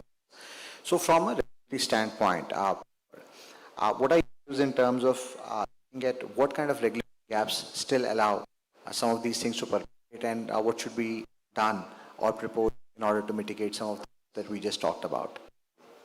Thank you for the question, Rahul. And it's been very interesting to hear all the co-panelists talk about the interventions that have happened so far. I'm just going to start with a short story. In previous life, I worked at a company that created distributed content. So in 2020, January, Netflix released a series called Jantara. I'm sure many people in this room would have seen it. 3 characters, Rocky, Sunny, and I think Guria, brought together what OTP scam can be all about, right? And phishing was the word that came about. So when the series got released, the then chairman called me and said, you've actually made the prospect of cybercrime and digital fraud a dinner table conversation. So it's a very good initiative, because now people will get to know what possibly happened to them, and that will increase the level of awareness, because the penetration of cyber frauds and crime was just beginning. It wasn't as prevalent as it's there today. So we were talking about logon ko shayad chal jaye and they can be a little more careful about it. When the second season dropped in September 22, season 2 of Jantara, that focused on UPI-based scam, Google, Phone Pay, because they were more prevalent, and that's how we were getting conned, right? And again, it was more about generating awareness. That's when RBI stepped in and PCI stepped in, and everybody was very concerned. In a way, the conversations had become deeper, and people knew about what's happening in a very way, because they were getting scared and it was way more prevalent. Rahul spoke about the GASA report and what it's talking about. I mean, one of the first metrics there is about the prevalence of scams. If it's about 57% globally, it's about 61% in India. For the people who have been, over the last 12 months, scammed in any particular way, who had any form of fraud. So those are the horrifying numbers. We are talking about 6 years back, when the level of awareness was low and people were thinking this can become a problem, to fast forward to today when it is actually a live problem we are tackling with. So on your point of regulation, I think there's a lot that has been done, right? In partnership with DIU, with TRAC, with other entities, we've partnered, and we will continue to, in the spirit of consumer protection and responsibility. The gaps that exist beyond this as well, in terms of proper enforcement, in terms of proper awareness that exists, consumers, and where whatever you do, there is a lot more to be done. The gaps also exist in terms of a responsibility framework, right? What are the responsibilities not only of TAP but also of OAP? Principal entities who are adding the messages and are communicating with the subscribers, what is a more accountability and responsibility framework, P's in the entire chain. And a lot of responsibility also lies not just with the telcos, but also digital communication platforms, who today have a lion's share of the communication paradigm. Just referring to some of GSMA's numbers, I mean, if 2011 were the years when when SMS was at its peak, there were about 6.88 trillion messages being shared worldwide. Today, that number has gone down to about 3.5 trillion messages. Those are SMSs. The larger messages, of course, through WhatsApp or other services, have risen exponentially. So while the share of messages in 2011 was about, let's say, 83%, today it's down to 1/10 of that. These messages, of course, go through a lot of level of scrutiny at the access layer, network layer, and through multiple grievance redress platforms, we address the complaints that come about. But unless and until there is regulatory parity of redressal, of prevention, of mitigation at every level on the digital communication, also we are not able to keep end subscriber safe.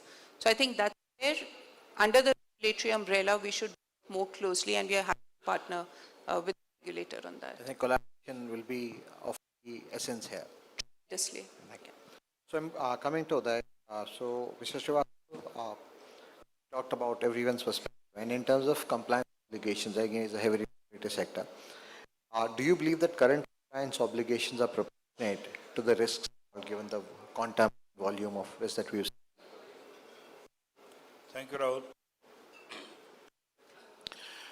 First of all, I'll comment on what our keynote speaker, Mr. Sinha, said.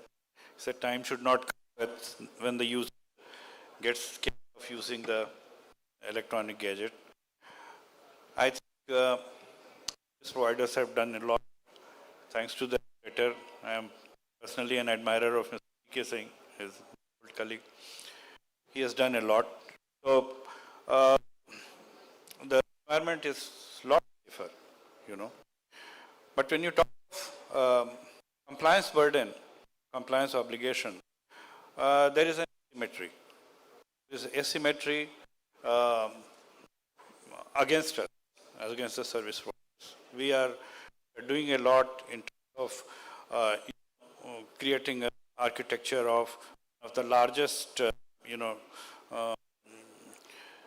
this digital ledger technology outside Bitcoin, this digital cryptocurrency. And along with that, we are doing so many things like traceability of messages, traceability of calls,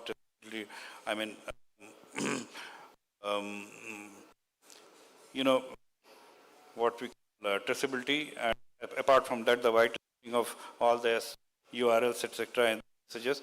So the frauds that were taking through the telecom channel, they are coming down. But telecom is the vehicle on which the other players are working. For example, the rogue app providers, other channels, OTT channels, etc. And Mr. Sanjeev Sharma was talking about the end user behavior. We have no control over end user behavior. So as far as service providers' obligations are there, certainly there are obligations, compliance obligations you are meeting day in, day out. We feel that other actors, other players, they are not properly tasked, not properly being handled, and that could be a reason for the risk. As normal is concerned, if there is a business call to you or a harmless message, it can at best irritate you. It will not cause a fraud, but you know, all the frauds are taking place through what channel, and digital arrest cases and so on and so forth. So certainly, this asymmetry and distance, compliance obligations have got to be corrected. Thank you. Now, question to you. So you talked about asymmetry, but then from an asymmetry perspective, how does it fulfill innovation, especially when it comes to next generation messaging services? What are your views in terms of having, maybe does it involve having guardrails or having a different framework in place? How, in your way, would be the best way to move forward? I mean, certainly, you know, these actors, they find, those who are committing the fraud, they find a lot of new ways to, you know, cheat. today only I was telling somebody, it's a simple way that you do. You have a app loan, you download. This fellow what he does is, he takes your telephone number while you are downloading your application, and he sends it to a genuine site, and you get the OTP from a genuine site, and he also gets the same copy of OTP. So you think that you are getting loan from a genuine site, but it's a rogue site, rogue application. So we can't stop. So those guardrails have to be created, and as we find that these apps are there, such websites are there, we have to go after, and that is the task of Mr. Sharma, who is doing it very ably. Apart from that, a lot of issues with regard to the VoIP calls, receiving number of VoIP calls, and the CLI is manipulated. When it comes to us, we find out that it's VoIP call, our customer has got nothing to do with it, So things are there for which guardrails are to be created, and the end user, he has to be informed. And then, very importantly, somewhere in a village, as a teacher he retires, how can so many people come to know he has retired, terminal benefit has been distributed? So there is somewhere leakage from the banks, financial institutions. We are talking fraud here. Span to keep aside, irritant which TRA is very. How does he come to know how his ID and password they are stolen, so that it is only the OTP that is That's left. So this is one thing. I mean, for the guardrails will have to be created. No, Thank absolutely. You said this. That's where the old vulnerable population is, and then definitely there's collusion, and collusion needs to be stopped at some point in time. Question to Mr. K. saying, we talked about putting in right health and also trying to see where the leakage happening. From a regulatory standpoint, everybody's to innovate. Now, from an innovation, investment, customer protection, how does the regulator strike a balance?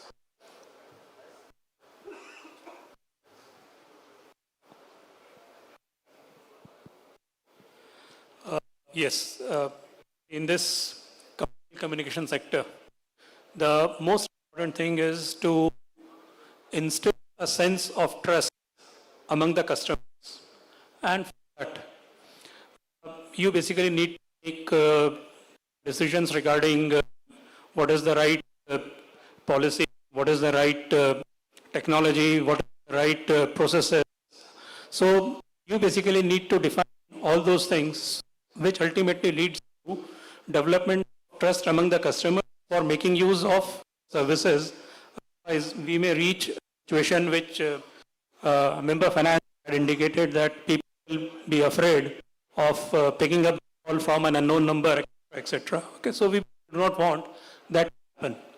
That's the first part. So the efforts should be towards developing the trust and taking customer requirement, customers' safety into account. That is the first part. At the same time, the sector has to grow, so the policies and the regulations, they basically have to take care in implementing a certain requirements of regulations, and as part of the regulation, we basically have already given a lot of responsibility to the ecosystem holders and the access service holders in developing the standard of procedures which they are going to follow. So we basically have to take that also into consideration. These standard operating procedures, code practices being developed, they are basically not to the disadvantage of any part of the ecosystem. And the third part is we basically, as part of the regulation, we always pride ourselves in being technology neutral, and but at the same time doesn't mean that we have to be technology indifference also. If we find that there is a technology or there is a specific architecture which needs to be followed for the large good of the public, we basically would take that also into account. And as an example, I can always say that most of the regulations are technology neutral, but in our TPPR regulation, we have mandated that the DLT technology is going to be made as the core technology for exchange of information and for managing a lot of different aspects of commercial communication. And similarly, so what we intend to say is that the regulators, they have to be on lookout for technological neutral. At the same time, customers and all other stakeholders' interest in and depend upon the larger public, if required, describe the technology-based regulations also. Thank you. Very well said. So what you're saying is technology policy and an ecosystem development has to keep the end customer interest in mind, irrespective of it. Having said about technology, Sanjeev, coming back to you, since you lead some of the larger AI initiatives, so just outline DOT's key initiative, especially with regard to building the large ecosystem trust and how we're using AI to get there. Yeah, Rahul. We have taken several initiatives, and in the rest of time, I'll just about few of them. And most of them go from the building block that I discussed earlier.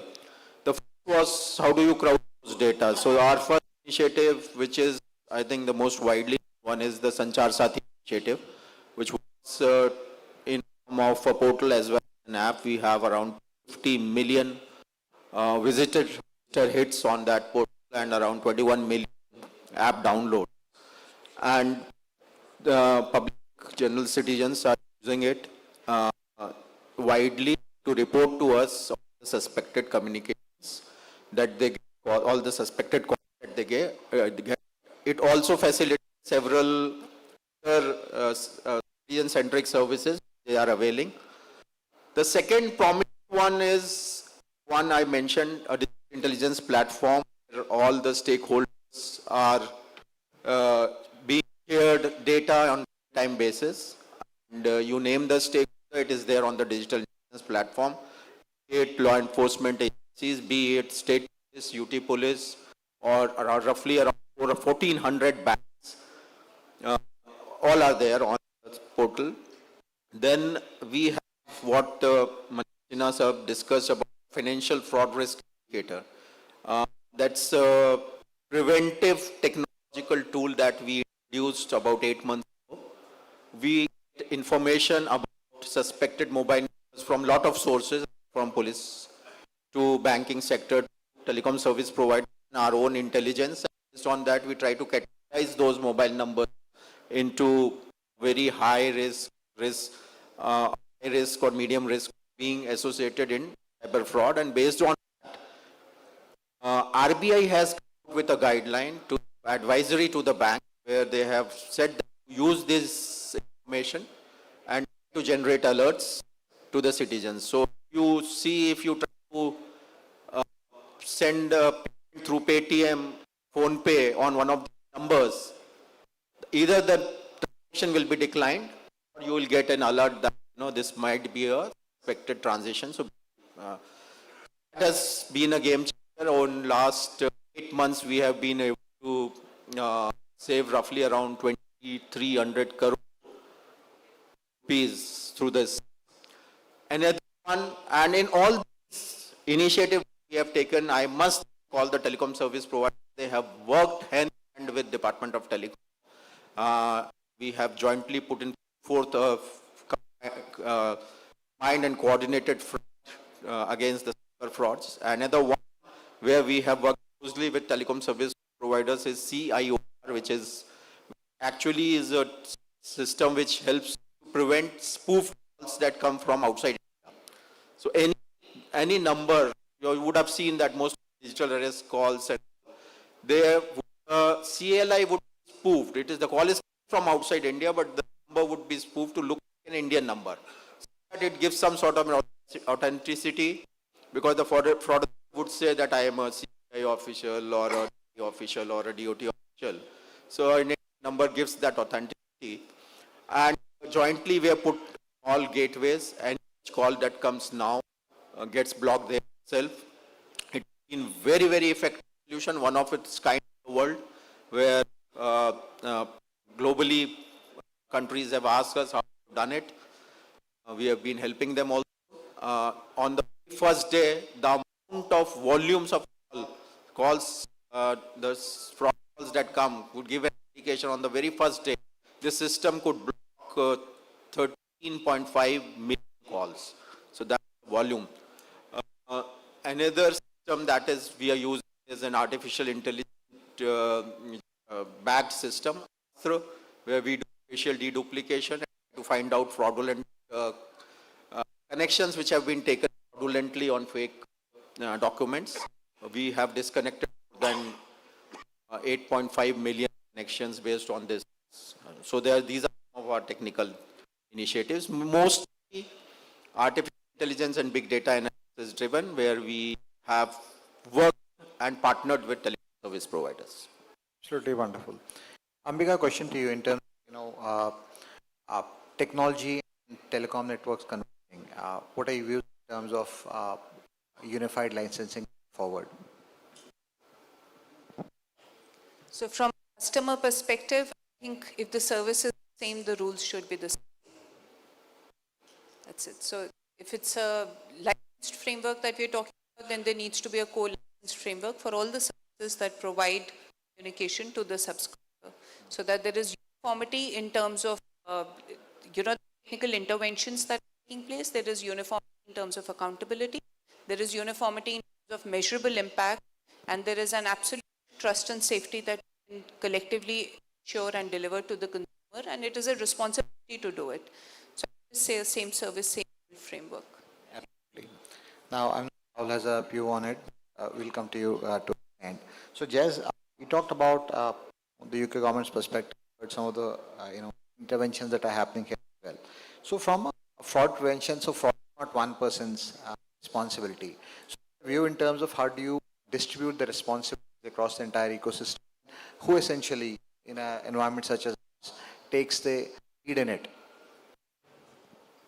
Thank you, and obviously I see the big red sign time's up, so I'll be really for the UK, I mentioned earlier public-private partnership model, I think is something that we think is going well for us and would advocate for. I think it's also international collaboration, and I think there are interesting task forces that we might hear a little bit more about later with some of the other speakers as well, through other organisations, but also Interpol as well. And for me, collaboration through all these forums really relies on data sharing, and I think if the data sharing right, then everyone can move forward together. But data sharing is the most difficult thing. Hoping to hear more from Elise essay on that one. But yeah, the government can regulate, but it's very much a collective effort, and there needs to be collective responsibility as well. Thank you.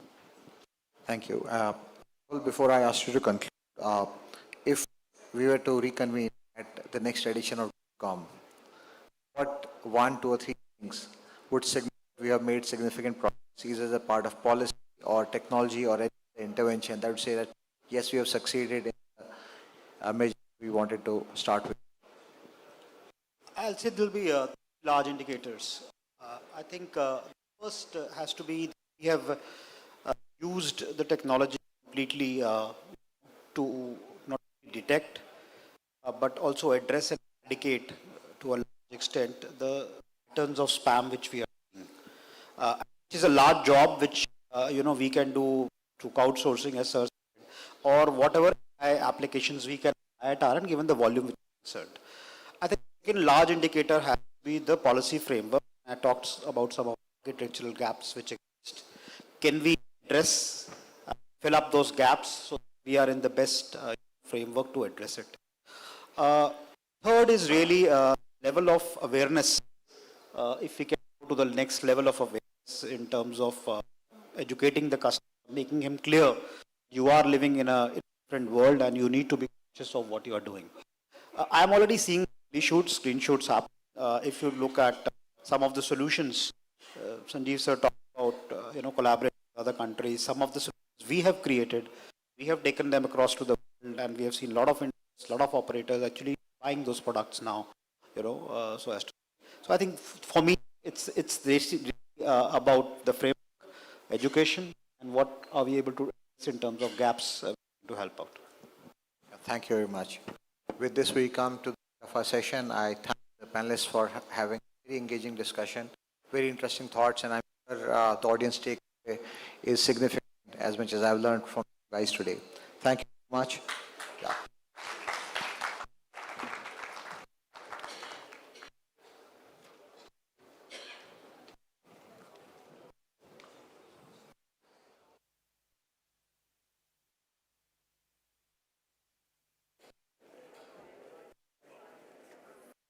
Thank you, all the panelists. Thank you.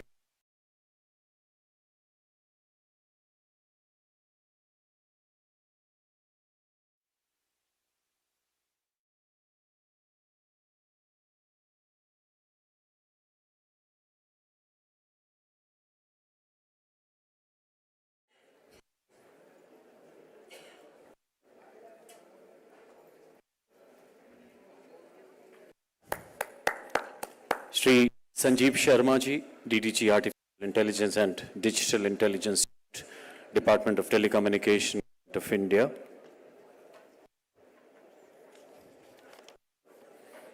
Mr. Rahul Vats, Chief Regulatory Officer, India and South Asia, Bharti Airtel, Vice Chairperson, COAI.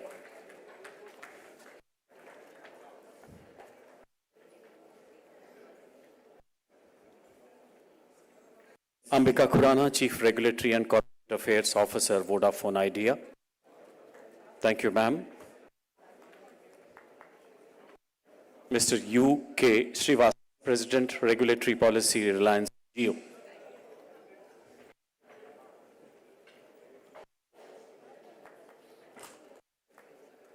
Mr. Jez Penley, First Secretary, British Commission.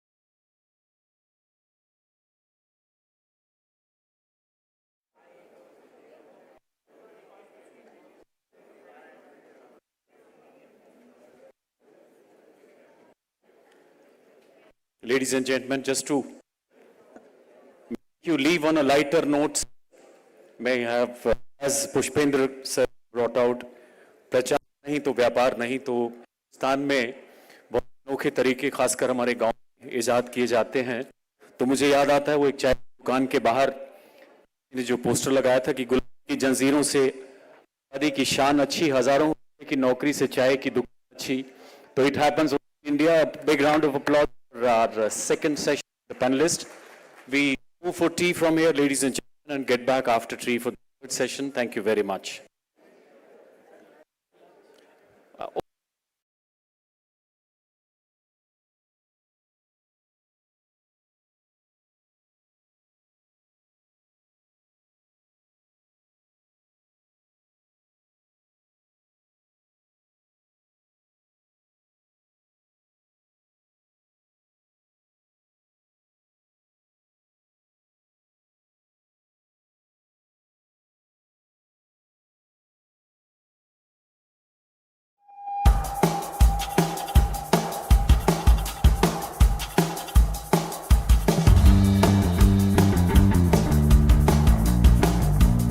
As we look to the future of wireless technology, 6G is poised to revolutionize user experiences and drive efficiency enhancements. At Qualcomm, we are excited to be at the forefront of 6G innovation. We are developing and prototyping essential technologies that lay the foundational groundwork for 6G. Our state-of-the-art end-to-end 6G prototype system utilizes GigaMIMO technology and operates in the upper mid-band. which is the leading global 6G spectrum candidate. Channel bandwidth is 400 MHz, enabling higher peak and average user data rates, and support for data-intensive emerging applications like XR and AI. The 6G prototype device includes 8 receive and 4 transmit antennas, supporting up to 8 downlink and 4 uplink layers.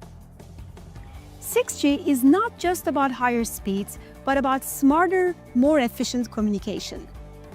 Our end-to-end prototype system supports probabilistic shaping to improve spectral efficiency. The symbols are biased towards lower energy constellation points, thereby reducing the required signal-to-noise ratio for a given data rate.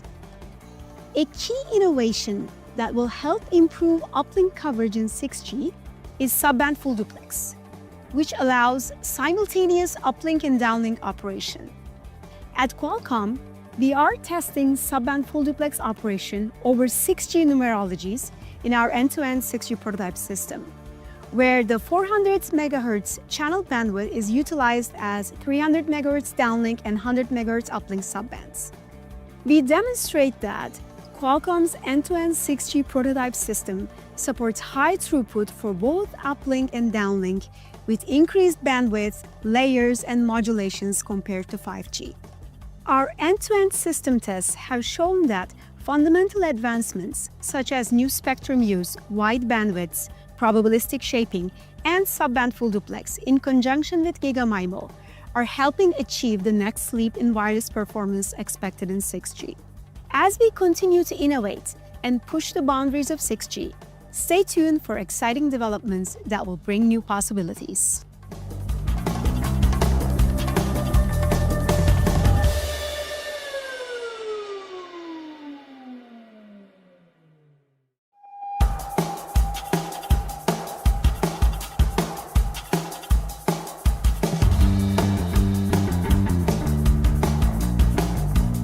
As we look to the future of wireless technology, 6G is poised to revolutionize user experiences and drive efficiency enhancements. At Qualcomm, we are excited to be at the forefront of 6G innovation.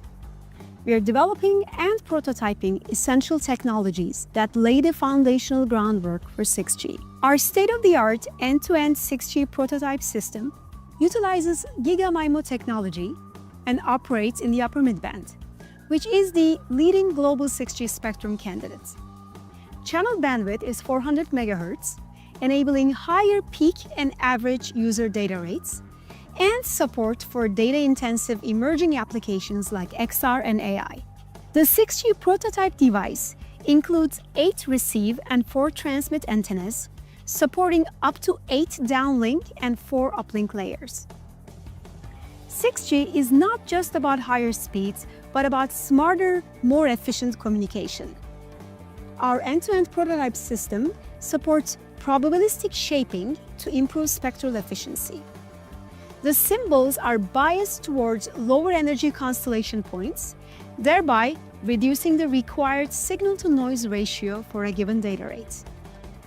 A key innovation that will help improve uplink coverage in 6G is subband full duplex, which allows simultaneous uplink and downlink operation. At Qualcomm, we are testing subband full duplex operation over 6G numerologies in our end-to-end 6G prototype system, where the 400 MHz channel bandwidth is utilized as 300 MHz downlink and 100 MHz uplink subbands. We demonstrate that Qualcomm's end-to-end 6G prototype system supports high throughput for both uplink and downlink with increased bandwidth, layers, and modulations compared to 5G. Our end-to-end system tests have shown that fundamental advancements such as new spectrum use, wide bandwidths, probabilistic shaping, and subband full duplex in conjunction with GigaMIMO are helping achieve the next leap in wireless performance expected in 6G. As we continue to innovate and push the boundaries of 6G, stay tuned for exciting developments that will bring new possibilities.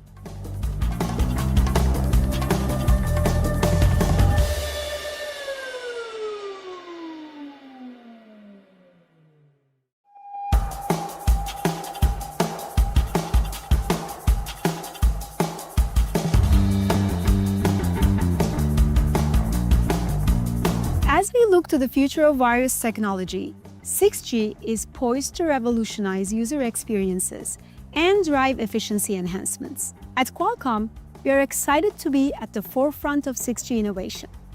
We are developing and prototyping essential technologies that lay the foundational groundwork for 6G. Our state-of-the-art end-to-end 6G prototype system utilizes GigaMIMO technology and operates in the upper mid-band, which is the leading global 6G spectrum candidate. Channel bandwidth is 400 MHz, enabling higher peak and average user data rates, and support for data-intensive emerging applications like XR and AI. The 6G prototype device includes 8 receive and 4 transmit antennas, supporting up to 8 downlink and 4 uplink layers. 6G is not just about higher speeds, but about smarter, more efficient communication. Our end-to-end prototype system supports probabilistic shaping to improve spectral efficiency. The symbols are biased towards lower energy constellation points, thereby reducing the required signal-to-noise ratio for a given data rate.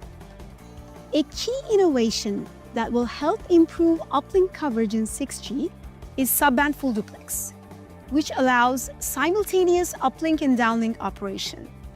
At Qualcomm, we are testing subband full duplex operation over 6G numerologies in our end-to-end 6G prototype system, where the 400 MHz channel bandwidth is utilized as 300 MHz downlink and 100 MHz uplink subbands.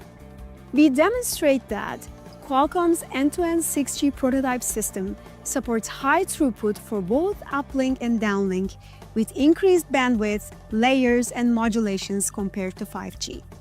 Our end-to-end system tests have shown that fundamental advancements such as new spectrum use, wide bandwidths, probabilistic shaping, and subband full duplex in conjunction with GigaMIMO are helping achieve the next leap in wireless performance expected in 6G. As we continue to innovate and push the boundaries of 6G, stay tuned for exciting developments that will bring new possibilities.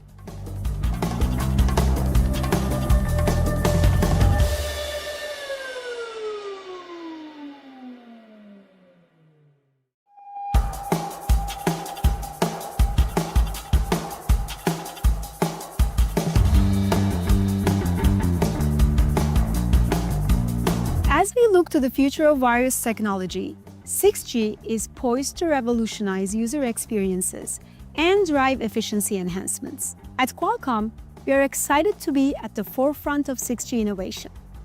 We are developing and prototyping essential technologies that lay the foundational groundwork for 6G. Our state-of-the-art end-to-end 6G prototype system utilizes GigaMIMO technology and operates in the upper mid-band, which is the leading global 6G spectrum candidate.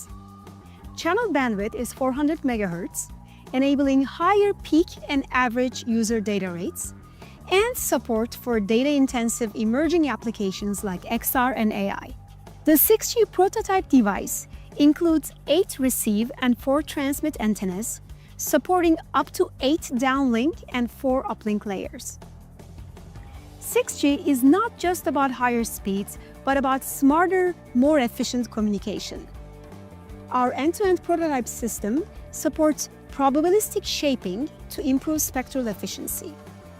The symbols are biased towards lower energy constellation points, thereby reducing the required signal-to-noise ratio for a given data rate. A key innovation that will help improve uplink coverage in 6G is subband full duplex, which allows simultaneous uplink and downlink operation. At Qualcomm, we are testing subband full duplex operation over 6G numerologies in our end-to-end 6G prototype system, where the 400 MHz channel bandwidth is utilized as 300 MHz downlink and 100 MHz uplink subbands. We demonstrate that Qualcomm's end-to-end 6G prototype system supports high throughput for both uplink and downlink with increased bandwidth, layers, and modulations compared to 5G. Our end-to-end system tests have shown that fundamental advancements such as new spectrum use, wide bandwidths, probabilistic shaping, and subband full duplex in conjunction with GigaMIMO are helping achieve the next leap in wireless performance expected in 6G. As we continue to innovate and push the boundaries of 6G, stay tuned for exciting developments that will bring new possibilities.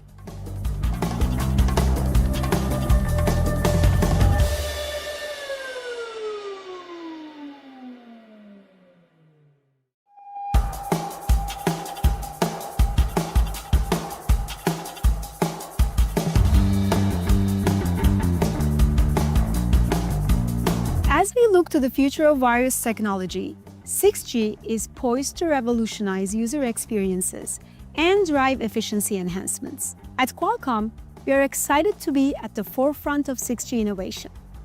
We are developing and prototyping essential technologies that lay the foundational groundwork for 6G. Our state-of-the-art end-to-end 6G prototype system utilizes GigaMIMO technology and operates in the upper midband, which is the leading global 6G spectrum candidate. Channel bandwidth is 400 MHz, enabling higher peak and average user data rates, and support for data-intensive emerging applications like XR and AI. The 6G prototype device includes 8 receive and 4 transmit antennas, supporting up to 8 downlink and 4 uplink layers. 6G is not just about higher speeds, but about smarter, more efficient communication. Our end-to-end prototype system supports probabilistic shaping to improve spectral efficiency. The symbols are biased towards lower energy constellation points, thereby reducing the required signal-to-noise ratio for a given data rate. A key innovation that will help improve uplink coverage in 6G is subband full duplex, which allows simultaneous uplink and downlink operation. At Qualcomm, we are testing subband full duplex operation over 6G numerologies in our end-to-end 6G prototype system, where the 400 MHz channel bandwidth is utilized as 300 MHz downlink and 100 MHz uplink subbands. We demonstrate that Qualcomm's end-to-end 6G prototype system supports high throughput for both uplink and downlink with increased bandwidth, layers, and modulations compared to 5G. Our end-to-end system tests have shown that fundamental advancements such as new spectrum use, wide bandwidths, probabilistic shaping, and subband full duplex in conjunction with GigaMIMO are helping achieve the next leap in wireless performance expected in 6G. As we continue to innovate and push the boundaries of 6G, stay tuned for exciting developments that will bring new possibilities.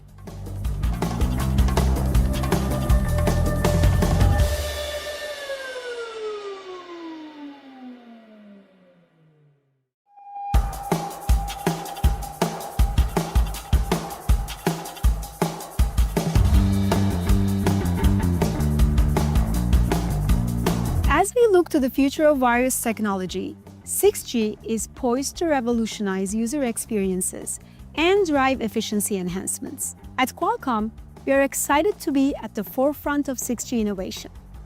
We are developing and prototyping essential technologies that lay the foundational groundwork for 6G. Our state-of-the-art end-to-end 6G prototype system utilizes GigaMIMO technology and operates in the upper midband, which is the leading global 6G spectrum candidate. Channel bandwidth is 400 MHz, enabling higher peak and average user data rates, and support for data-intensive emerging applications like XR and AI. The 6G prototype device includes 8 receive and 4 transmit antennas, supporting up to 8 downlink and 4 uplink layers. 6G is not just about higher speeds, but about smarter, more efficient communication. Our end-to-end prototype system supports probabilistic shaping to improve spectral efficiency. The symbols are biased towards lower energy constellation points, thereby reducing the required signal-to-noise ratio for a given data rate. A key innovation that will help improve uplink coverage in 6G is subband full duplex, which allows simultaneous uplink and downlink operation. At Qualcomm, we are testing subband full duplex operation over 6G numerologies in our end-to-end 6G prototype system, where the 400 MHz channel bandwidth is utilized as 300 MHz downlink and 100 MHz uplink subbands. We demonstrate that Qualcomm's end-to-end 6G prototype system supports high throughput for both uplink and downlink with increased bandwidth, layers, and modulations compared to 5G. Our end-to-end system tests have shown that fundamental advancements such as new spectrum use, wide bandwidths, probabilistic shaping, and subband full duplex in conjunction with GigaMIMO are helping achieve the next leap in wireless performance expected in 6G. As we continue to innovate and push the boundaries of 6G, stay tuned for exciting developments that will bring new possibilities.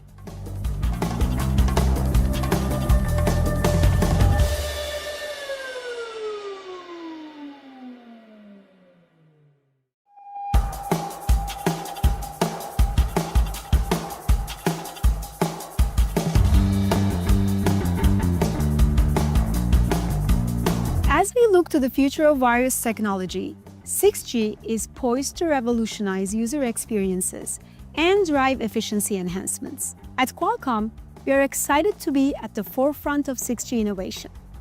We are developing and prototyping essential technologies that lay the foundational groundwork for 6G. Our state-of-the-art end-to-end 6G prototype system utilizes GigaMIMO technology and operates in the upper midband, which is the leading global 6G spectrum candidate. Channel bandwidth is 400 MHz, enabling higher peak and average user data rates, and support for data-intensive emerging applications like XR and AI. The 6G prototype device includes 8 receive and 4 transmit antennas, supporting up to 8 downlink and 4 uplink layers.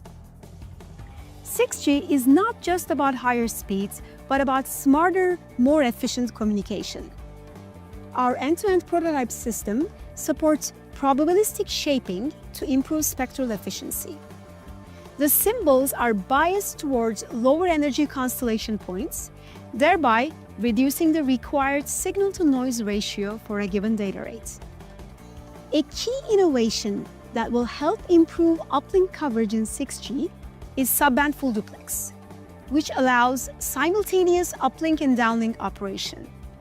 At Qualcomm, we are testing subband full duplex operation over 6G numerologies in our end-to-end 6G prototype system, where the 400 MHz channel bandwidth is utilized as 300 MHz downlink and 100 MHz uplink subbands. We demonstrate that Qualcomm's end-to-end 6G prototype system supports high throughput for both uplink and downlink with increased bandwidth, layers, and modulations compared to 5G. Our end-to-end system tests have shown that fundamental advancements such as new spectrum use, wide bandwidths, probabilistic shaping, and subband full duplex in conjunction with GigaMIMO are helping achieve the next leap in wireless performance expected in 6G. As we continue to innovate and push the boundaries of 6G, stay tuned for exciting developments that will bring new possibilities.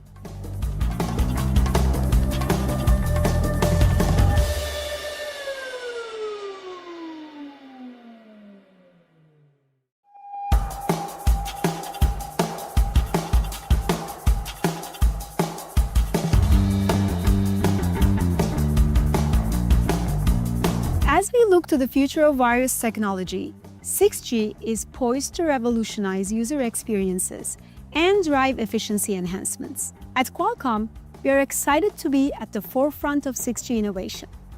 We are developing and prototyping essential technologies that lay the foundational groundwork for 6G. Our state-of-the-art end-to-end 6G prototype system utilizes GigaMIMO technology and operates in the upper midband, which is the leading global 6G spectrum candidate. Channel bandwidth is 400 MHz, enabling higher peak and average user data rates, and support for data-intensive emerging applications like XR and AI. The 6G prototype device includes 8 receive and 4 transmit antennas, supporting up to 8 downlink and 4 uplink layers. 6G is not just about higher speeds, but about smarter, more efficient communication. Our end-to-end prototype system supports probabilistic shaping to improve spectral efficiency. The symbols are biased towards lower energy constellation points, thereby reducing the required signal-to-noise ratio for a given data rate. A key innovation that will help improve uplink coverage in 6G is subband full duplex, which allows simultaneous uplink and downlink operation. At Qualcomm, we are testing subband full duplex operation over junction with GigaMIMO, are helping achieve the next leap in wireless performance expected in 6G. As we continue to innovate and push the boundaries of 6G, stay tuned for exciting developments that will bring new possibilities.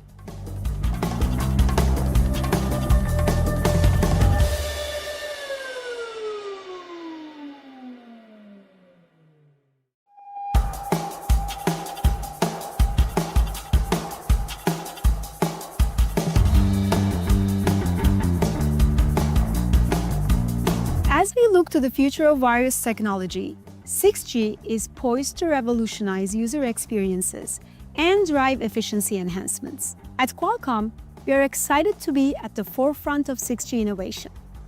We are developing and prototyping essential technologies that lay the foundational groundwork for 6G. Our state-of-the-art end-to-end 6G prototype system utilizes GigaMIMO technology and operates in the upper midband, which is the leading global 6G spectrum candidate. Channel bandwidth is 400 MHz, enabling higher peak and average user data rates, and support for data-intensive emerging applications like XR and AI. The 6G prototype device includes 8 receive and 4 transmit antennas, supporting up to 8 downlink and 4 uplink layers. 6G is not just about higher speeds, but about smarter, more efficient communication. Our end-to-end prototype system supports probabilistic shaping to improve spectral efficiency. The symbols are biased towards lower energy constellation points, thereby reducing the required signal-to-noise ratio for a given data rate. A key innovation that will help improve uplink coverage in 6G is subband full duplex, which allows simultaneous uplink and downlink operation. At Qualcomm, we are testing subband full duplex operation over 6G numerologies in our end-to-end 6G prototype system, where the 400 MHz channel bandwidth is utilized as 300 MHz downlink and 100 MHz uplink subbands. We demonstrate that Qualcomm's end-to-end 6G prototype system supports high throughput for both uplink and downlink with increased bandwidth, layers, and modulations compared to 5G. Our end-to-end system tests have shown that fundamental advancements such as new spectrum use, wide bandwidths, probabilistic shaping, and subband full duplex in conjunction with GigaMIMO are helping achieve the next leap in wireless performance expected in 6G. As we continue to innovate and push the boundaries of 6G, stay tuned for exciting developments that will bring new possibilities.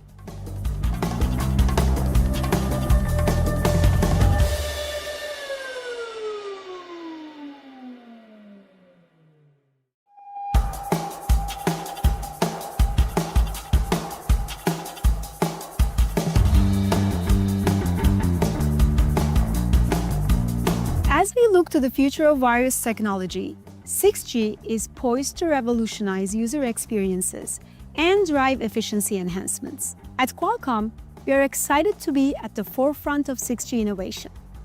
We are developing and prototyping essential technologies that lay the foundational groundwork for 6G. Our state-of-the-art end-to-end 6G prototype system utilizes GigaMIMO technology and operates in the upper midband, which is the leading global 6G spectrum candidate.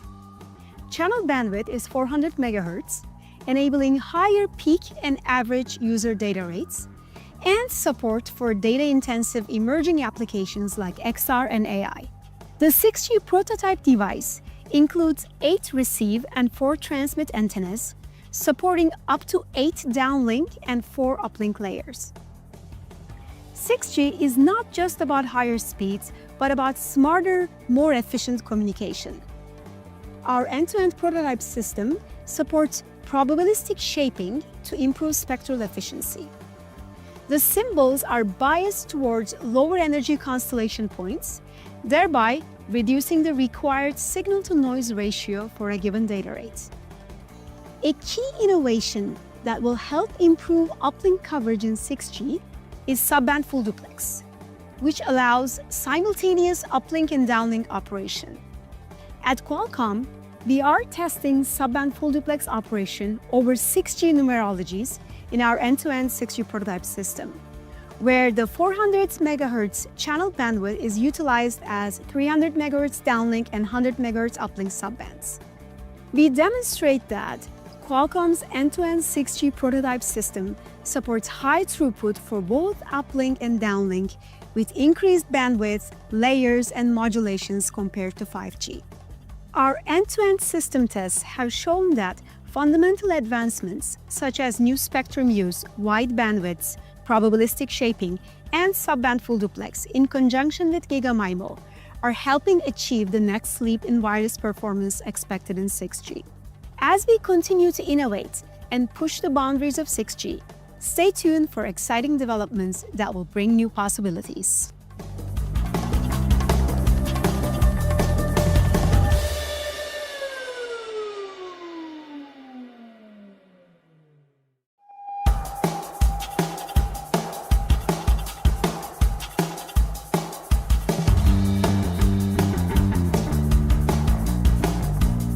As we look to the future of wireless technology, 6G is poised to revolutionize user experiences and drive efficiency enhancements. At Qualcomm, we are excited to be at the forefront of 6G innovation.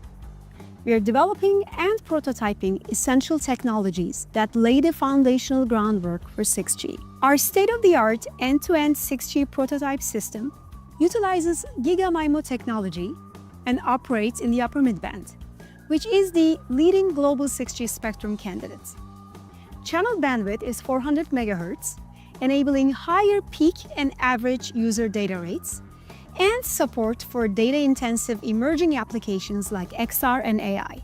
The 6G prototype device includes 8 receive and 4 transmit antennas, supporting up to 8 downlink and 4 uplink layers. 6G is not just about higher speeds, but about smarter, more efficient communication. Our end-to-end prototype system supports probabilistic shaping to improve spectral efficiency. The symbols are biased towards lower energy constellation points, thereby reducing the required signal-to-noise ratio for a given data rate. A key innovation that will help improve uplink coverage in 6G is subband full duplex, which allows simultaneous uplink and downlink operation. At Qualcomm, we are testing subband full duplex operation over 6G numerologies in our end-to-end 6G prototype system, where the 400 MHz channel bandwidth is utilized as 300 MHz downlink and 100 MHz uplink subbands. We demonstrate that Qualcomm's end-to-end 6G prototype system supports high throughput for both uplink and downlink with increased bandwidth, layers, and modulations compared to 5G. Our end-to-end system tests have shown that fundamental advancements such as new spectrum use, wide bandwidths, probabilistic shaping, and subband full duplex in conjunction with GigaMIMO are helping achieve the next leap in wireless performance expected in 6G. As we continue to innovate and push the boundaries of 6G, stay tuned for exciting developments that will bring new possibilities.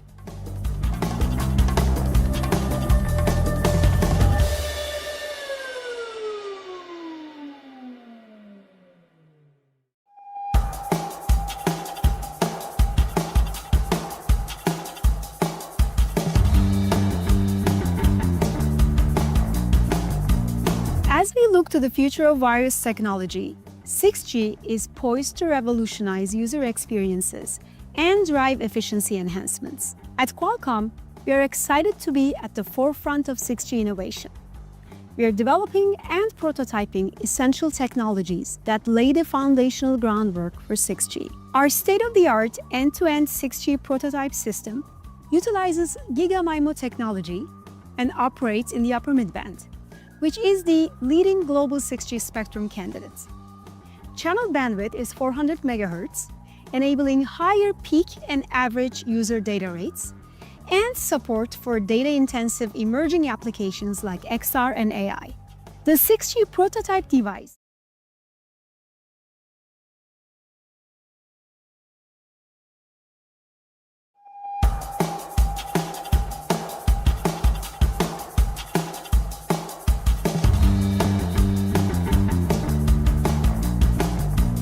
As we look to the future of wireless technology, 6G is poised to revolutionize user experiences and drive efficiency enhancements. At Qualcomm, we are excited to be at the forefront of 6G innovation. We are developing and prototyping essential technologies that lay the foundational groundwork for 6G. Our state-of-the-art end-to-end 6G prototype system utilizes GigaMIMO technology and operates in the upper mid-band, which is the leading global 6G spectrum candidate. Channel bandwidth is 400 MHz, enabling higher peak and average user data rates, and support for data-intensive emerging applications like XR and AI. The 6G prototype device includes 8 receive and 4 transmit antennas, supporting up to 8 downlink and 4 uplink layers. 6G is not just about higher speeds, but about smarter, more efficient communication. Our end-to-end prototype system supports probabilistic shaping to improve spectral efficiency. The symbols are biased towards lower energy constellation points, thereby reducing the required signal-to-noise ratio for a given data rate. A key innovation that will help improve uplink coverage in 6G is subband full duplex, which allows simultaneous uplink and downlink operation. At Qualcomm, we are testing subband full duplex operation over 6G numerologies in our end-to-end 6G prototype system, where the 400 MHz channel bandwidth is utilized as 300 MHz downlink and 100 MHz uplink subbands.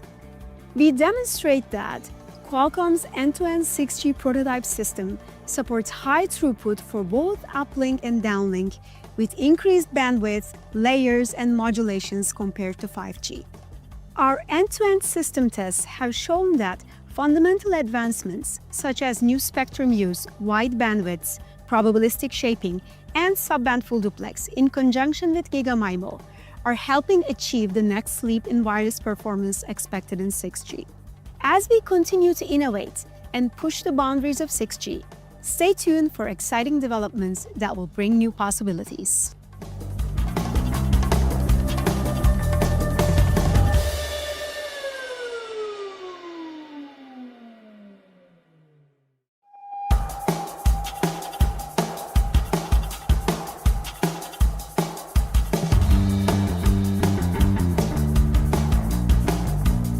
As we look to the future of wireless technology, 6G is poised to revolutionize user experiences and drive efficiency enhancements. At Qualcomm, we are excited to be at the forefront of 6G innovation. We are developing and prototyping essential technologies that lay the foundational groundwork for 6G. Our state-of-the-art end-to-end 6G prototype system utilizes GigaMIMO technology and operates in the upper mid-band, which is the leading global 6G spectrum candidate. Channel bandwidth is 400 MHz, enabling higher peak and average user data rates, and support for data-intensive emerging applications like XR and AI. The 6G prototype device includes 8 receive and 4 transmit antennas, supporting up to 8 downlink and 4 uplink layers. 6G is not just about higher speeds, but about smarter, more efficient communication. Our end-to-end prototype system supports probabilistic shaping to improve spectral efficiency. The symbols are biased towards lower energy constellation points, thereby reducing the required signal-to-noise ratio for a given data rate. A key innovation that will help improve uplink coverage in 6G is subband full duplex, which allows simultaneous uplink and downlink operation. At Qualcomm, we are testing subband full duplex operation over 6G numerologies in our end-to-end 6G prototype system, where the 400 MHz channel bandwidth is utilized as 300 MHz downlink and 100 MHz uplink subbands.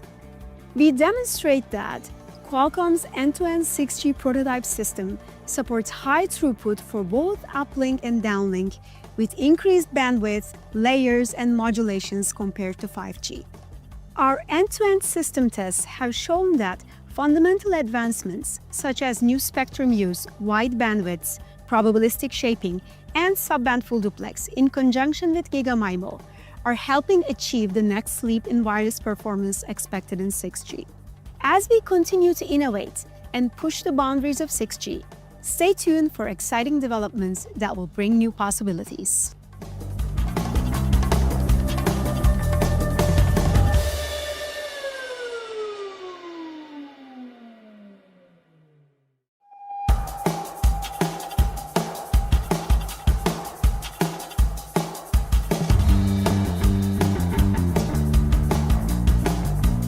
As we look to the future of wireless technology, 6G is poised to revolutionize user experiences and drive efficiency enhancements. At Qualcomm, we are excited to be at the forefront of 6G innovation.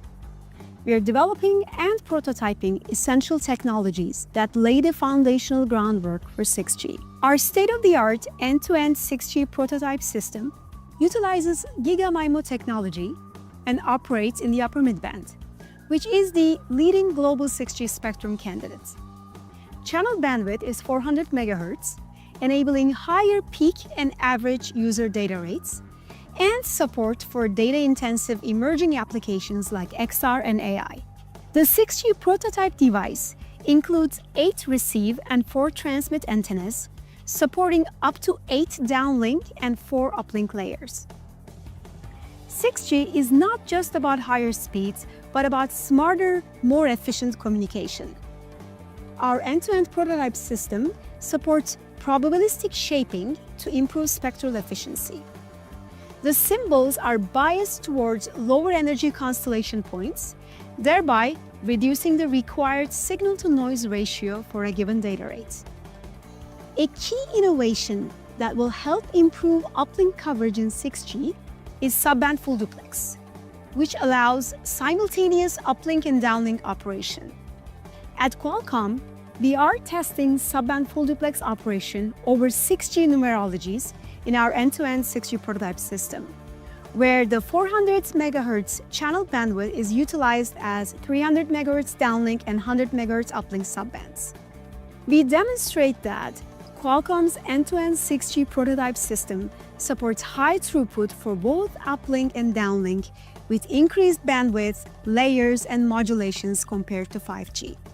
Our end-to-end system tests have shown that fundamental advancements such as new spectrum use, wide bandwidths, probabilistic shaping, and subband full duplex in conjunction with GigaMIMO are helping achieve the next leap in wireless performance expected in 6G. As we continue to innovate and push the boundaries of 6G, stay tuned for exciting developments that will bring new possibilities.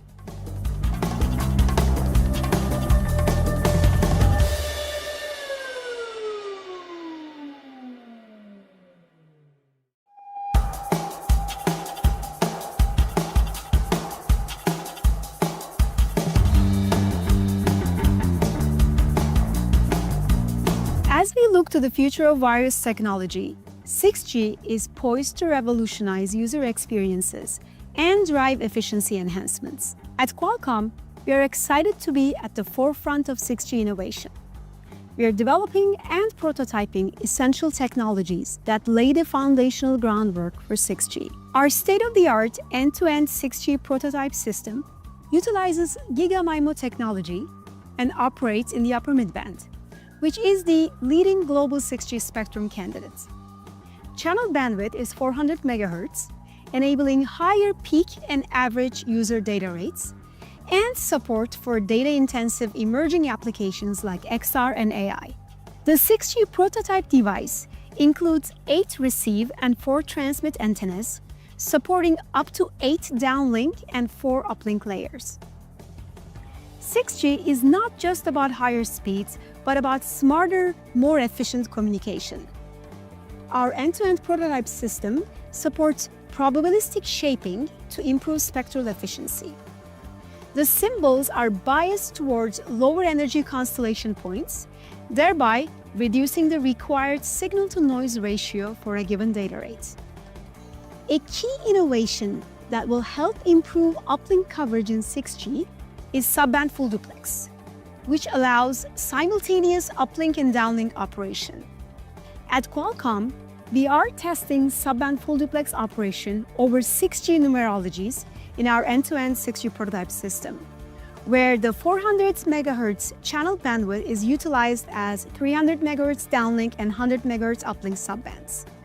We demonstrate that Qualcomm's end-to-end 6G prototype system supports high throughput for both uplink and downlink with increased bandwidth, layers, and modulations compared to 5G. Our end-to-end system tests have shown that fundamental advancements such as new spectrum use, wide bandwidths, probabilistic shaping, and subband full duplex in conjunction with GigaMIMO are helping achieve the next leap in wireless performance expected in 6G. As we continue to innovate and push the boundaries of 6G, stay tuned for exciting developments that will bring new possibilities.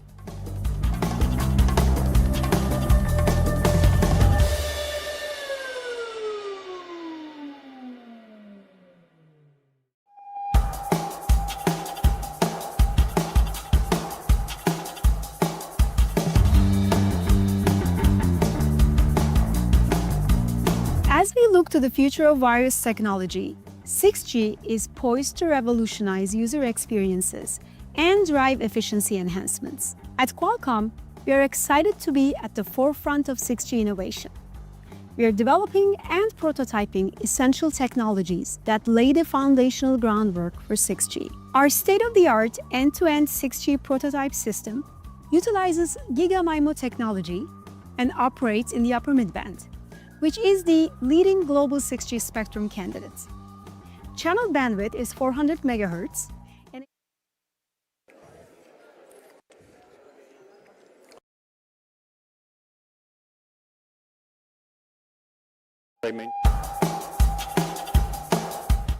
Ladies and gentlemen, the session focus on the evolving business to prepare for 6G. It will highlight India's role in global standards, research, and test beds. It gives great pleasure to introduce our keynote speaker for this session, Dr. Puneet Rathod, Senior Lead Technical Standards, Qualcomm India. Senior Lead for Technical Standards at Qualcomm India, Dr. Rathod, contributes to 5G and next generation wireless standards development and allied bodies, a recognized expert in advanced wireless technologies and chipset level innovation. He plays a pivotal role in ensuring Qualcomm's technology roadmap aligns with global standards. Let's put our hands together. I'm sure Mr. Rathod is there. Can I request you, sir, to please come to the dais? Puneet Rathod.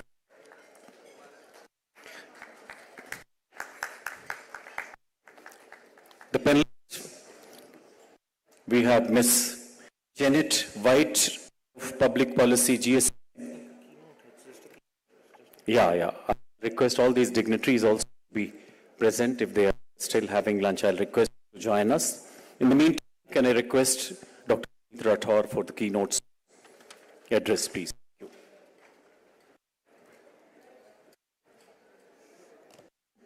Thank you, and thank you, COAI, for having this very august gathering, and hello to all the distinguished dignitaries in the audience. So I have been given the task of having the first keynote presentation immediately after lunch, and also I realized that I'm the only one since morning to have some slides.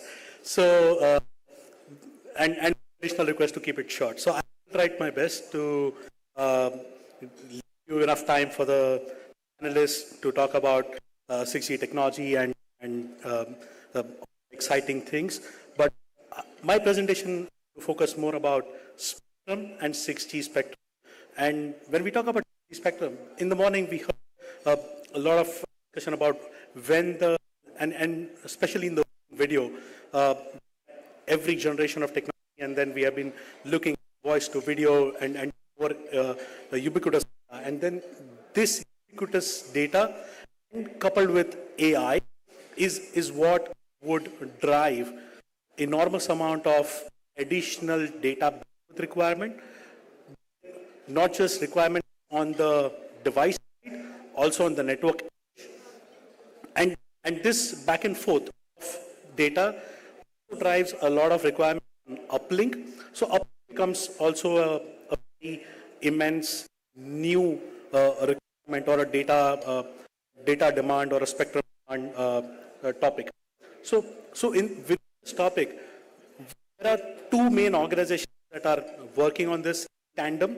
The first organization is the International Telecom Union, the UN body of telecom, and the second organization has been doing a lot of technology-related standardization, 3GPP. And both of these organizations in tandem have a well-published timeline with milestones, trying to track the progress of 6G in terms of both technology development and also making adequate spectrum available for 6G. So in the ITUR, that is where it has been defining key performance requirements that would a potential 6G or IMT 2020 technology look like, would be the requirements, and then 3GPP doing the standardization. We are somewhere in the middle of the cycle from this perspective, and overall, every technology has like a decade worth of cycle, and within 6G, we are somewhere in the prototyping and R&D phase, and standardization has begun. 3GPP is already in the initial phases of approving several study items and work items towards early 6G with the time so that it can complete the standardization and submit it to ITUR for the ITUR process to take over and then give a global recommendation on 6G or IMT 2030 technology. And as I was mentioning, that 6G technology, in the morning and also in several of the sessions, one of the key things that kept coming up again and again was the emergence of AI, which is doing a lot of additional bandwidth, both link and uplink, and more importantly, a lot of new applications require additional thing which was never seen so far. And this new data growth is driving a lot of discussion around the need for additional new 6G spectrum. And I'll go through the whole slide, but the two key topics, which is helping us get a better understanding about this on device and on the edge, requiring this additional data. And like I was mentioning, in the ITUR,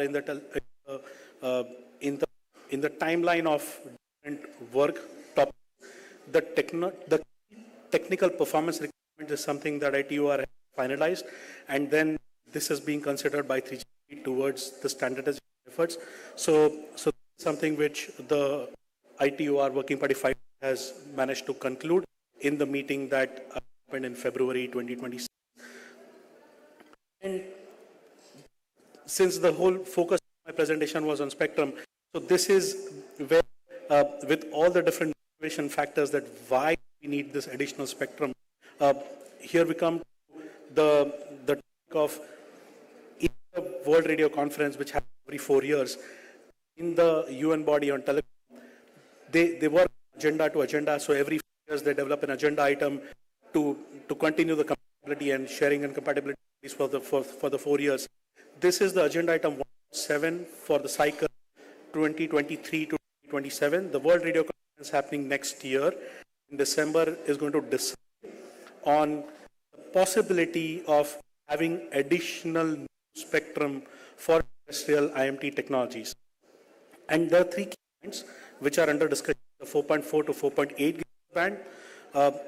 There is another band which is 7.125 to 8.4 gigahertz, and then there is 14.8 to 15.5 gigahertz band.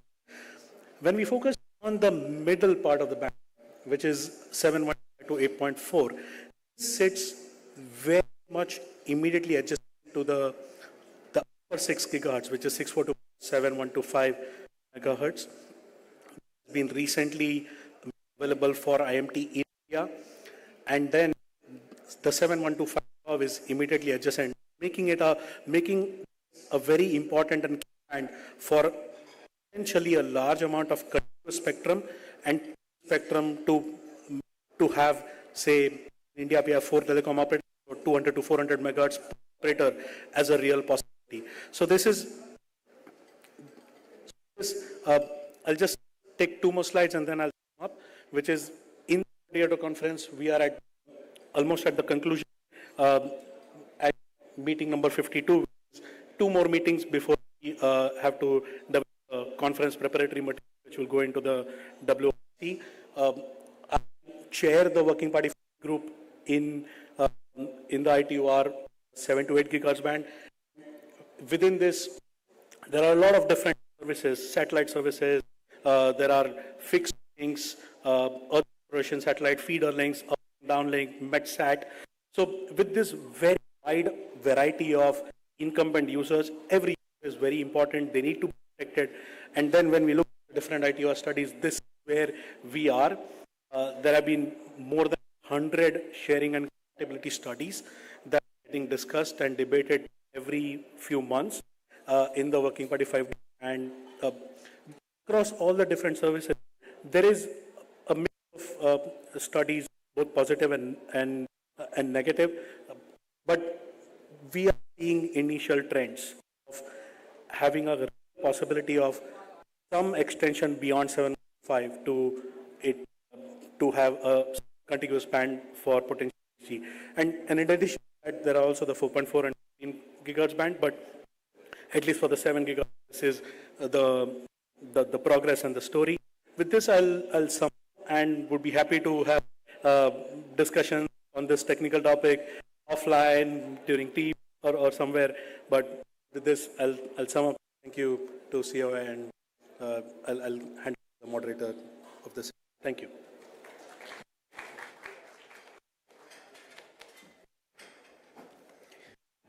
Can I request you to present a token of gratitude or thanks to Dr. Puneet Kaur, note speaker.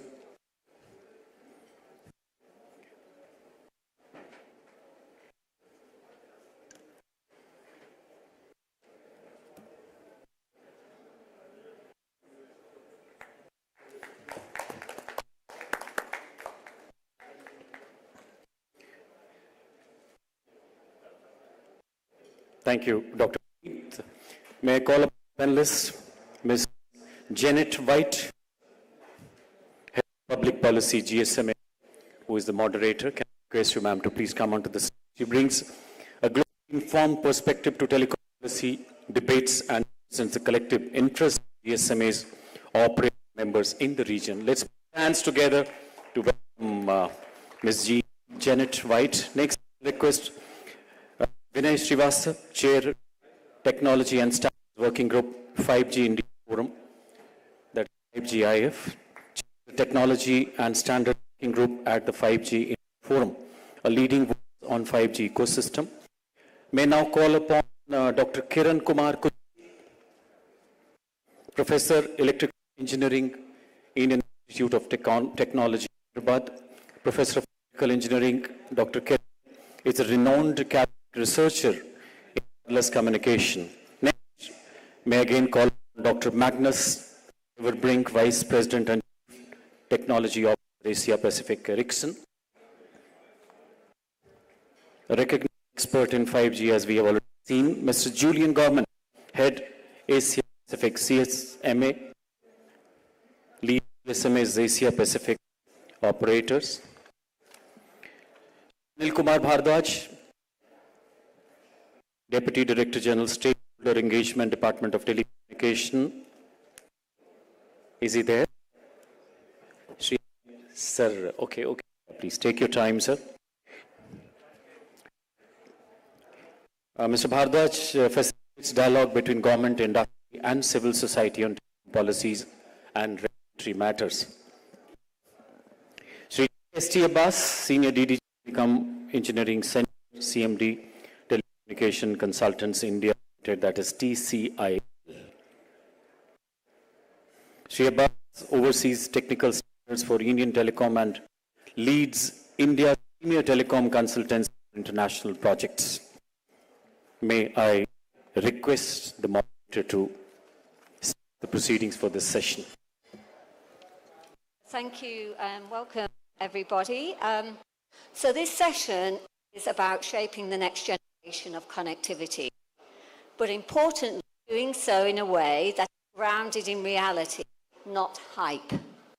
Our discussion will follow a simple progression: completing the 5G journey, unlocking value through 5G Advanced, positioning India credibly in the global 6G landscape, and strengthening cooperation where it delivers real practical impact.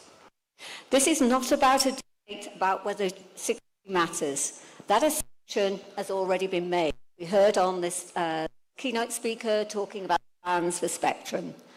The more interesting debate, I think, than spectrum is, though, is how India and the wider Asia-Pacific region might navigate the transition responsibly, building on real live experiences from 5G, rather than carrying forward unresolved challenges. India's role here is particularly important. It's not only one of the world's largest markets, but increasingly a connector across APAC, linking scale, innovation, deployment, experience, and cross-market cooperation. So, having set the scene for why India's role in the future connectivity matters, let's begin grounding ourselves in the present, completing the 5G journey, asking what value creation really looks like today. So we often talk about value creation from 6G, but what does that really mean in practice? And what's the single biggest constraint today? So Julian, I'm going to ask you this question as the industry body representing the mobile ecosystem. Over to you. Thanks, Jeanette. I think the way to outline it is, I think there's four major stakeholders in the definition of value. So there's the government, who's wanting the impact on the economy. There's the mobile operators who are looking for a return on their money, and the people who sit behind, like vendors. There's the ecosystem, who's got to see why they're going to be involved in innovation, and then the users, the consumers or enterprise. Consumers and enterprise end, they measure value not based on 5G, it's are they buying services? If the service is available, they find value. So I'll put them to the side. I'm going to focus on mobile operators and the government. I think simply for the mobile operators, they're going to put in a bunch of money to build the network, and are they seeing the incremental revenue to return, see the return on that thing. From a government point of view, it's they're earning money from spectrum, and are they seeing impact on the society, the enterprise, and transformation of industry? And so when it comes to value creation from 5G, I think a general summary at the moment would be that we have not achieved the levels that justify or can substantiate further investment in additional generation. And what I mean by that is we need to get to the point where the ecosystem, the operators, and the government are working together in a way that creates innovation abundance, where innovation is happening in the operators and outside the ecosystem, much like they did in the 4G generation, where services or the mobile technology is being used to explore the boundaries of what it can do and transform the economy and transform users' lives and enterprise business in a way that meaningful impact that generates additional value. And I think it's still a journey to travel. Last week when we signed the Tokyo Accord with operators, the pioneer operators, 6G alliances, to recognize that we have a journey to travel, and that's around 5G monetization, inclusiveness, and importantly, creating an ecosystem that generates the innovation that makes meaningful impact from 5G. I think that's, when we come to value creation, I would say it's innovation abundance that creates meaningful impact for enterprise, consumers, that provide return to mobile operators ecosystem and the background, and the government's measurable impact on the economy. Thank you, Julian. That to surprise a few people when they think, well, you know, we've got 5G here, but you know, if we're looking about moving to the next generation, and that brings me on to the next question. So, Shri Abbas, as the industry begins to move from 5G, which Julian just mentioned, you know, we haven't perhaps done all the value creation, into 5G advanced, which brings a new set of capabilities from an engineering and implementation perspective. What needs to change to enable scalable enterprise and public sector use cases? Yeah, thank you, Janet. So 5G has already in place. Now we are in the middle of moving it to 5G advanced. And basically the MNOs and the OEMs, they have to see what are the use cases which are going to be served by the 5G advanced technologies.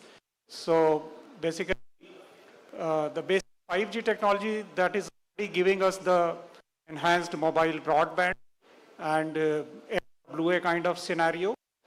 So in the 5G advanced, we should look for this augmented reality kind of things, which is possible in the 5G advanced.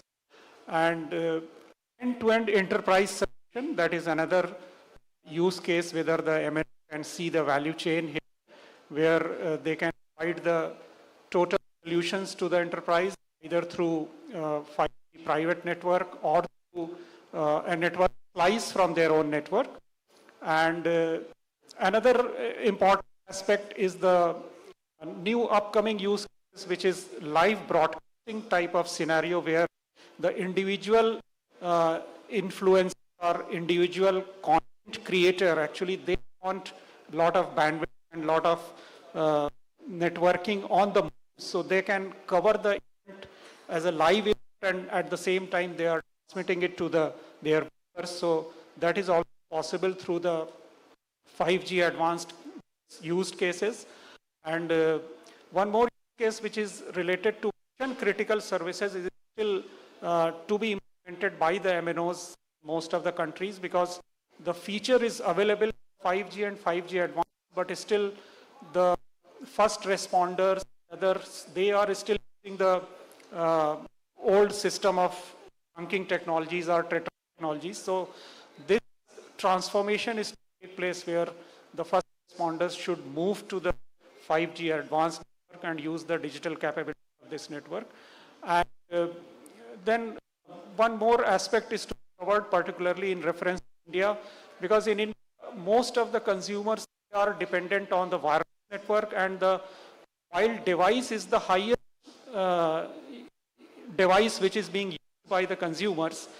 So in building solutions, the most important thing which is made available to complete the indoor coverage also. Outdoor coverage is already available with the 4G and 5G, but when we inside and the Wi-Fi is not available, it is available only to the selected, then it is an IBS solution or building solution which should be made available in common parlance.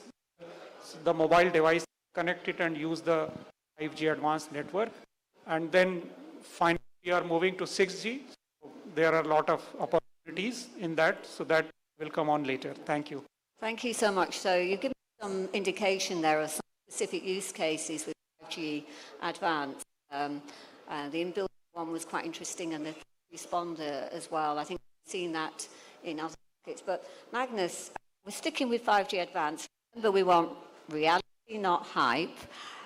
What's generally ready to scale in the next 12 to 18 months? And what's still at work in progress in the ecosystem? The audience can get a real view of what is available today and what's in the future. And I know, you know, as best you can. Okay, so yeah, 5G advanced, it's absolutely available. In 3GPP language, it's usually then release 18 and onwards when we talk about 5G advanced. And it has, as we heard, a number of important items and features in there to be used. The advanced RedCap devices and eRedCap devices are being supported, or XR, etc. Very good functionality to support new services, improvements in the app, not the least. And also, I think it's a little bit of a marketing thing, 5G Advanced, and that's okay. I think it's important that there's 3GPP pretty much once per year comes out with a new release. And I argue it's fundamental to, in the networks, be the latest release, thereby supporting the new devices and all the features that are in there. And that builds up the platform for then launching propositions to consumers, enterprises on what's available.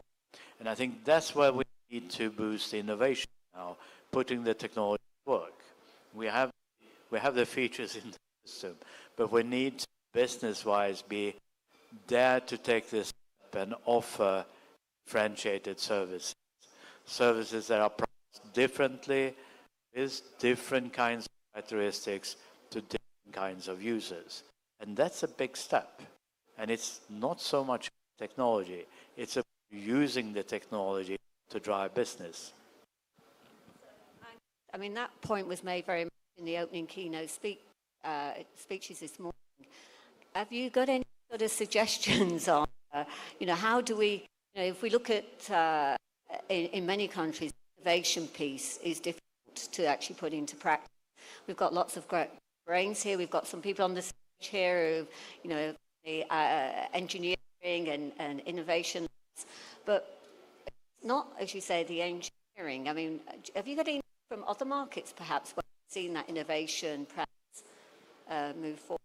So I think one part why engineering or innovation is so stimulating and appealing to many, that the challenge, and it's a challenge in the sense that it's not given that it gives the result you ask for, right? Mm. But to find that, you have to be there at the forefront and try it out. If you don't do that, you don't move the needle. So I think you have to be here and have you thinking on how you think you can address the customer segment and go to the market and try it out. We see some operators doing that. Mobile United States is very active on trying different things. Singtel in Singapore, likewise. Recently, Singtel showed by differentiating their consumers' subscriptions in 3 segments, they were able to significantly reduce churn in the high-tier segment, which is a great value for them. Now, again, it wasn't obvious before you had actually put it on the market and try to win the market. I argue they've done so. Yes, yeah. But it's deterministic process. You have to be there and prepare yourself and take the risk and be active in the market.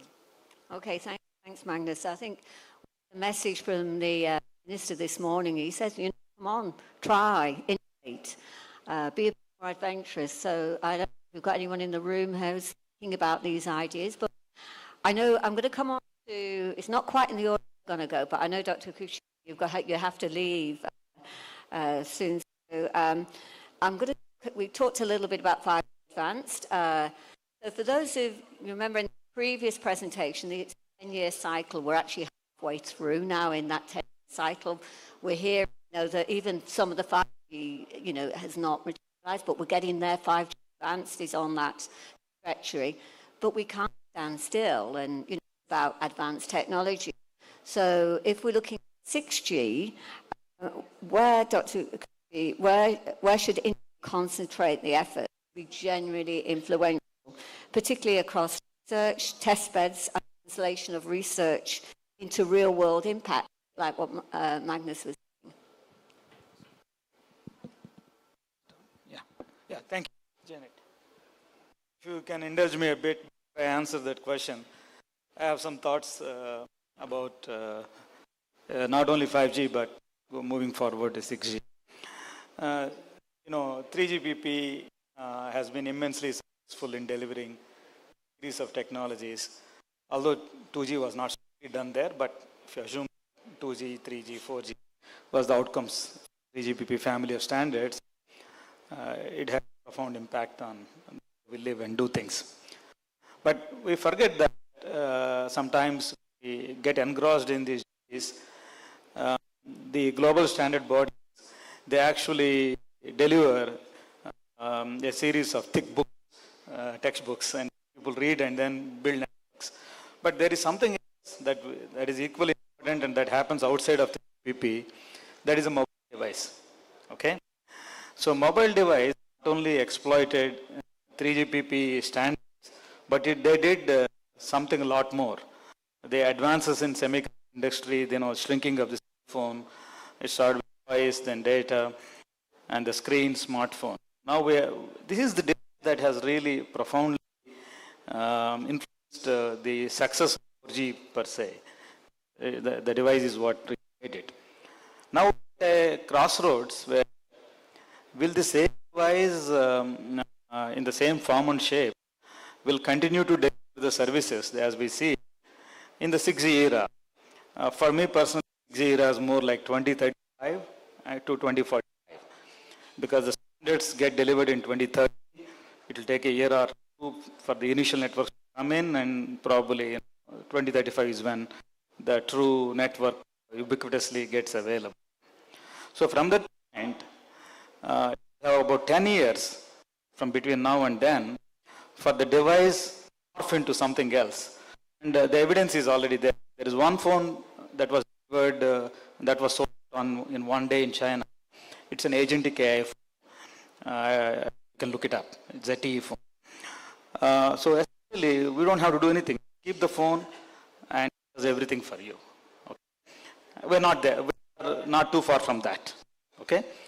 Now the question is, if new device comes in shape, form and shape, a variety of devices, will this increase the traffic in the network? Will more people, do more traffic? That's not clearly evident. And there is some expectation that uplink, that is device to network traffic, grow a lot more, 10x, 20x, 100x. If not that, between now and 2035, just take the projections of the amount of traffic flowing in the networks. Take a country like India or States or Europe. Just the usage itself grows, and the spectrum is dimensioned for today. And then in years, just to accommodate traffic at that point in time, you use spectrum, services, and maybe devices. So the sentiment now is very low. We didn't make a lot of money on 5G. But what we should be thinking and doing is something that will use 25. Now I'll come to the technology part. We had some experience doing research, starting post-COVID. Those days we had plenty of time to think about what to do next. Ministry of Electronics gave us 2 projects. We used to develop a satellite communication system based on 5G. We did. We're going to launch a narrowband device that pretty much works anywhere in the world, including India. That's a device that connects to both terrestrial and satellite, connects sensors to internet. That kind of business hasn't really taken off, but I think there's more to it. That is satellite terrestrial convergence, happening as we speak. Second is the same convergence at the broadband level. That is, whether mobile will truly connect to both terrestrial and satellite. I think evidence, technically it's possible today. It's been demonstrated, and it's more of a regulatory issue. So 3GPP has delivered a family of non-terrestrial network standards in 2017, and all you ever need non-terrestrial networks is out there. 6G is just an acronym. So that release is going to be useful to deliver ubiquitous connectivity. Then what will 6G be from technology standpoint? Principally, it is 6 to 7 gigahertz for China, India, maybe Europe and US. I think Europe has a band, but you will figure it out. In 6 to 7 gigahertz, if you get 200 megahertz per operator or even 400 megahertz per operator, with transmission signal from the cell tower will reach every mobile device phone is the most fundamental question that we have to ask ourselves. If the signal at 7 gigahertz doesn't get into this room directly from server, what do you do about it? That's the grail of the next generation technology. The answer is not available now, but it will emerge. You are on the street, you'll get gigabit experience. You just cut the corner, get into a building, maybe have that. Then that requires a new network topology that is maybe use the furniture, carry signal from cell tower to maybe to the street furniture and into the building or distribute within the buildings. A lot more work is required that needs to be done from increasing radio capacity, power consumption, cost reduction. There are a lot of questions at hand that needs to be answered, and maybe about 5 years to answer these questions. GPP just delivers a specification, but it doesn't end there. That's the answer.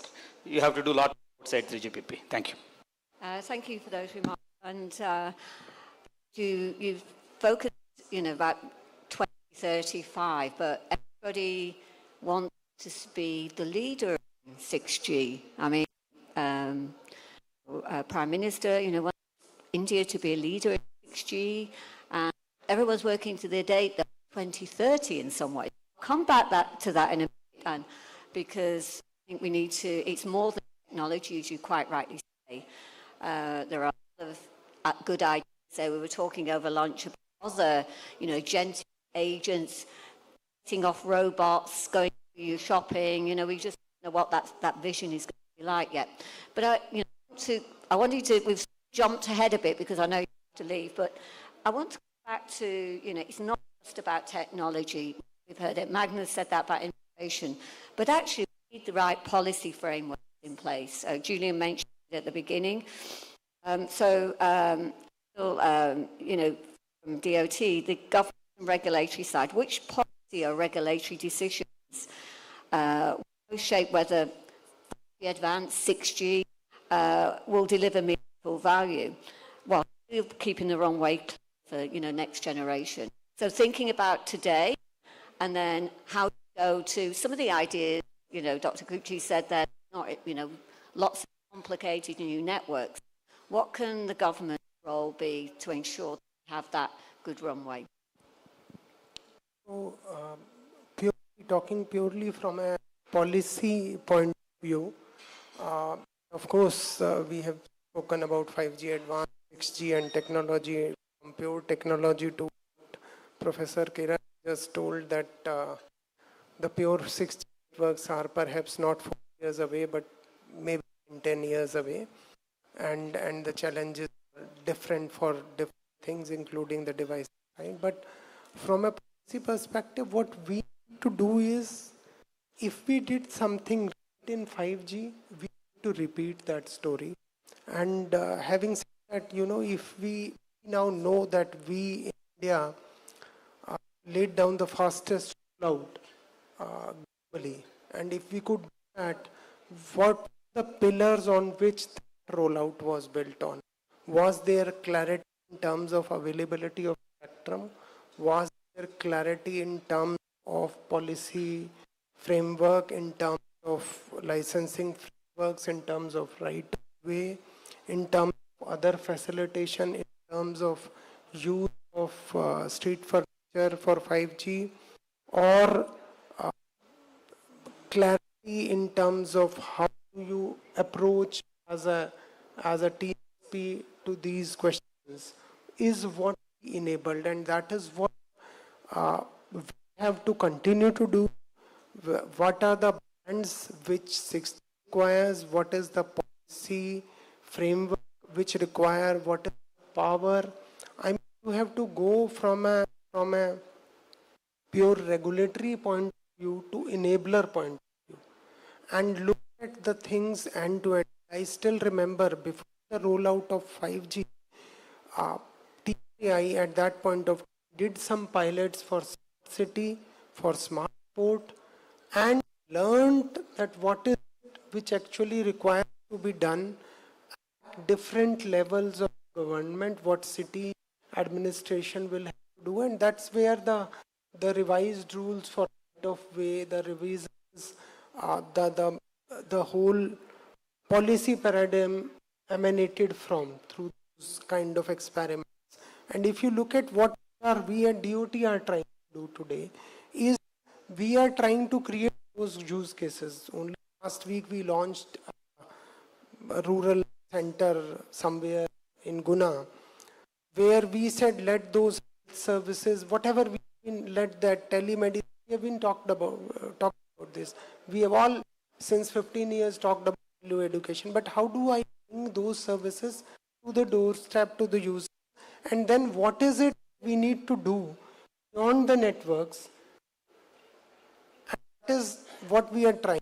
Our industry cohort has laid down not on 4G, not on 5G, not on 6G, in some cases Wi-Fi using the back of BharatNet in villages and end-to-end services, and we are testing those products.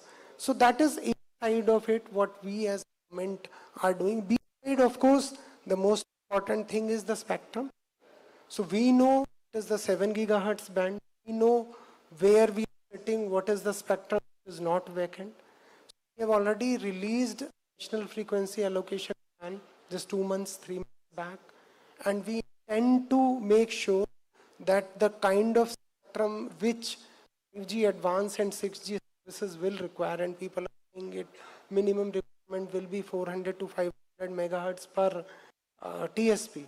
So it is in our duty to make sure that when the time comes, I can give certainty to my TSPs that spectrum is available and in the place which 3GPP is designed.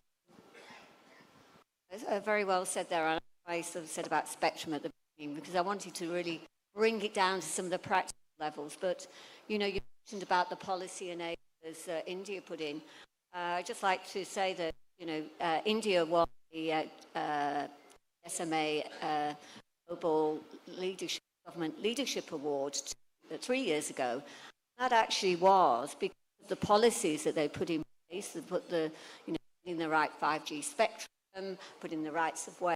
So if we can see, again, maybe in this next few years, India gets the right policy frameworks, when, I don't know, when come to launch 6G, then you'll be getting another global award. But, but one point I wanted just to raise on there is, we've talked very much about technical, but if we bring it back to what we said, throughout the conversations this morning, digital trust, it's a big concern. If we don't have that digital trust, we're talking about, you mentioned there going out into the villages, getting people online. But we need to ensure that that trust is in place, because if not, are people going to use it?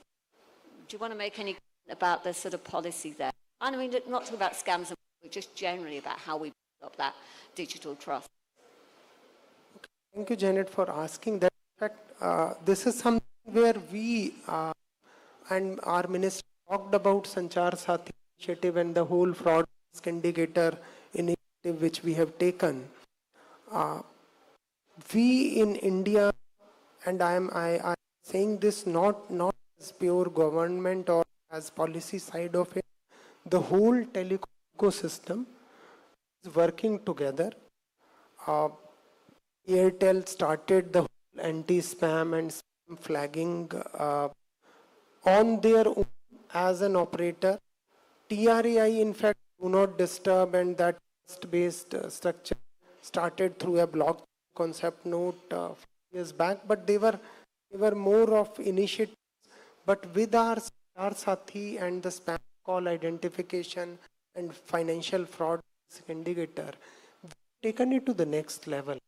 And today, all my service providers are sharing those flags and making sure that if there is somebody who is not trusted, that message goes across all the operators. And each operator then sensitizes its customer. This is a suspected kind of a caller, or this is a suspected kind of a link, or this suspected kind of financial transaction. And we are now looking at ways and means to percolate not with India. We have done it. We have done it in the banking system and Minister told, we have signed up member services there. He was in his presence, SEBI came and we signed a financial risk indicator expansion where we will bring securities transactions and financial market transactions also to the trust-based network. But we are not only across all the regulators, across the operators, now we want to take it beyond horizons of geography, where we say, why limit it to only 4 Indian operators? Yes. Why not Sync or a Rakuten in Japan or an NEC in Japan also start receiving these flags and work upon it in their manner? Okay, not saying that they should follow the same. So this cannot, once it crosses boundaries, it cannot remain a compliance or government policy related regulation. It has to become a voluntary, trust-based, global, first regional and global. And I mean, we have Julian who heads APEC, we have Magnus sitting in this panel who again looks after the whole APEC market. So why not those operators and our operators start working together, and all these financial regulators and financial market actors start working together to deliver the trust. So on a voluntary basis, and once it takes shape, it extends globally. Yeah.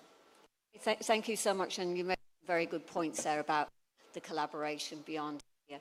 Now, I'm sorry we were brought you to the end there and not actually had a chance to. We were talking actually during the break.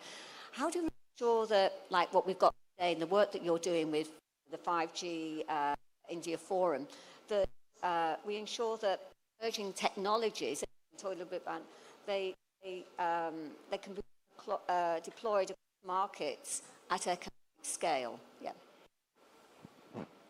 Thanks, Janet. I'll keep it brief.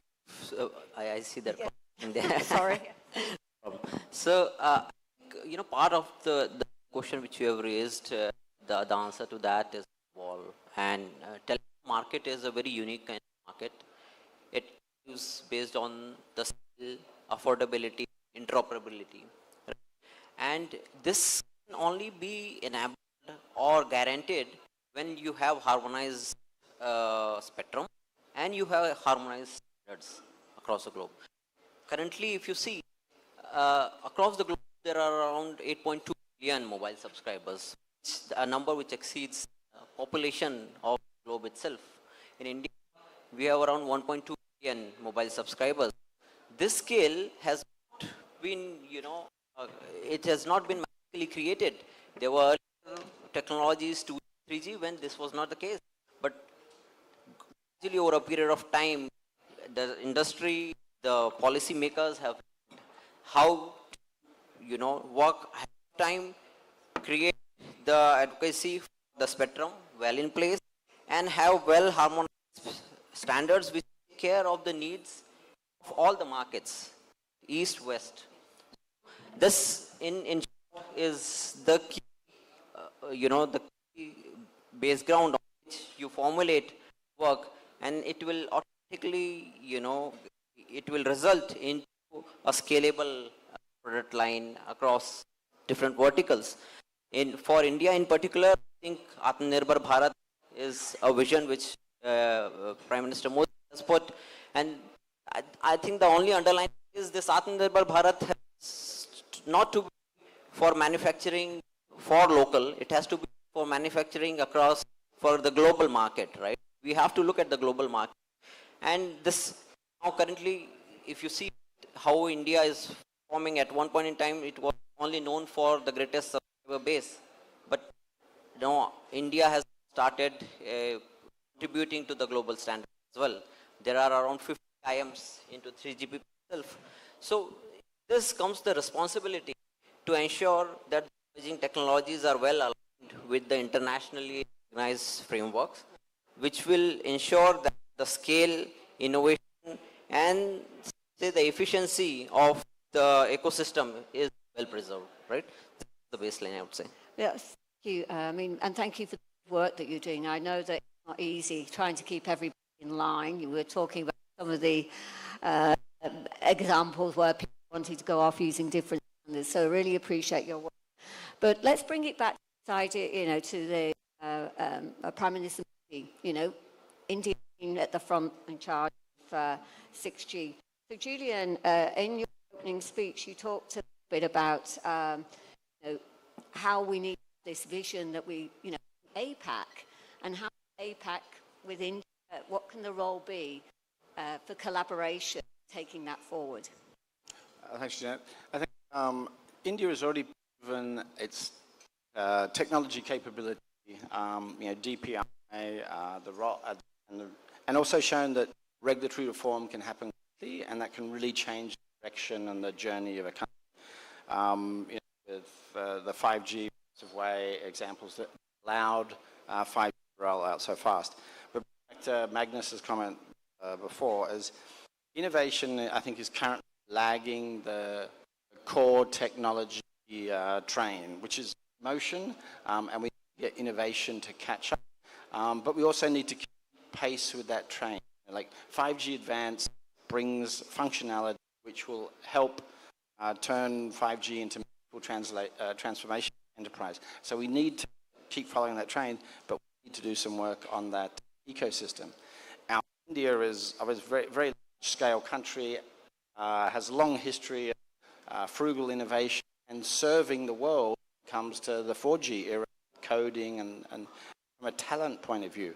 The world is short of talent in the area of what's going to drive the innovation that makes 5G and 6G meaningful.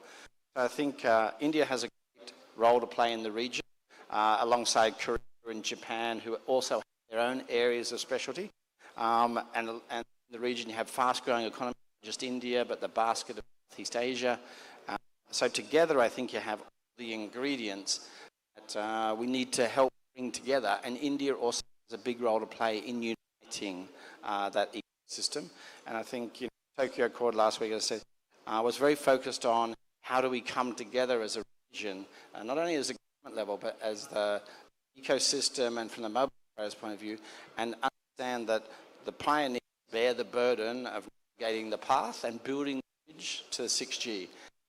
There's a couple of things we focus on to make sure we start to prepare now, so that when the generation arrives, around the end of the decade, next one, that actually ecosystem is already in motion, and so that when it lands, it turns into meaningful transformation from the start, and we don't end up with negative sentiment, which can actually then be a force which holds progress if negativity around. And so we need to make sure that we're on that positive motion, and it has a huge role to play in that. Look forward to actually facilitating that within across the region. Thank you, Julian. That brings us very nicely to the closing session. We've got very quick, we'll have to do quite quickly, we've not got much time, but those of you who know me, I like practical solutions, and what are we going to do? Well, in the next 12 months, how can we, heard about policy frameworks shaping the 6 conversation, cooperation, interconnection. So I'm going to ask you very quickly, so we've got 2.5 minutes, what practical action in the next 12 months can make this bridge to networks real? You can have the first word, because you... Sure, I think I'll be quick again, right, on two aspects. One, on the technology. We need to learn to use the technology, and it will not start with 6G, it will start with 5G Advanced. Many of us, some of the guys here have been working on using digital twins to solve real-world problems. This is something which you have to learn doing in 5G Advanced. Only then you will be able to leverage 6G. Otherwise, we keep crying for the lack of cases. Secondly, I think the policies, we have future ready for AI security and the trust, right, by design at the policy level. Otherwise, we will get stuck. The technology is ready to solve. Thank you. Very well. Magnus, over to you for your thoughts. Drive 5G business, launch differentiated services beyond markets to individual prices for consumers, enterprises, and governments. Oh, very nicely, nice and concise. Yeah. So there are 2 important aspects we can concentrate over the next months. So what spectrum harmonization at the global level for 6G, that is, in the 6 and 7 gigahertz band, that is the most important golden. And second is to enhance the use cases of the 5 and 5G advanced for monetization of the existing network. Thank you. Thank you very much. And you? So my two things, we have already, I have, thankfully you asked the question, expand and create this trust-based global or regional forum. We've already, in DGCOAI is here, and we have spoken with Lieutenant Kocher, who will help us lead in building this global trust-based, initial paper which we will start circulating. And what we feel achieved something in improving, creating this trust, this spam call management to take it to the further level. That is the A part. And B part is create enabling policies and expand those policies to result into the resilience. How do we play a role where, whatever geopolitical situation globally is, we start respecting the networks, we start respecting the cables, we start respecting the global sea cables, which is extremely important. We cannot treat this network as somebody else's baby, even if I am not in a country where that network is going. Okay. Thank you, Neil. Julian? I would say accelerate the global or universal availability of a portfolio of APIs and private networks that make the functionality of 5G and 5G Advanced really available to the ecosystem to generate the information that serves that long tail of potential use cases and drives economic value. Thank you. Dr. Kuchi, the last word. So we are actively putting up a 6 to 7 gigahertz outdoor network that will be not 3GPP compliant in the next months. And as 3GPP progresses, we will gradually align for 2030. Next 12 months, there will be a pilot network out. Okay, well, I said the last word, but I'm going to take the last word. Let me sort of close, though, and what we take away three things from what we've heard today. I think we need to complete the 5G journey through 5G Advanced. I think that came across strongly. It's essential credibility. It's not optional. I think we have to work on that. Second, policy engineering and research must step up if future networks are to deliver real scalable value. And third, India's influence in 6G will be built on experience, collaboration and execution, not just on aspirational. So let me thank the panelists and the audience for being patient listening to us. Thank you very much. Thank you, moderator. Thank you, panel. Such a lucid discussion. May I request the DG sir to please come again onto the stage to felicitate our panel and the moderator.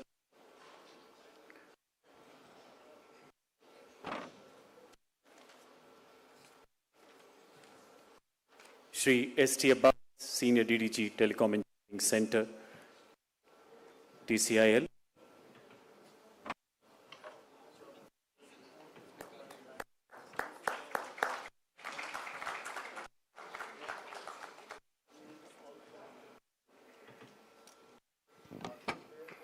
DDG Telecom Engineering Center, CMD Telecommunication Consultants India Limited, TCIL.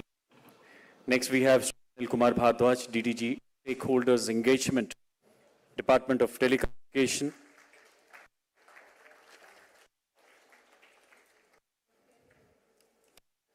Mr. Julian Gordon, Head Asia Pacific GSMA.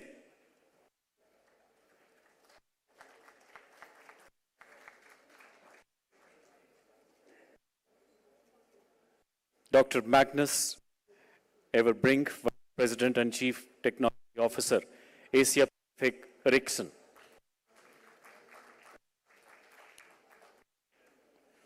Dr. Kiran Kumar Kuchi, Professor Electrical Engineering, Indian Institute of Technology, Hyderabad.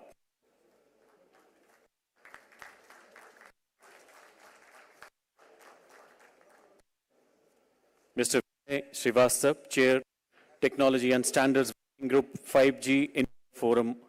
They are one of our sponsors, ladies and gentlemen.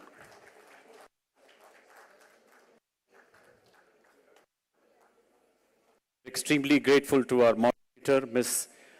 Janet White, Head of Public Policy, GSMA, who has been a very active moderator. Thank you, ma'am.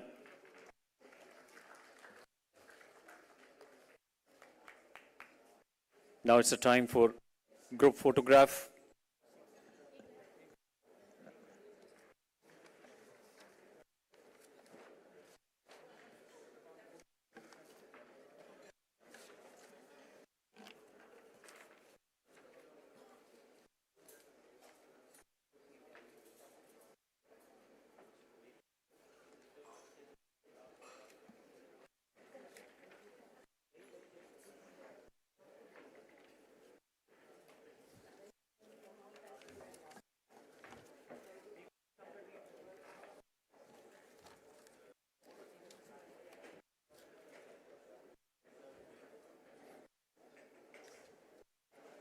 We shall now be embarking the last session, strengthening its digital infrastructure value chain. A word about our keynote speakers. Shri Devakumar Chakravarti, a senior officer serving as Manager Services at DOT. Mr. Chakravarti oversees service licensing, spectrum management, and related policy. He is a key decision maker in India's telecom service framework, plays a significant role in shaping the regulatory regime for new services. May I call on Shri Devakumar Chakravarti for the keynote address, please.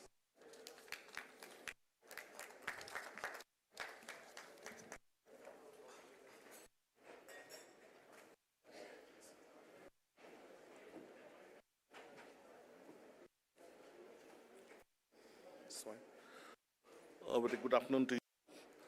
At the outset, I want to thank the Lieutenant General, Co-Chair, Mr. Abhijit Kishore, the COAI, for inviting me here and giving me a scope to share my thoughts with you. It's very important. I'll be basically discussing the manufacturing and the innovation of the value system in India. So it's important to first understand that why we manufacture, what we manufacture, and where we manufacture.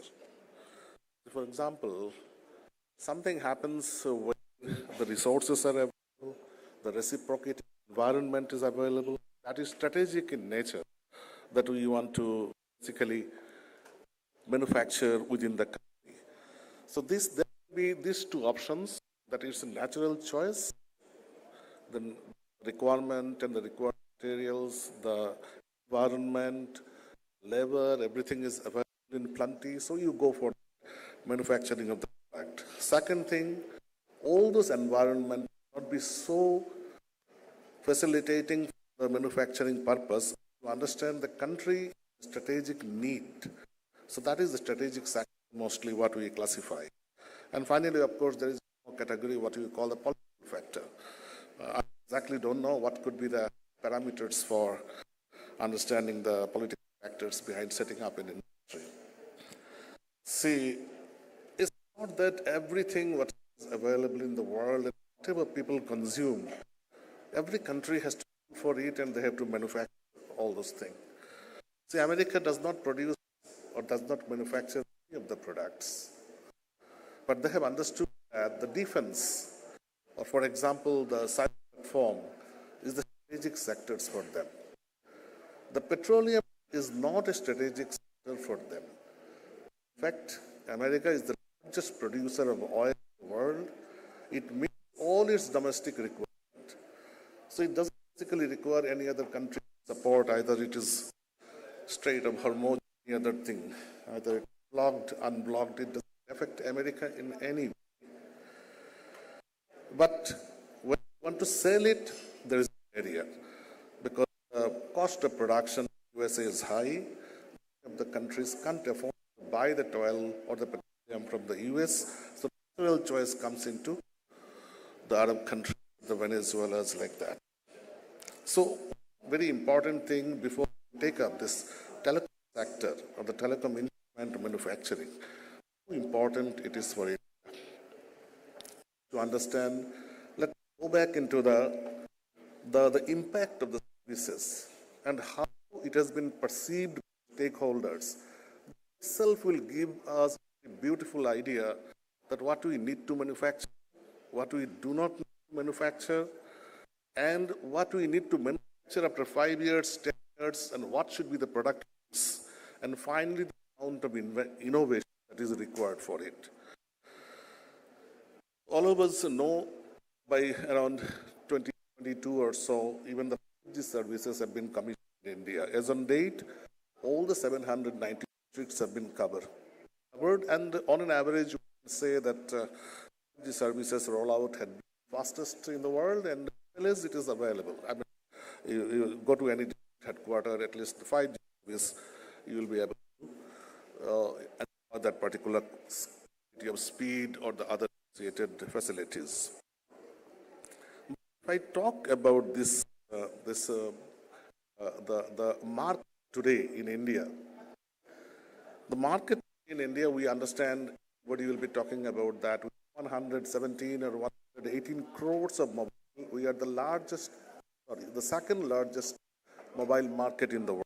And of course, China is the first with 181. Tele-density is 87%. But you will be surprised to know there are very small countries, even like Macau or Hong Kong, who have a telephone density of 435. For example, the Hong Kong 270, the UK has 118, Australia 114, even US 129% mobile density in the country. So that compared to that 87% in India. Even today, we can say that we are far beyond the level of the saturations. We boast of that we are the cheapest data market. The right, maybe to the volume and all those things. On an average, if we talk of the mobile teledensity or the mobile quality, possibly the country needs to do more. It's all about I want to talk about the market, second largest market in the world. Second is the consumer. See, only 4 years back, consumers were very happy.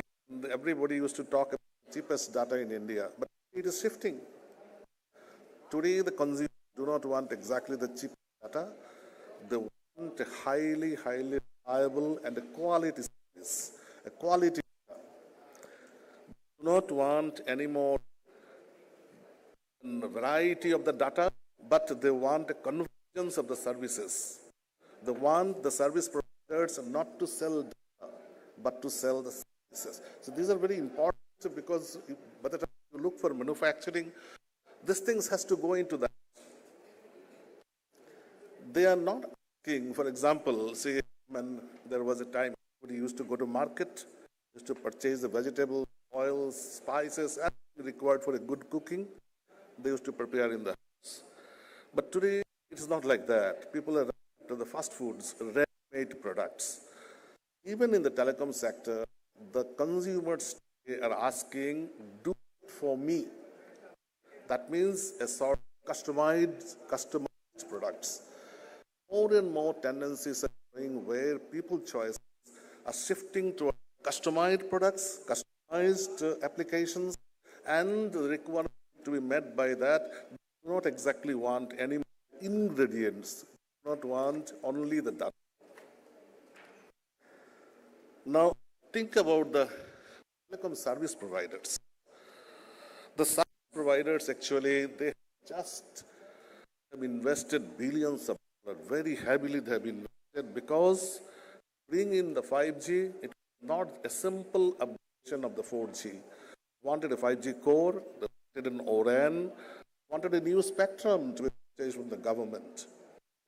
Altogether, I think billions of dollars have invested into the market for bringing in the 5G services, but process started in 2022.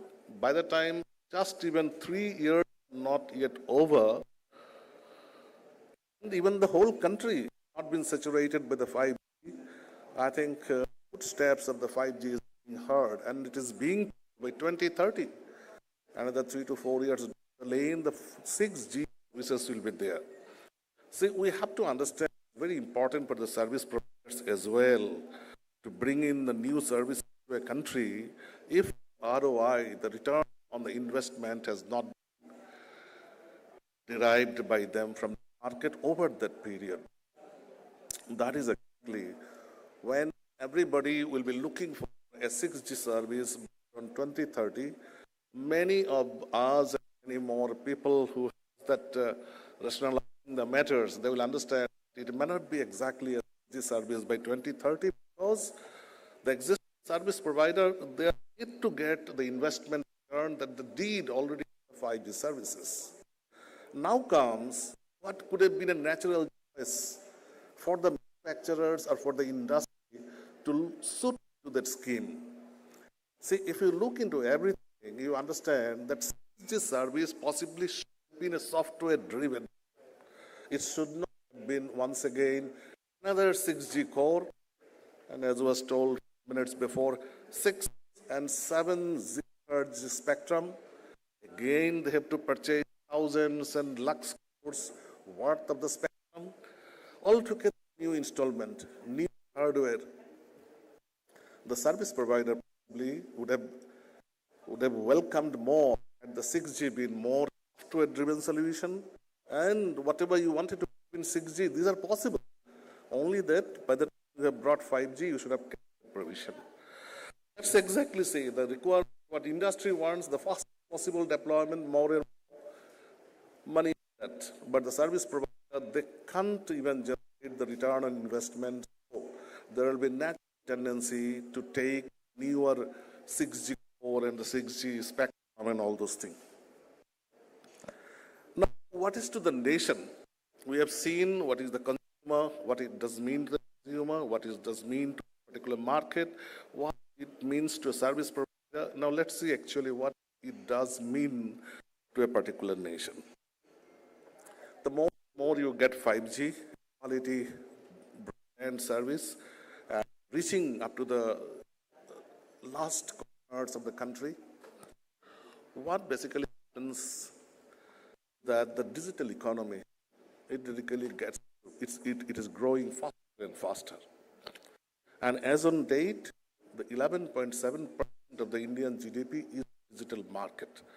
One of the main causes is that the rollout of the services and the availability of a beautiful or a very quality service all over the length and breadth of the country. You know this, the digital economy grows 2.5 times faster than the normal traditional economy. It is very much welcome that way. If you really go back into more and more digital economy, our GDP great growth will be more.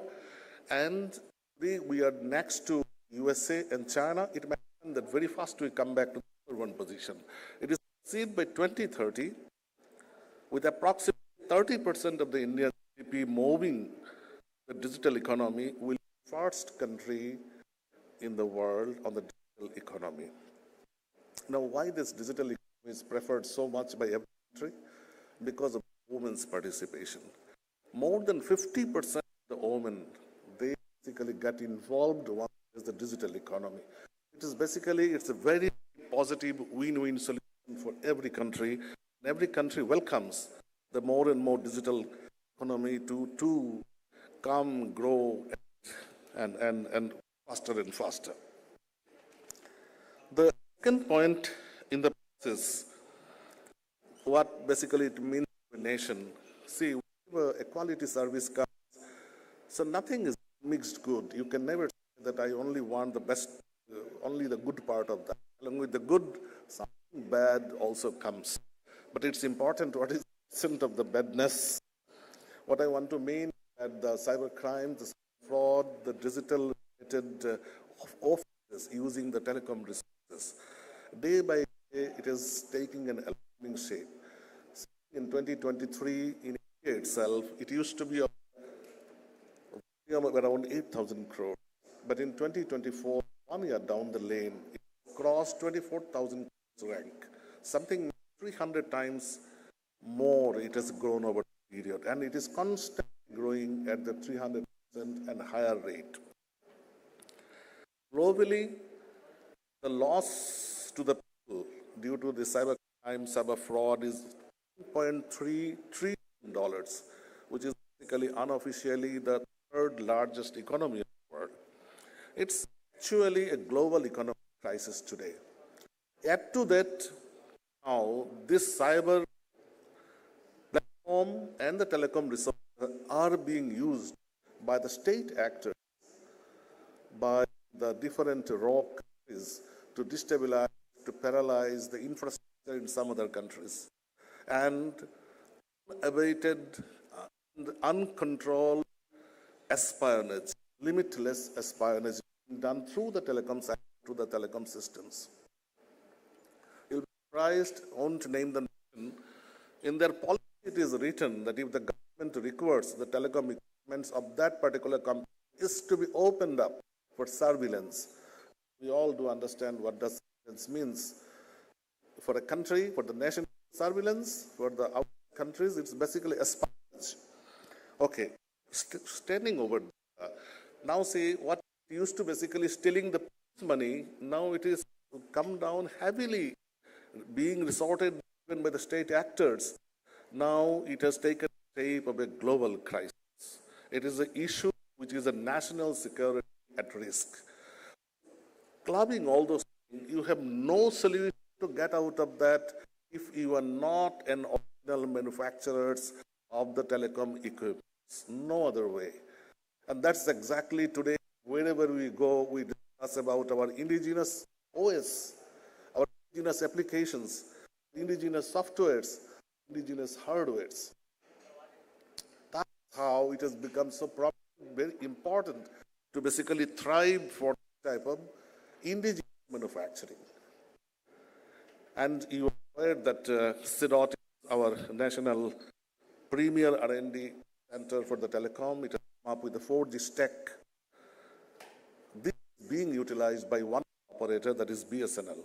And you'll be surprised, we're happy to know as a majority of the issues of the quality in the quality of service that have been resolved. And I do understand in a period of few months more, it will be as good as any other OEM's technology. That's a massive, massive leap. So see now, whatever we said and whatever we understood, all those points, manufacturing a telecom equipment is no more an option. It is no more a strategy. It is a mandatory requirement for every country if you want to survive with a espionage threat without any other surveillance being conducted by the other countries. Finally, just there is a growing idea worldwide. See, there was a time when the superpowers we used to define mighty defense power or a mighty economic power or the combination of both. But today the growing idea is that no country can become the next superpower of the world without having equal mightiness in the digital technologies. This is exactly where there is a tremendous amount of stress. Countries who are capable, who have the resources, they are basically running for digital technologies, master upon that art. See, if I come back to the Indian situation, so is the government of India not doing anything, or are we not supporting that manufacturing nation or the innovation?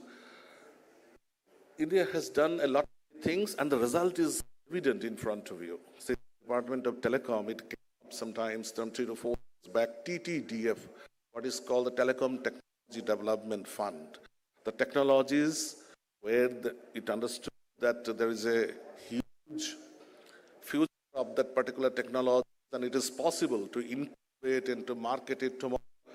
DOT has done enough of that, and today you can see visible results where the startups are coming up in a bigger number, and India may be one of the countries where the startup has grown at the fastest rate. In addition to that, India has brought in the scheme called PLI, the Productivity Incentive. billions of dollars have been spent on that, but the cost was mainly on the turnover basis. And what basically it has resulted into is that what basically called, we have been manufacturing the brain, but the brain is not manufactured within the country with the help of PLI. And that's how the PLI has been slightly modified, and the thrust has been brought in onto the design-led development. Today, if we sit in this particular time, then we really understand that sorry, we understand that this PLI, next version should be now PLI, the design things incentives, so that we design on ourselves, develop our own products and our own services, and we really bring it to the public. The second important point would be scaling up. Scaling up in a sense, for example, you see the COAI is our premier R&D institution, but they're just having only 1,500 employees of the design team. You just compare NVIDIA, which is 30,000 strong R&D team. So if you really want to compare, that CDOT requires 20 times scaling up, come up at the international level, and deliver at what the NVIDIA. Another important thing would be for the IPR creation. A slogan like one IPR a day, it was very popular. I think the time has come to bring in that type of slogan, work for that. Differential procurement. See, many of the startups will not venture, or they will not be investing heavily on the industry side until unless you give preferential treatment to the domestically manufactured indigenous technology products. I think that should be done. That should be the duty of government to do it very fast, along with stable 10-year horizon. So the predictability of the policies are very, very important.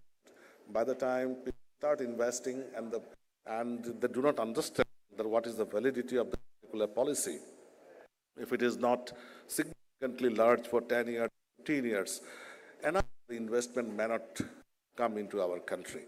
I think these are the 4 or 5 important points: the scaling up, putting up more and more innovation, the spending on the budget innovation, where in foreign countries 1.7% of the GDP they spend on innovation. It's India, it's only 0.72% of the GDP that we spend on innovation. So it's high time we work for that, and the innovation rank can come down from the present 40 to within 5. All those things can happen within a period of 5 years, means 2030, by the time the new technology comes, and by the time we aspire to become a global hub for telecom manufacturing and to become a global innovator worldwide. Thank you.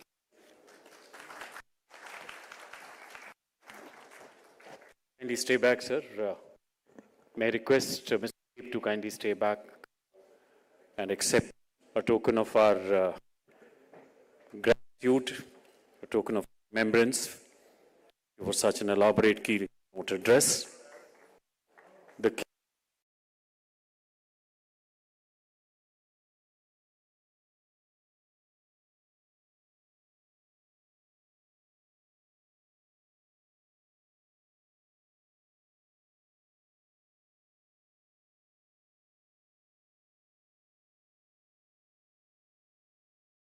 come forward for keynote address. Under his leadership, he has expanded its footprints and services to support India's rapidly growing digital economy and data.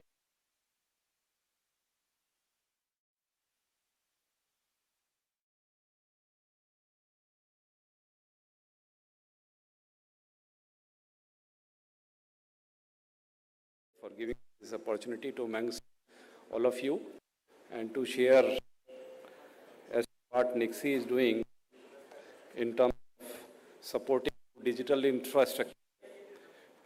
That is the basis for the Digital India program of Government of India. To be very brief, I would like to say that Nixie is currently touching everyday's life of citizens. Since 2 basic things which a citizen require on internet, that is, one is the domain and another the IP address. We are the agency which is giving to our citizens. NIXI is basically allotting in domain. So all of the government domain, gov.in, nic.in, pmo.in, these are being allotted by us. Another thing which we do for the internet infrastructure is that we allocate IPv4, IPv6 addresses. So these both make us very much, I would say that very much relevant as far as the Digital India program is concerned. Another thing which we generally do is we establish exchange points. And for this only we were established in 2003 by Government of India. We had established exchange points across the country, and as of now we operate around 79 exchange points across the country. Exchange point is nothing, it is an information highway that is established by us wherein the different ISPs interconnect. So basically we are providing information highway to all the ISPs. You see, previously when we were going to internet was just rolling and rolling, it was not coming. It was because all our requests were going outside country, and even for those requests which was served from within the inter-country servers. So, established exchange point, we had ensured that all the data which is for our country remains within the country. And we are able to be successful in that because all the services which currently our citizens are getting are within a delay of 20 milliseconds, and this has made internet accessible all over the citizens. So we are currently, as you all know, that having a 1 billion internet users. The net growth which has to come on the internet users are from tier 2 and tier 3 cities. NIXI works on the principle of internet for all. And what we want or what we do is that anybody which is sitting in metro city, any citizen which is sitting in the metro cities and accessing the services on the internet, all our citizens which are in smaller cities, suppose tier 2, tier 3 cities, they also get similar services in the farthest point of our country. And the internet exchanges which we established is playing a critical role in. So you must, there is three basic stakeholders to this.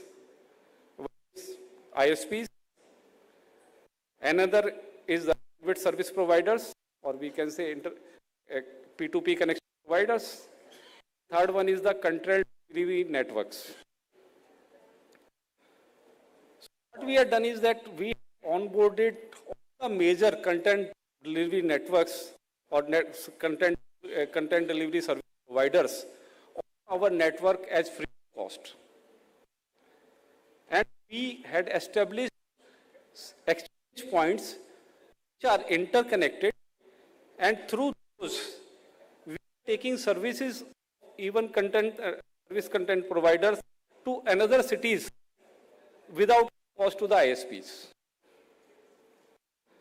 So this has leveraged in providing similar services that a countryman is getting in metro cities to the distant users, that is in the tier 2 and tier 3 cities. Before establishment of these exchange points, certain challenges which ISPs were feeling in smaller cities. There was higher latency, as I had already told, increased bandwidth cost, low QoS because of this. What happens that in case a ISP takes a pipe directly from TSP, the cost is very high. And whenever they connect to the port of NIXI, the cost is highly less than what they exactly giving to the telecom service provider. So this way, we are making that we are not only serving the ISPs, but giving them content delivery networks and the interconnection, we are also giving an affordable to them so that they can provide their services to their users or at a very affordable cost. So as I already told that we are having 79 exchanges across the country, and we are carrying 1.5 Tbps data per second. And we are currently integrated 27 global CDNs. And by this, we are not only taking ISPs to the internet, but we are bringing internet closer to ISP. So how it has impacted, I would like to touch upon that. Before expansion of internet exchanges, traffic routed via metros, higher operational costs there, slower and speeds were there with high latency. And when we had expanded, the NIXI has expanded the 70, established the 70 exchange points. Currently, there is a local traffic exchange which we had established. It has reduced the latency, and it has lowered bandwidth cost, and it is fast and more reliable service that ISP can give their users. And this fundamentally improved the business viabilities of ISPs in cities. Another thing which Exchange Point has done is that is enabled level playing field by delivering quality of services by the way of when they are connected to Exchange Point, they are able to offer competitive pricing, and they can scale their operation as and when they are required. This has created more balanced, competitive ISP ecosystem rather than one dominated only by the large players. Another thing which this establishment of exchange has ensured, that it has ensured localization and it has improved the end user experience. The 27 CDNs like Amazon, Netflix, Akamai, Cloudflare now present in our ecosystem, and this is ensured that all the content, all these content are delivered closer to the users in tier 2 cities, which resulting in faster streaming, better browsing experience, and reduced buffering. So, through these exchange points, users are smaller cities are experiencing internet quality that compared to metro cities for which it was established. And we had certain future plans as well. We are now working on to establish different use cases such as telemedicine, digital education, e-governance, and agriculture. Another thing which we had done, our all exchange points are now IPv6 enabled, or that I would say they are future ready. And to this, we had an enablement to connectivity to the renewal of the devices. Now a growth of ISPs for become scalable, and it is supporting IoT and the future digital services as well. And through this infrastructure, we are working towards driving digital inclusion as well. This has enabled growth of local ISPs in smaller cities, development of regional digital ecosystem, opportunities for the businesses and startup in small cities. This has helped us in bringing down the digital divide between metros and our bigger cities. Another thing which it has done is that it is offering a trusted, secure, and reliable infrastructure in the smaller cities, by which we are able to offer them, our ISPs, the DNS security, secure, stable routing, resilient internet infrastructures as well. As you all know, being a government company, we are able to work with all the stakeholders. We are working as key enabler. So we are collaborating with government, we are collaborating with industry and the technical bodies, and this way, NXC is playing a key role in bringing these stakeholders together. And while closing thoughts, I would say that India's digital future will be saved now well by empowering Tier 2 and Tier 3 cities. And this will be done by bringing internet exchanges closer to ISPs. We are not improving the connectivity. We are building a more secure, inclusive, efficient, and self-reliant internet ecosystem. Thank you very much for giving this opportunity.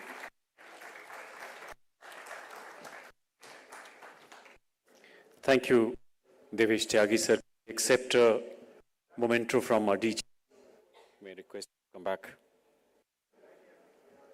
Thank you for such an insightful keynote address.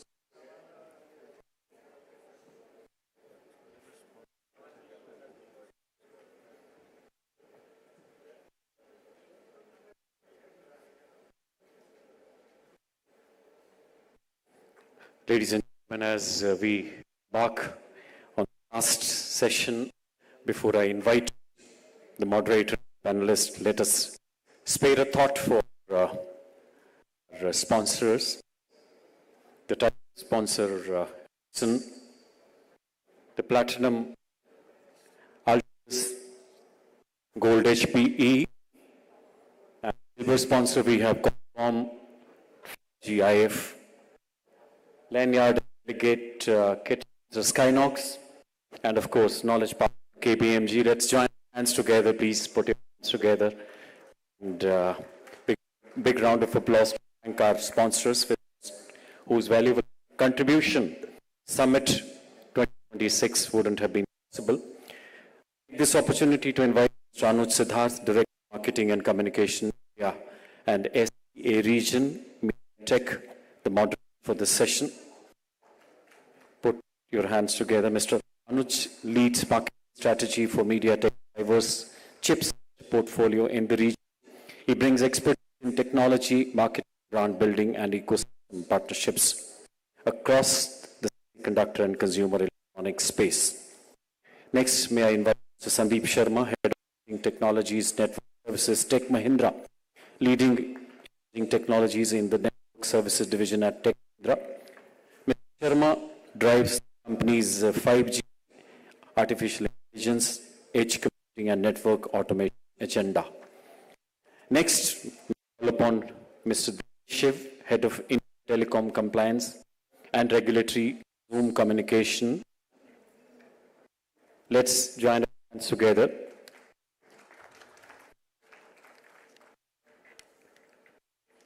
Mr. Gupta, Co-founder, Managing Director and CEO, Gupta Data Services Private Limited, founder, MD and CEO. He pioneered in building in hyperscale data center infrastructure. Then we have Sri D. Manoj, Principal Advisor, Finance and Economic Analysis. Right. A regulatory recommendation on tariff, interconnect charges and spectrum pricing are indeed valuable. He is an expert in telecom market economics. Last but not the least, Dr. Ram Kumar Upadhyay, Chief Executive Officer, Center for Development, Telematics, India's premier government telecommunication research and development center. He leads in development of telecom technologies, including 4G and 5G core stack. May I request the moderator to please start the proceedings. Hello. Thank you so much for this opportunity. Well, good afternoon, everyone, and really privileged to have such a gathering of industry leaders today, policymakers, innovators today in this session on strengthening as digital infrastructure value chain. Well, I'm sure that it has been a really long day for all of us, and we have covered a lot about technology, digitalization. That is the pulse for it. On that note, I would very quickly want you to check with the audience here. With a show of hands, how many of you feel India's digital infrastructure is ahead of demand today? I know you guys have had a lot of sessions today. Just wanted to check. Okay, all right. And how many of you think that demand is still pacing us? All right, I think interesting. Thank you so much. I'm sure while we end the session today, we will, with the help of esteemed panelists who are representing very important critical pillars in our digital ecosystem from a policy, R&D, data infrastructure, and global community point of view, we are certainly getting a lot of interesting answers today. Thank you. So, well, all know that today India stands at the world's second largest telecom market, powered by digital public infrastructure, by connecting over 1 billion users with that of a giant community. I'm not talking too much about numbers, figures here, because we have our experts here; those are going to be sharing details. So, but even though, if at all, as I go further more, with a lot of interesting milestones which we have, enjoyed, which we are in India right now, hyperscale data centers to AI networks and high semiconductor designs. While our milestones are very impressive, we must confront a very critical reality. A significant portion of what we have today, backbone for India, also relied on foreign IP properties today, right? So I think there is a lot that we need in India today. From India to achieve truly sovereign and resilient digital foundation, we still need to get into a global innovation hub. So to begin that, I would request Shri Mochi to talk about how India as a nation has achieved a significant milestone in creating world-class infrastructure. And the value has also played its part in this. However, when we discussed last time, you stated that this development is illusionary right now, right? So what do you think about it? And is that, and how do you proceed on that? Thank you, Anuj. That was an interesting premise. I said it was illusory. Yes, that's why my panelists may not agree with me. But this is coming from the regulator. Perhaps sometimes we have the delusions of grandeur.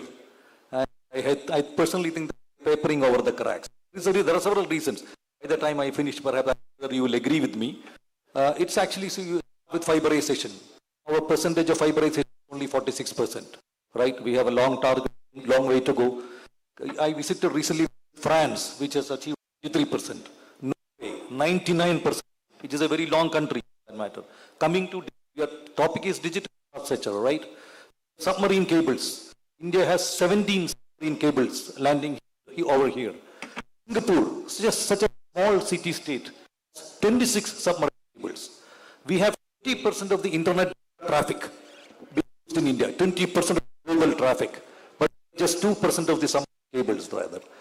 Coming back to this coverage, all of us got excellent coverage. 90% of the country is covered, 85% of the population is covered.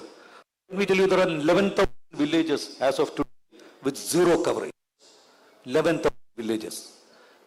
We have 7,000 block headquarters in the country. The whole country divided into 7,000 block headquarters. 200 block headquarters are where zero fiber. There is absolutely no fiber at all. Then, so much about statistics. I wanted to make it very interesting. As they say, lies, damn lies, and statistics. That's a joke. So, let me tell a couple of stories, small stories, finish with it. The state of Kerala, that is rated as India's #1.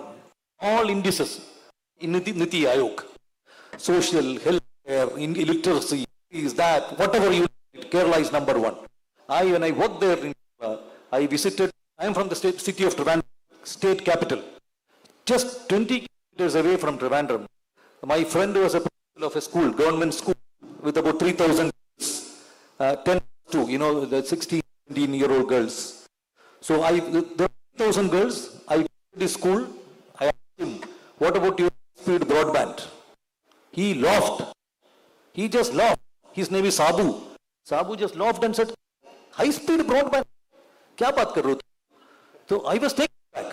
#1 country. He said, I have got 3,000 girls, my dear boy. 3,000 girls, as per government standards, and especially at that age, girls of that age, as per government standards, I need one toilet for every 100 girls. Sorry, every 30 girls, I need one toilet. I have only 40 toilets in 110 toilets. So at this age, girls do not drink water because they don't have toilets, and they have urinary tract infection, and they faint. 6 or 7 girls faint in school. So their main job as principal is to take them to hospital. And you are asking about high-speed broadband. He just laughed. Now, of course, I checked with him this morning. He asked his successor. He says the broadband, but toilets remaining like exactly that. So coming over from Kerala, I am to Rajasthan. Just one more minute. My batchmate Ramdayal Meena, some of you know him, a senior government officer, retired, and he settled in a village called Saudhanpura, which is in the district of Savai Madhopur. I have visited that place 5 times. You know that Akshay Kumar movie, Toilet Prem Kahani? Wahi hai. Even now you take a bottle and go to the field. Toilets. I had a tough time in talking to him day before yesterday. He was not able to connect. He went to the top of the terrace. Then I asked him about optical fiber. He said, optical fiber? He again started. The nearest is 10 kilometers in Chautka Barwada. He named villages between two, zero activity. Only coverage that he has got is from 4G saturation project of Government of India from net. If I get time, I'll talk about that later. So it is not going to come at. So I'm more worried about those things. So now is where my delusions of comes from. A senior government officer who is retired in a village where you have to take that to the toilet, go to the toilet, he says, people there. Of course, there are so many people there. There are 50 people saying there. No at all. That is where it comes from, Manoj. So I wish I get more time. Thank you so much. No, absolutely. Thank you so much to, getting back to basics. We all as Indians, we all as a country, certainly we need to, fix that first. And then that's how probably a real Bharat would be known for its success. But yes, I think with that of, all of this growth which is needed today, right? And I believe, in somewhere other technologies also support that, right? For example, I'm just adding that to what you said, right? A lot of examples, of, bringing awareness, right, in these villages, right? Which is certainly, adding value in help of how technology educating a lot of people, right? Of it, right? A lot of awareness campaigns are also being on to, from Government of India as well as, right, people are doing. I know we have experts here, which is the today's topic, which is also need of an hour today, right? With that, with the great experience which Dr. Upadhyay brings on the table, with a lot of advancements which have been done, in the field of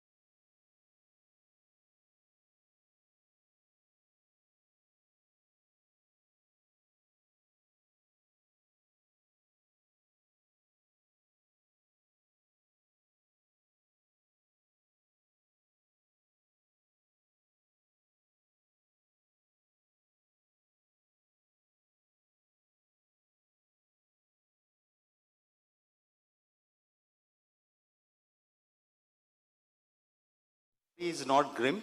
I think we are progressing very well. Yes, in terms of speed, the consumption of data speaks volumes about it. Now coming back to your question, what we have achieved, what we need to do.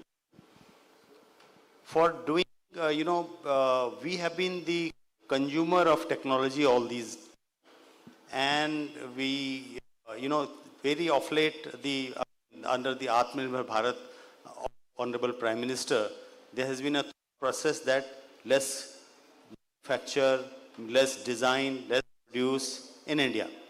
What do you need for that? One, you need a big market, because many countries could produce, but they don't have market if the export is not happening. India is a large market. We have 1.3 billion customers. Our revenues, our DG is sitting, around 4 lakh crore of gross revenue telecom services generating. We have, the economy growing at a rapid rate. We have become, top 4 and 5th economy in the world. So market is available. Now, this production has to be done in phases. The first thing what government did is, so for any kind of economic production, you need capital, you need labor, and you need a market. Capital part, I don't think now India is progressing. Capital is available in terms of FDI, in terms of private investment. Where it is not there, government is coming. For example, government's schemes like PLI, government's scheme like DLI, government scheme like RDI, government scheme like TF, NRF, you name it, DST, technical hubs. There are many schemes which are for R&D. So capital is taken care. Labor, we are the top talent world. Many countries are depending on our talent, including US. Now the things are happening differently, but if you look at India supplies talent everywhere. So just to give an example, we have 1.6 lakh design engineers in India, which are doing work for global capacity centers, like they work for Qualcomm, Intel, Broadcom, Marvel, you name it. They work for that. So we have labor, we have capital. Now the third part is the government system. The government has to actually engineer it in a way that everything works cohesively. So I'll come back. Manufacturing, government thought, okay, the first can't reach the moon. Start in phases. The first thing government came with the PLI scheme for IT hardware, PLI scheme for large scale electronics, PLI scheme for telecom. All three schemes have been very, very successful. You know that today India is producing $61 billion worth of mobile equipment. We are approximately $27 billion we are exporting. 99% of our phone demand is met internally. So the manufacturing part we have. Now comes manufacturing is done. Now manufacturing is not good enough. I agree. There are critics saying, oh, what is great about it? There is hardly any value addition. Value addition is also increasing. The second part is, if you have to make a product, you need chips, you need components, you need design capability, and you need R&D expertise. You need these kind of things. So manufacturing taken care. Now the question was, do we have fabs in India for manufacturing chips? Fabs have been set up under ISM, Semiconductor Mission. Government of India has set up a fab. Now we moving up the value chain. The requirement is to design the chips in India. So India should have its own chips. India should have its own components. India should have own design. India should have then make a product. We have taken care of production, manufacturing. We have taken care of fabs. We have taken, now recently MIT announced a scheme of ECMS, Electronic Component Manufacturing Scheme 2020. Component manufacturing being funded. They have a startup to chips. The program has come where we are funding the chips. So primarily, slowly, what India will achieve is that we have come into complete value chain. Today, if you ask me, approximately our equipment market is around $25 billion. We produce only $3.2 billion. So $20 billion we are importing. And slowly this import has to reduce so that we are self-sufficient, we are Atmanirbhar in particular chain.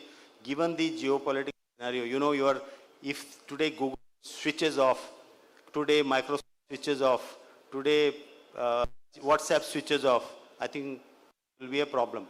Countries like China have taken care. They have seen this much earlier and they have protected. Now the wars which are happening give another lesson that please expedite it, please get into indigenous. And Honorable Minister gave us a task of making 4G for the country. Many people asked that time, people are talking about 6G, why are you talking about 4G? But we said we don't have first floor, second floor, third floor. Some floor we have to start. And that is how we started fourth floor. Fourth floors are delivered to BSNL. And now it has, once you have fourth floor, making fifth floor much simpler. That's why 5G is also ready. You would have read the report. 5G of India is ready. The core which is supplied to BSNL is already 5G. We didn't have radios. Now radios have been made, are being on trial in Pala, and soon we'll have 4G. The 6G, previous session when Professor Kuchi was there, India is, Honorable Prime Minister has launched India Bharat 6G vision, and this time we are actually working with the world. 3 areas we are marching along with the world. AI, which is the emerging technology. Quantum communication, which is emerging technology. 6G. So in these 3 areas, the other previous technologies, we were trying to make a catch-up game. But in these technologies, AI and quantum and 6G, I'm sure we will be in the value chain, not only for India, for the globe. Thank you so much. We are pretty much bullish about it, to move from, to move towards the design-led manufacturing in India with these kind of strategies. Certainly going to be needing a strategic bridge, like you mentioned. The government is also already aiming on this, right? But we also understand it also needs massive infrastructure, right? My next question would be to moving from here to Mr. Sunil, CEO of Yota Devices. You at Yota, you have already built significant hyperscales and AI infrastructure in India, right? We all know about the GPU clusters and also your platform is Shakti Cloud, right? So as a demand accelerates, how are you planning to scale up, for the next generation of GPUs and capacity, and overall, how does that going to be strengthening, over to India's digital infrastructure value chain? Thank you. Let me just take you 3 years back. ChatGPT came into our lives November 22. The whole world started talking about AI has come in the consumer hands. It became talk of the town. And we all started consuming AI on our mobiles. And thanks to huge density of mobile adoption in India, obviously, before the world could adopt in a big way, India adopted, just like on social media, we consume it like the largest consumer of social media. Today, India also happen to be either number 1 or number 2 consumers for a ChatGPT or an Anthropic or a Gemini or all the popular models. Indians are all number 1 or number 2. But at that time, conversation and narrative in the government circles and industry circle clearly and rightly turned to India has been a software and service leader for last 3 decades, right? We all know that. We export IT, but we are nowhere in the AI space, right? We were just not there compared to a US or China or many other parts of the world. And the fundamental reason, which boiled down to everybody, was India has got skill sets, we have got data sets which are required for training models. We have a ready market with 1 billion people. Smartphones are connected to internet. So we have got everything, but what India does not have is special compute which is required for training our own sovereign models using our own sovereign data. Unless until we train our own sovereign models, right, we cannot make the use cases which are required for Indians to consume, let's say, in agriculture or in healthcare or in education or where sector we feel which can make a mass impact. So the fundamental thing which, like any other thing like telecom or any other thing, we'll have to create this special compute infrastructure because AI does not require your CPUs, it requires the special GPUs. Around August 23, Jensen Huang, the founder of NVIDIA, came to India and he met the Prime Minister. The discussion was around, and it was NVIDIA India MD who told me about this dialogue, that's how I know this, that Prime Minister asked, how does India become leader of AI in the world? Number 1. Number 2, how India can use it to create the maximum impact on the population, on citizens. And Jensen said, I own chips. Somebody in India need to take forward a step to build large data centers, purchase my GPUs. I will give my ring strength. I will give all my possible support. Because I possibly belong to Taiwan. Maybe we have a common enemy. And I will help you everything in making sure India is the AI leader. Yota's journey started from there. Jensen stayed in India after that for 7 days. He met a couple of large conglomerates. One of the companies which were identified who can be a contender to build this infrastructure was Yota. Simple reason was I was running center campuses which can have megawatts and gigawatts of power. I'm running a sovereign cloud which we have built in India using sovereign technologies. So power, fiber, cloud, skill sets, these things were sorted. They thought that putting GPUs into model can be a logical complementary thing for us. I think more than that, some other conglomerates were also identified, but the part was maybe we were hungry and maybe we thought that this thing is something which is required for India to build a huge AI future.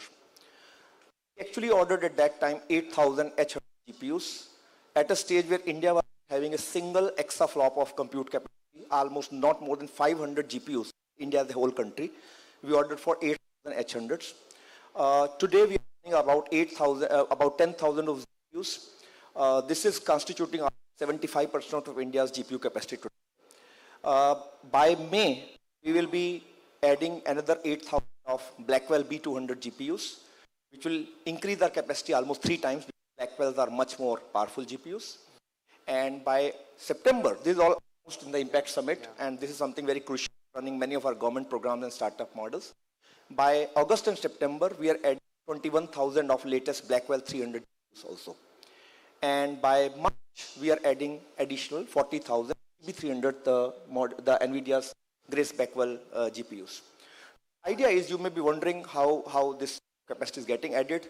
But if you see, I think the number one, sir, you said that India is creating and consuming 20% internet's world's data. But whether you measure in terms of data center capacity, you give the example of undersea optic fiber cable, that is only 2%. But if we take the example of data center capacity, India today is 3% of hosting world's data, 3%. We are creating, consuming 20% of world's data. If we talk in terms of GPUs, which is the compute capacity, a single US is carrying 10 lakh of GPUs today, right? Obviously, main 5 deep tech companies. India does not have more than 25,000 GPUs today. So if we purely measure in terms of data center megawatt per million of people, or we measure GPU capacity per million of people, if we measure that metric, India need to, even India grow 50 times more than what we are today. Even then we will require more infrastructure, what our population's digital destiny ambition demands. So you started with a question when we started this panel, who in the panel, who in the audience think that India is ready for the infrastructure to meet digital needs? I think there was one only. I think we are fairly mistaken. We have done quite a lot of work in telecom, but in terms of digital infrastructure, is the data centers and compute, we have to grow at least 50 times more. Enough has been, as I shared, we have done that. Jio has announced big plans. Tatas have announced big plans. Many other people are doing it. But I think India will have to keep on building this GPUs capacities and data center capacities to meet its growing digital demands. Thank you. Thank you so much. I think this is certainly, we all are, we all would second to your thoughts. It's going to be the next second future for our digital growth, right? With these data centers, right? And you rightly talked about, the kind of growth which is needed, right? In terms of megawatts from 1700 to 1800 megawatts, which we have apparently today. Yeah.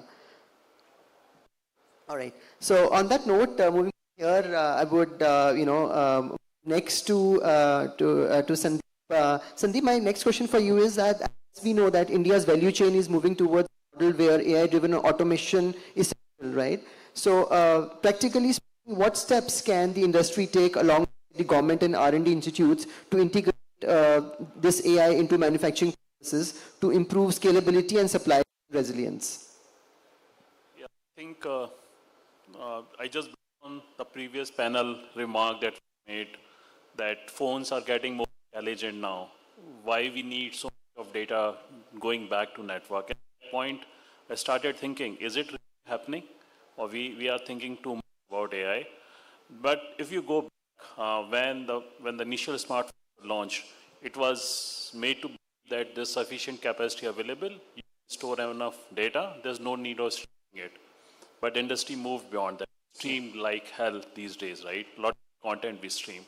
Similarly, look at mobile devices. The mobile devices that are getting launched with AI inbuilt are very costly. Looking at the scale of population, not many people will use those devices, but that is only looking at today's scenario. Right. As we go further in future, there will be more and more demand of intelligence. And intelligence, that level will not reside within phone. You need a digital infrastructure. And I would say it will not be a digital infrastructure, it's an intelligence infrastructure. So whatever previous speaker said about the GPU and other thing, that are actually creating the intelligence for the nation. And if we build those things in a much more elaborated way and in a much more coordinated way as an industry, we can build many things together. And I believe the actual value chain will evolve from 3 dimensions. If we collaborate well, collaborations not only in terms of the industry, it's a multi-dimension, industry plus government. We can define policies, industry startups, so that we can bring innovation in a much more agile way. Industry plus government and plus whole ecosystem to build a real value around it. But if we only think of collaboration, we should also standardize it. The more and more we standardize things, what we collaborated well in a pilot phase, will bring value for a larger ecosystem. And that value will actually help in building the economic value out of all those investments.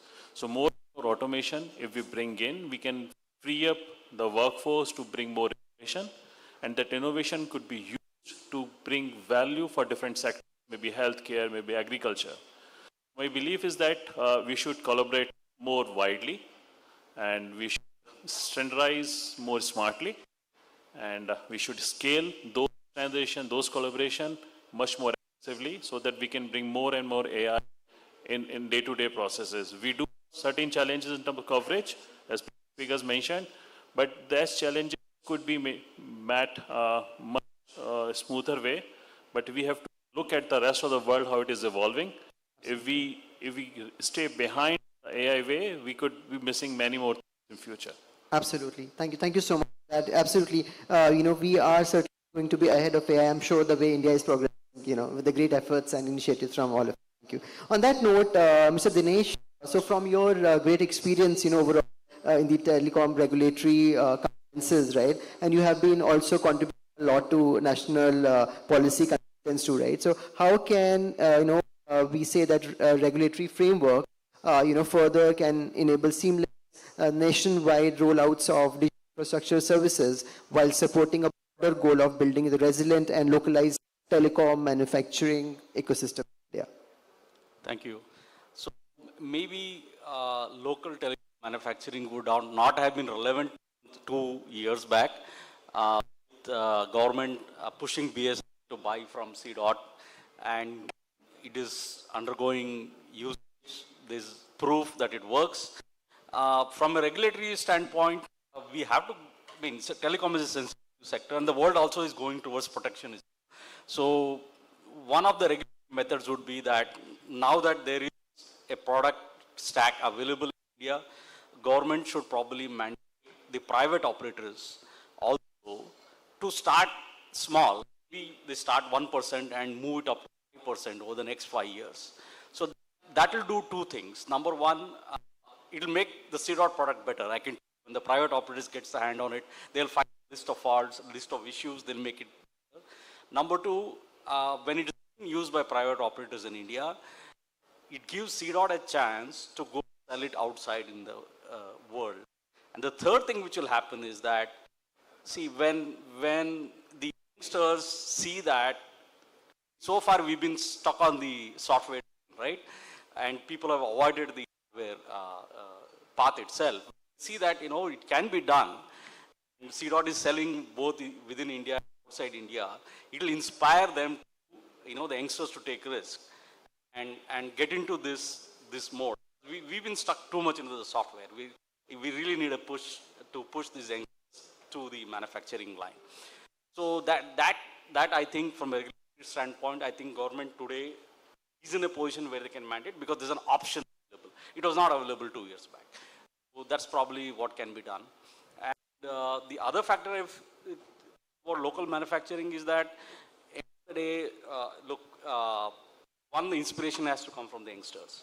The second thing is capital. As Sir said, capital is very important. And there's a lot of wealth being created in India in the last 30 years, riding this software wave. I think the people who made the money in the wave have to turn venture capitalists and help the youngsters do it. If that doesn't happen, I don't think, it will be stuck with government organizations. It will never come to the private. See, the government will always use the government to do it, but the ultimate win comes when it's done by the private investment and private individuals. Thank you so much. Yeah. Well, on that note, even time is clicking by, but I have one of my favorite questions, which I would request all our panelists to answer in one word, which is what is that one ingredient, right, that we feel, in one word, that is going to be very critical to the success of India's digital infrastructure value chain in next 5 years. From my side, I feel interoperability is very important. So what is one ingredient which you feel is going to be very critical for the success of India's digital infrastructure value chain? In one word. Yeah.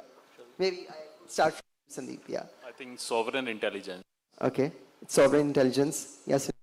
Specifically for AI, I can say capital investment. Okay. Okay. All right. Thank you.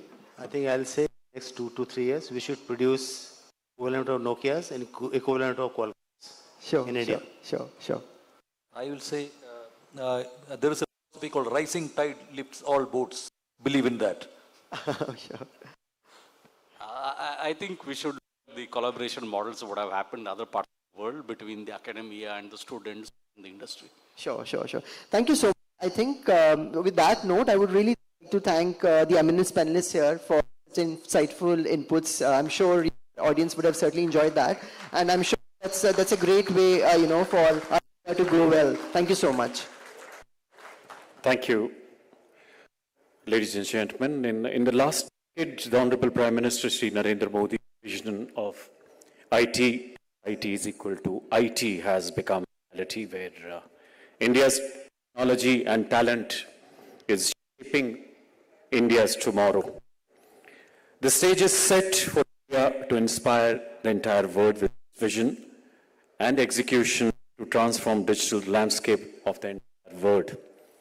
It reminds me of lines from the Honorable Minister for Communications, Sri Jyotiraditya Scindia. If we remember in the keynote address during the last Digicom Summit, the first one last year, 2025, when he said, quote, "We followed the word 4G, are marching alongside in 5G and aim for India to lead the word 6G, unquote." और हो भी क्यों ना, क्योंकि ये भारत है, वही भारत जिसने जीरो इजाद किया, और जब जीरो दिया मेरे भारत ने, दुनिया को तब गिनती आई, तारों की भाषा भारत ने दुनिया को पहले लाई. और I know we all are eager to end up, but मैं लाल किले की प्राचीर से माननीय प्रधानमंत्री जी का वो उद्घोष जरूर दोहराना चाहूँगा. यही समय है, सही समय है, भारत का अनमोल समय है. With this, we thank the panelists, the moderators for such an insightful, exciting, engaging discussion, and the moderator for steering it seamlessly. On behalf of the DG and the entire COAI family, we thank each one of you. May I now request the DG to please come forward to felicitate the panelists and the moderator. Dr. Raj Upadhyay, Chief Executive Officer, Center for Development of Telematics, CDOT. आइए आप जोरदार तालियों से इस काम को भी अलविदा कहें और अपना शुक्रिया भी इनको अदा करें. Shri D Manoj, Principal Advisor, Finance and Economic Analysis, TRI. Round of applause, Shri D. Manoj. Mr. Gupta, Co-founder, Managing Director and CEO, Yota Data Services Private Limited.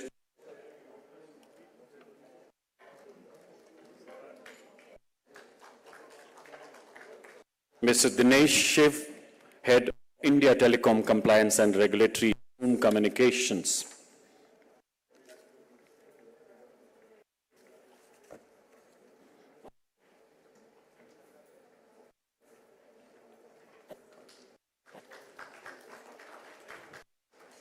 Mr. Sandeep Sharma, Head of Emerging Technology Network Services, Tech Mahindra.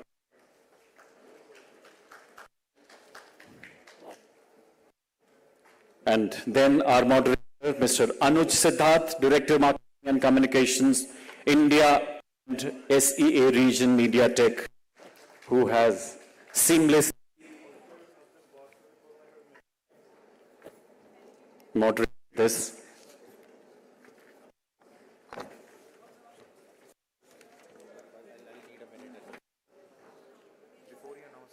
We truly are grateful for your expertise and perspective, for your valuable time.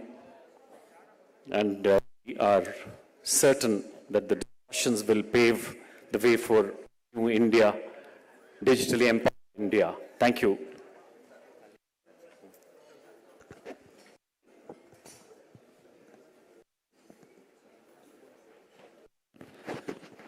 Ladies and gentlemen, please join me in thanking Colonel Rajesh Jindal for conducting the ceremony today.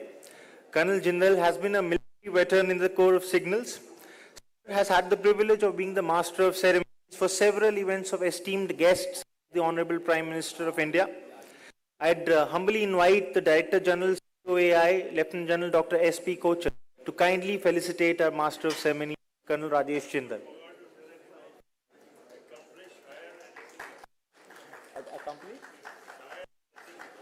And of course, sir is an accomplished shire and a singer.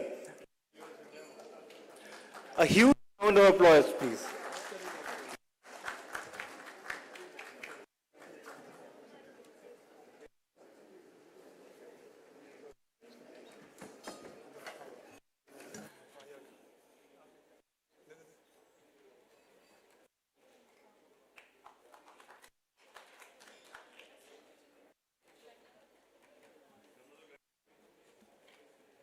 Abhi, sir, it's a true soldier that has been my boss. Is what we call as OSD. तो गाना तो नहीं sir, मुझे वो पंक्तियां याद आती, the famous शायर लुधियानवी, शौक़ें हसरतें चाहतें उल्फतें, कोई भी चीज दुनिया में रहती नहीं, मुझे इतनी मोहब्बत मिली आपसे नहीं मेरी तकदीर है, मैं देखने की नजरों में कुछ भी न था, मेरी आंखों में अब भी वो तस्वीर है, प्यार बचा के रखो मेरे कल के लिए, कल जो अनजान है, कल जो गुमनाम है. Thank you very much, ladies and gentlemen.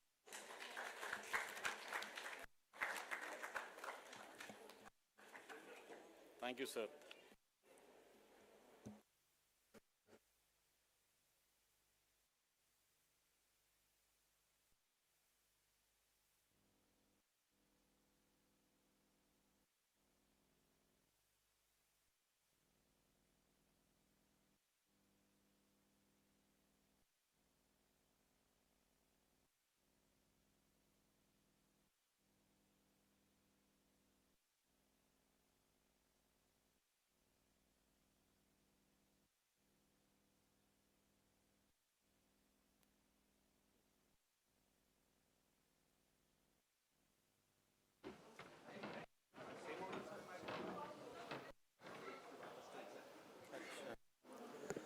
COA staff, can you please come to the stage for a group photograph?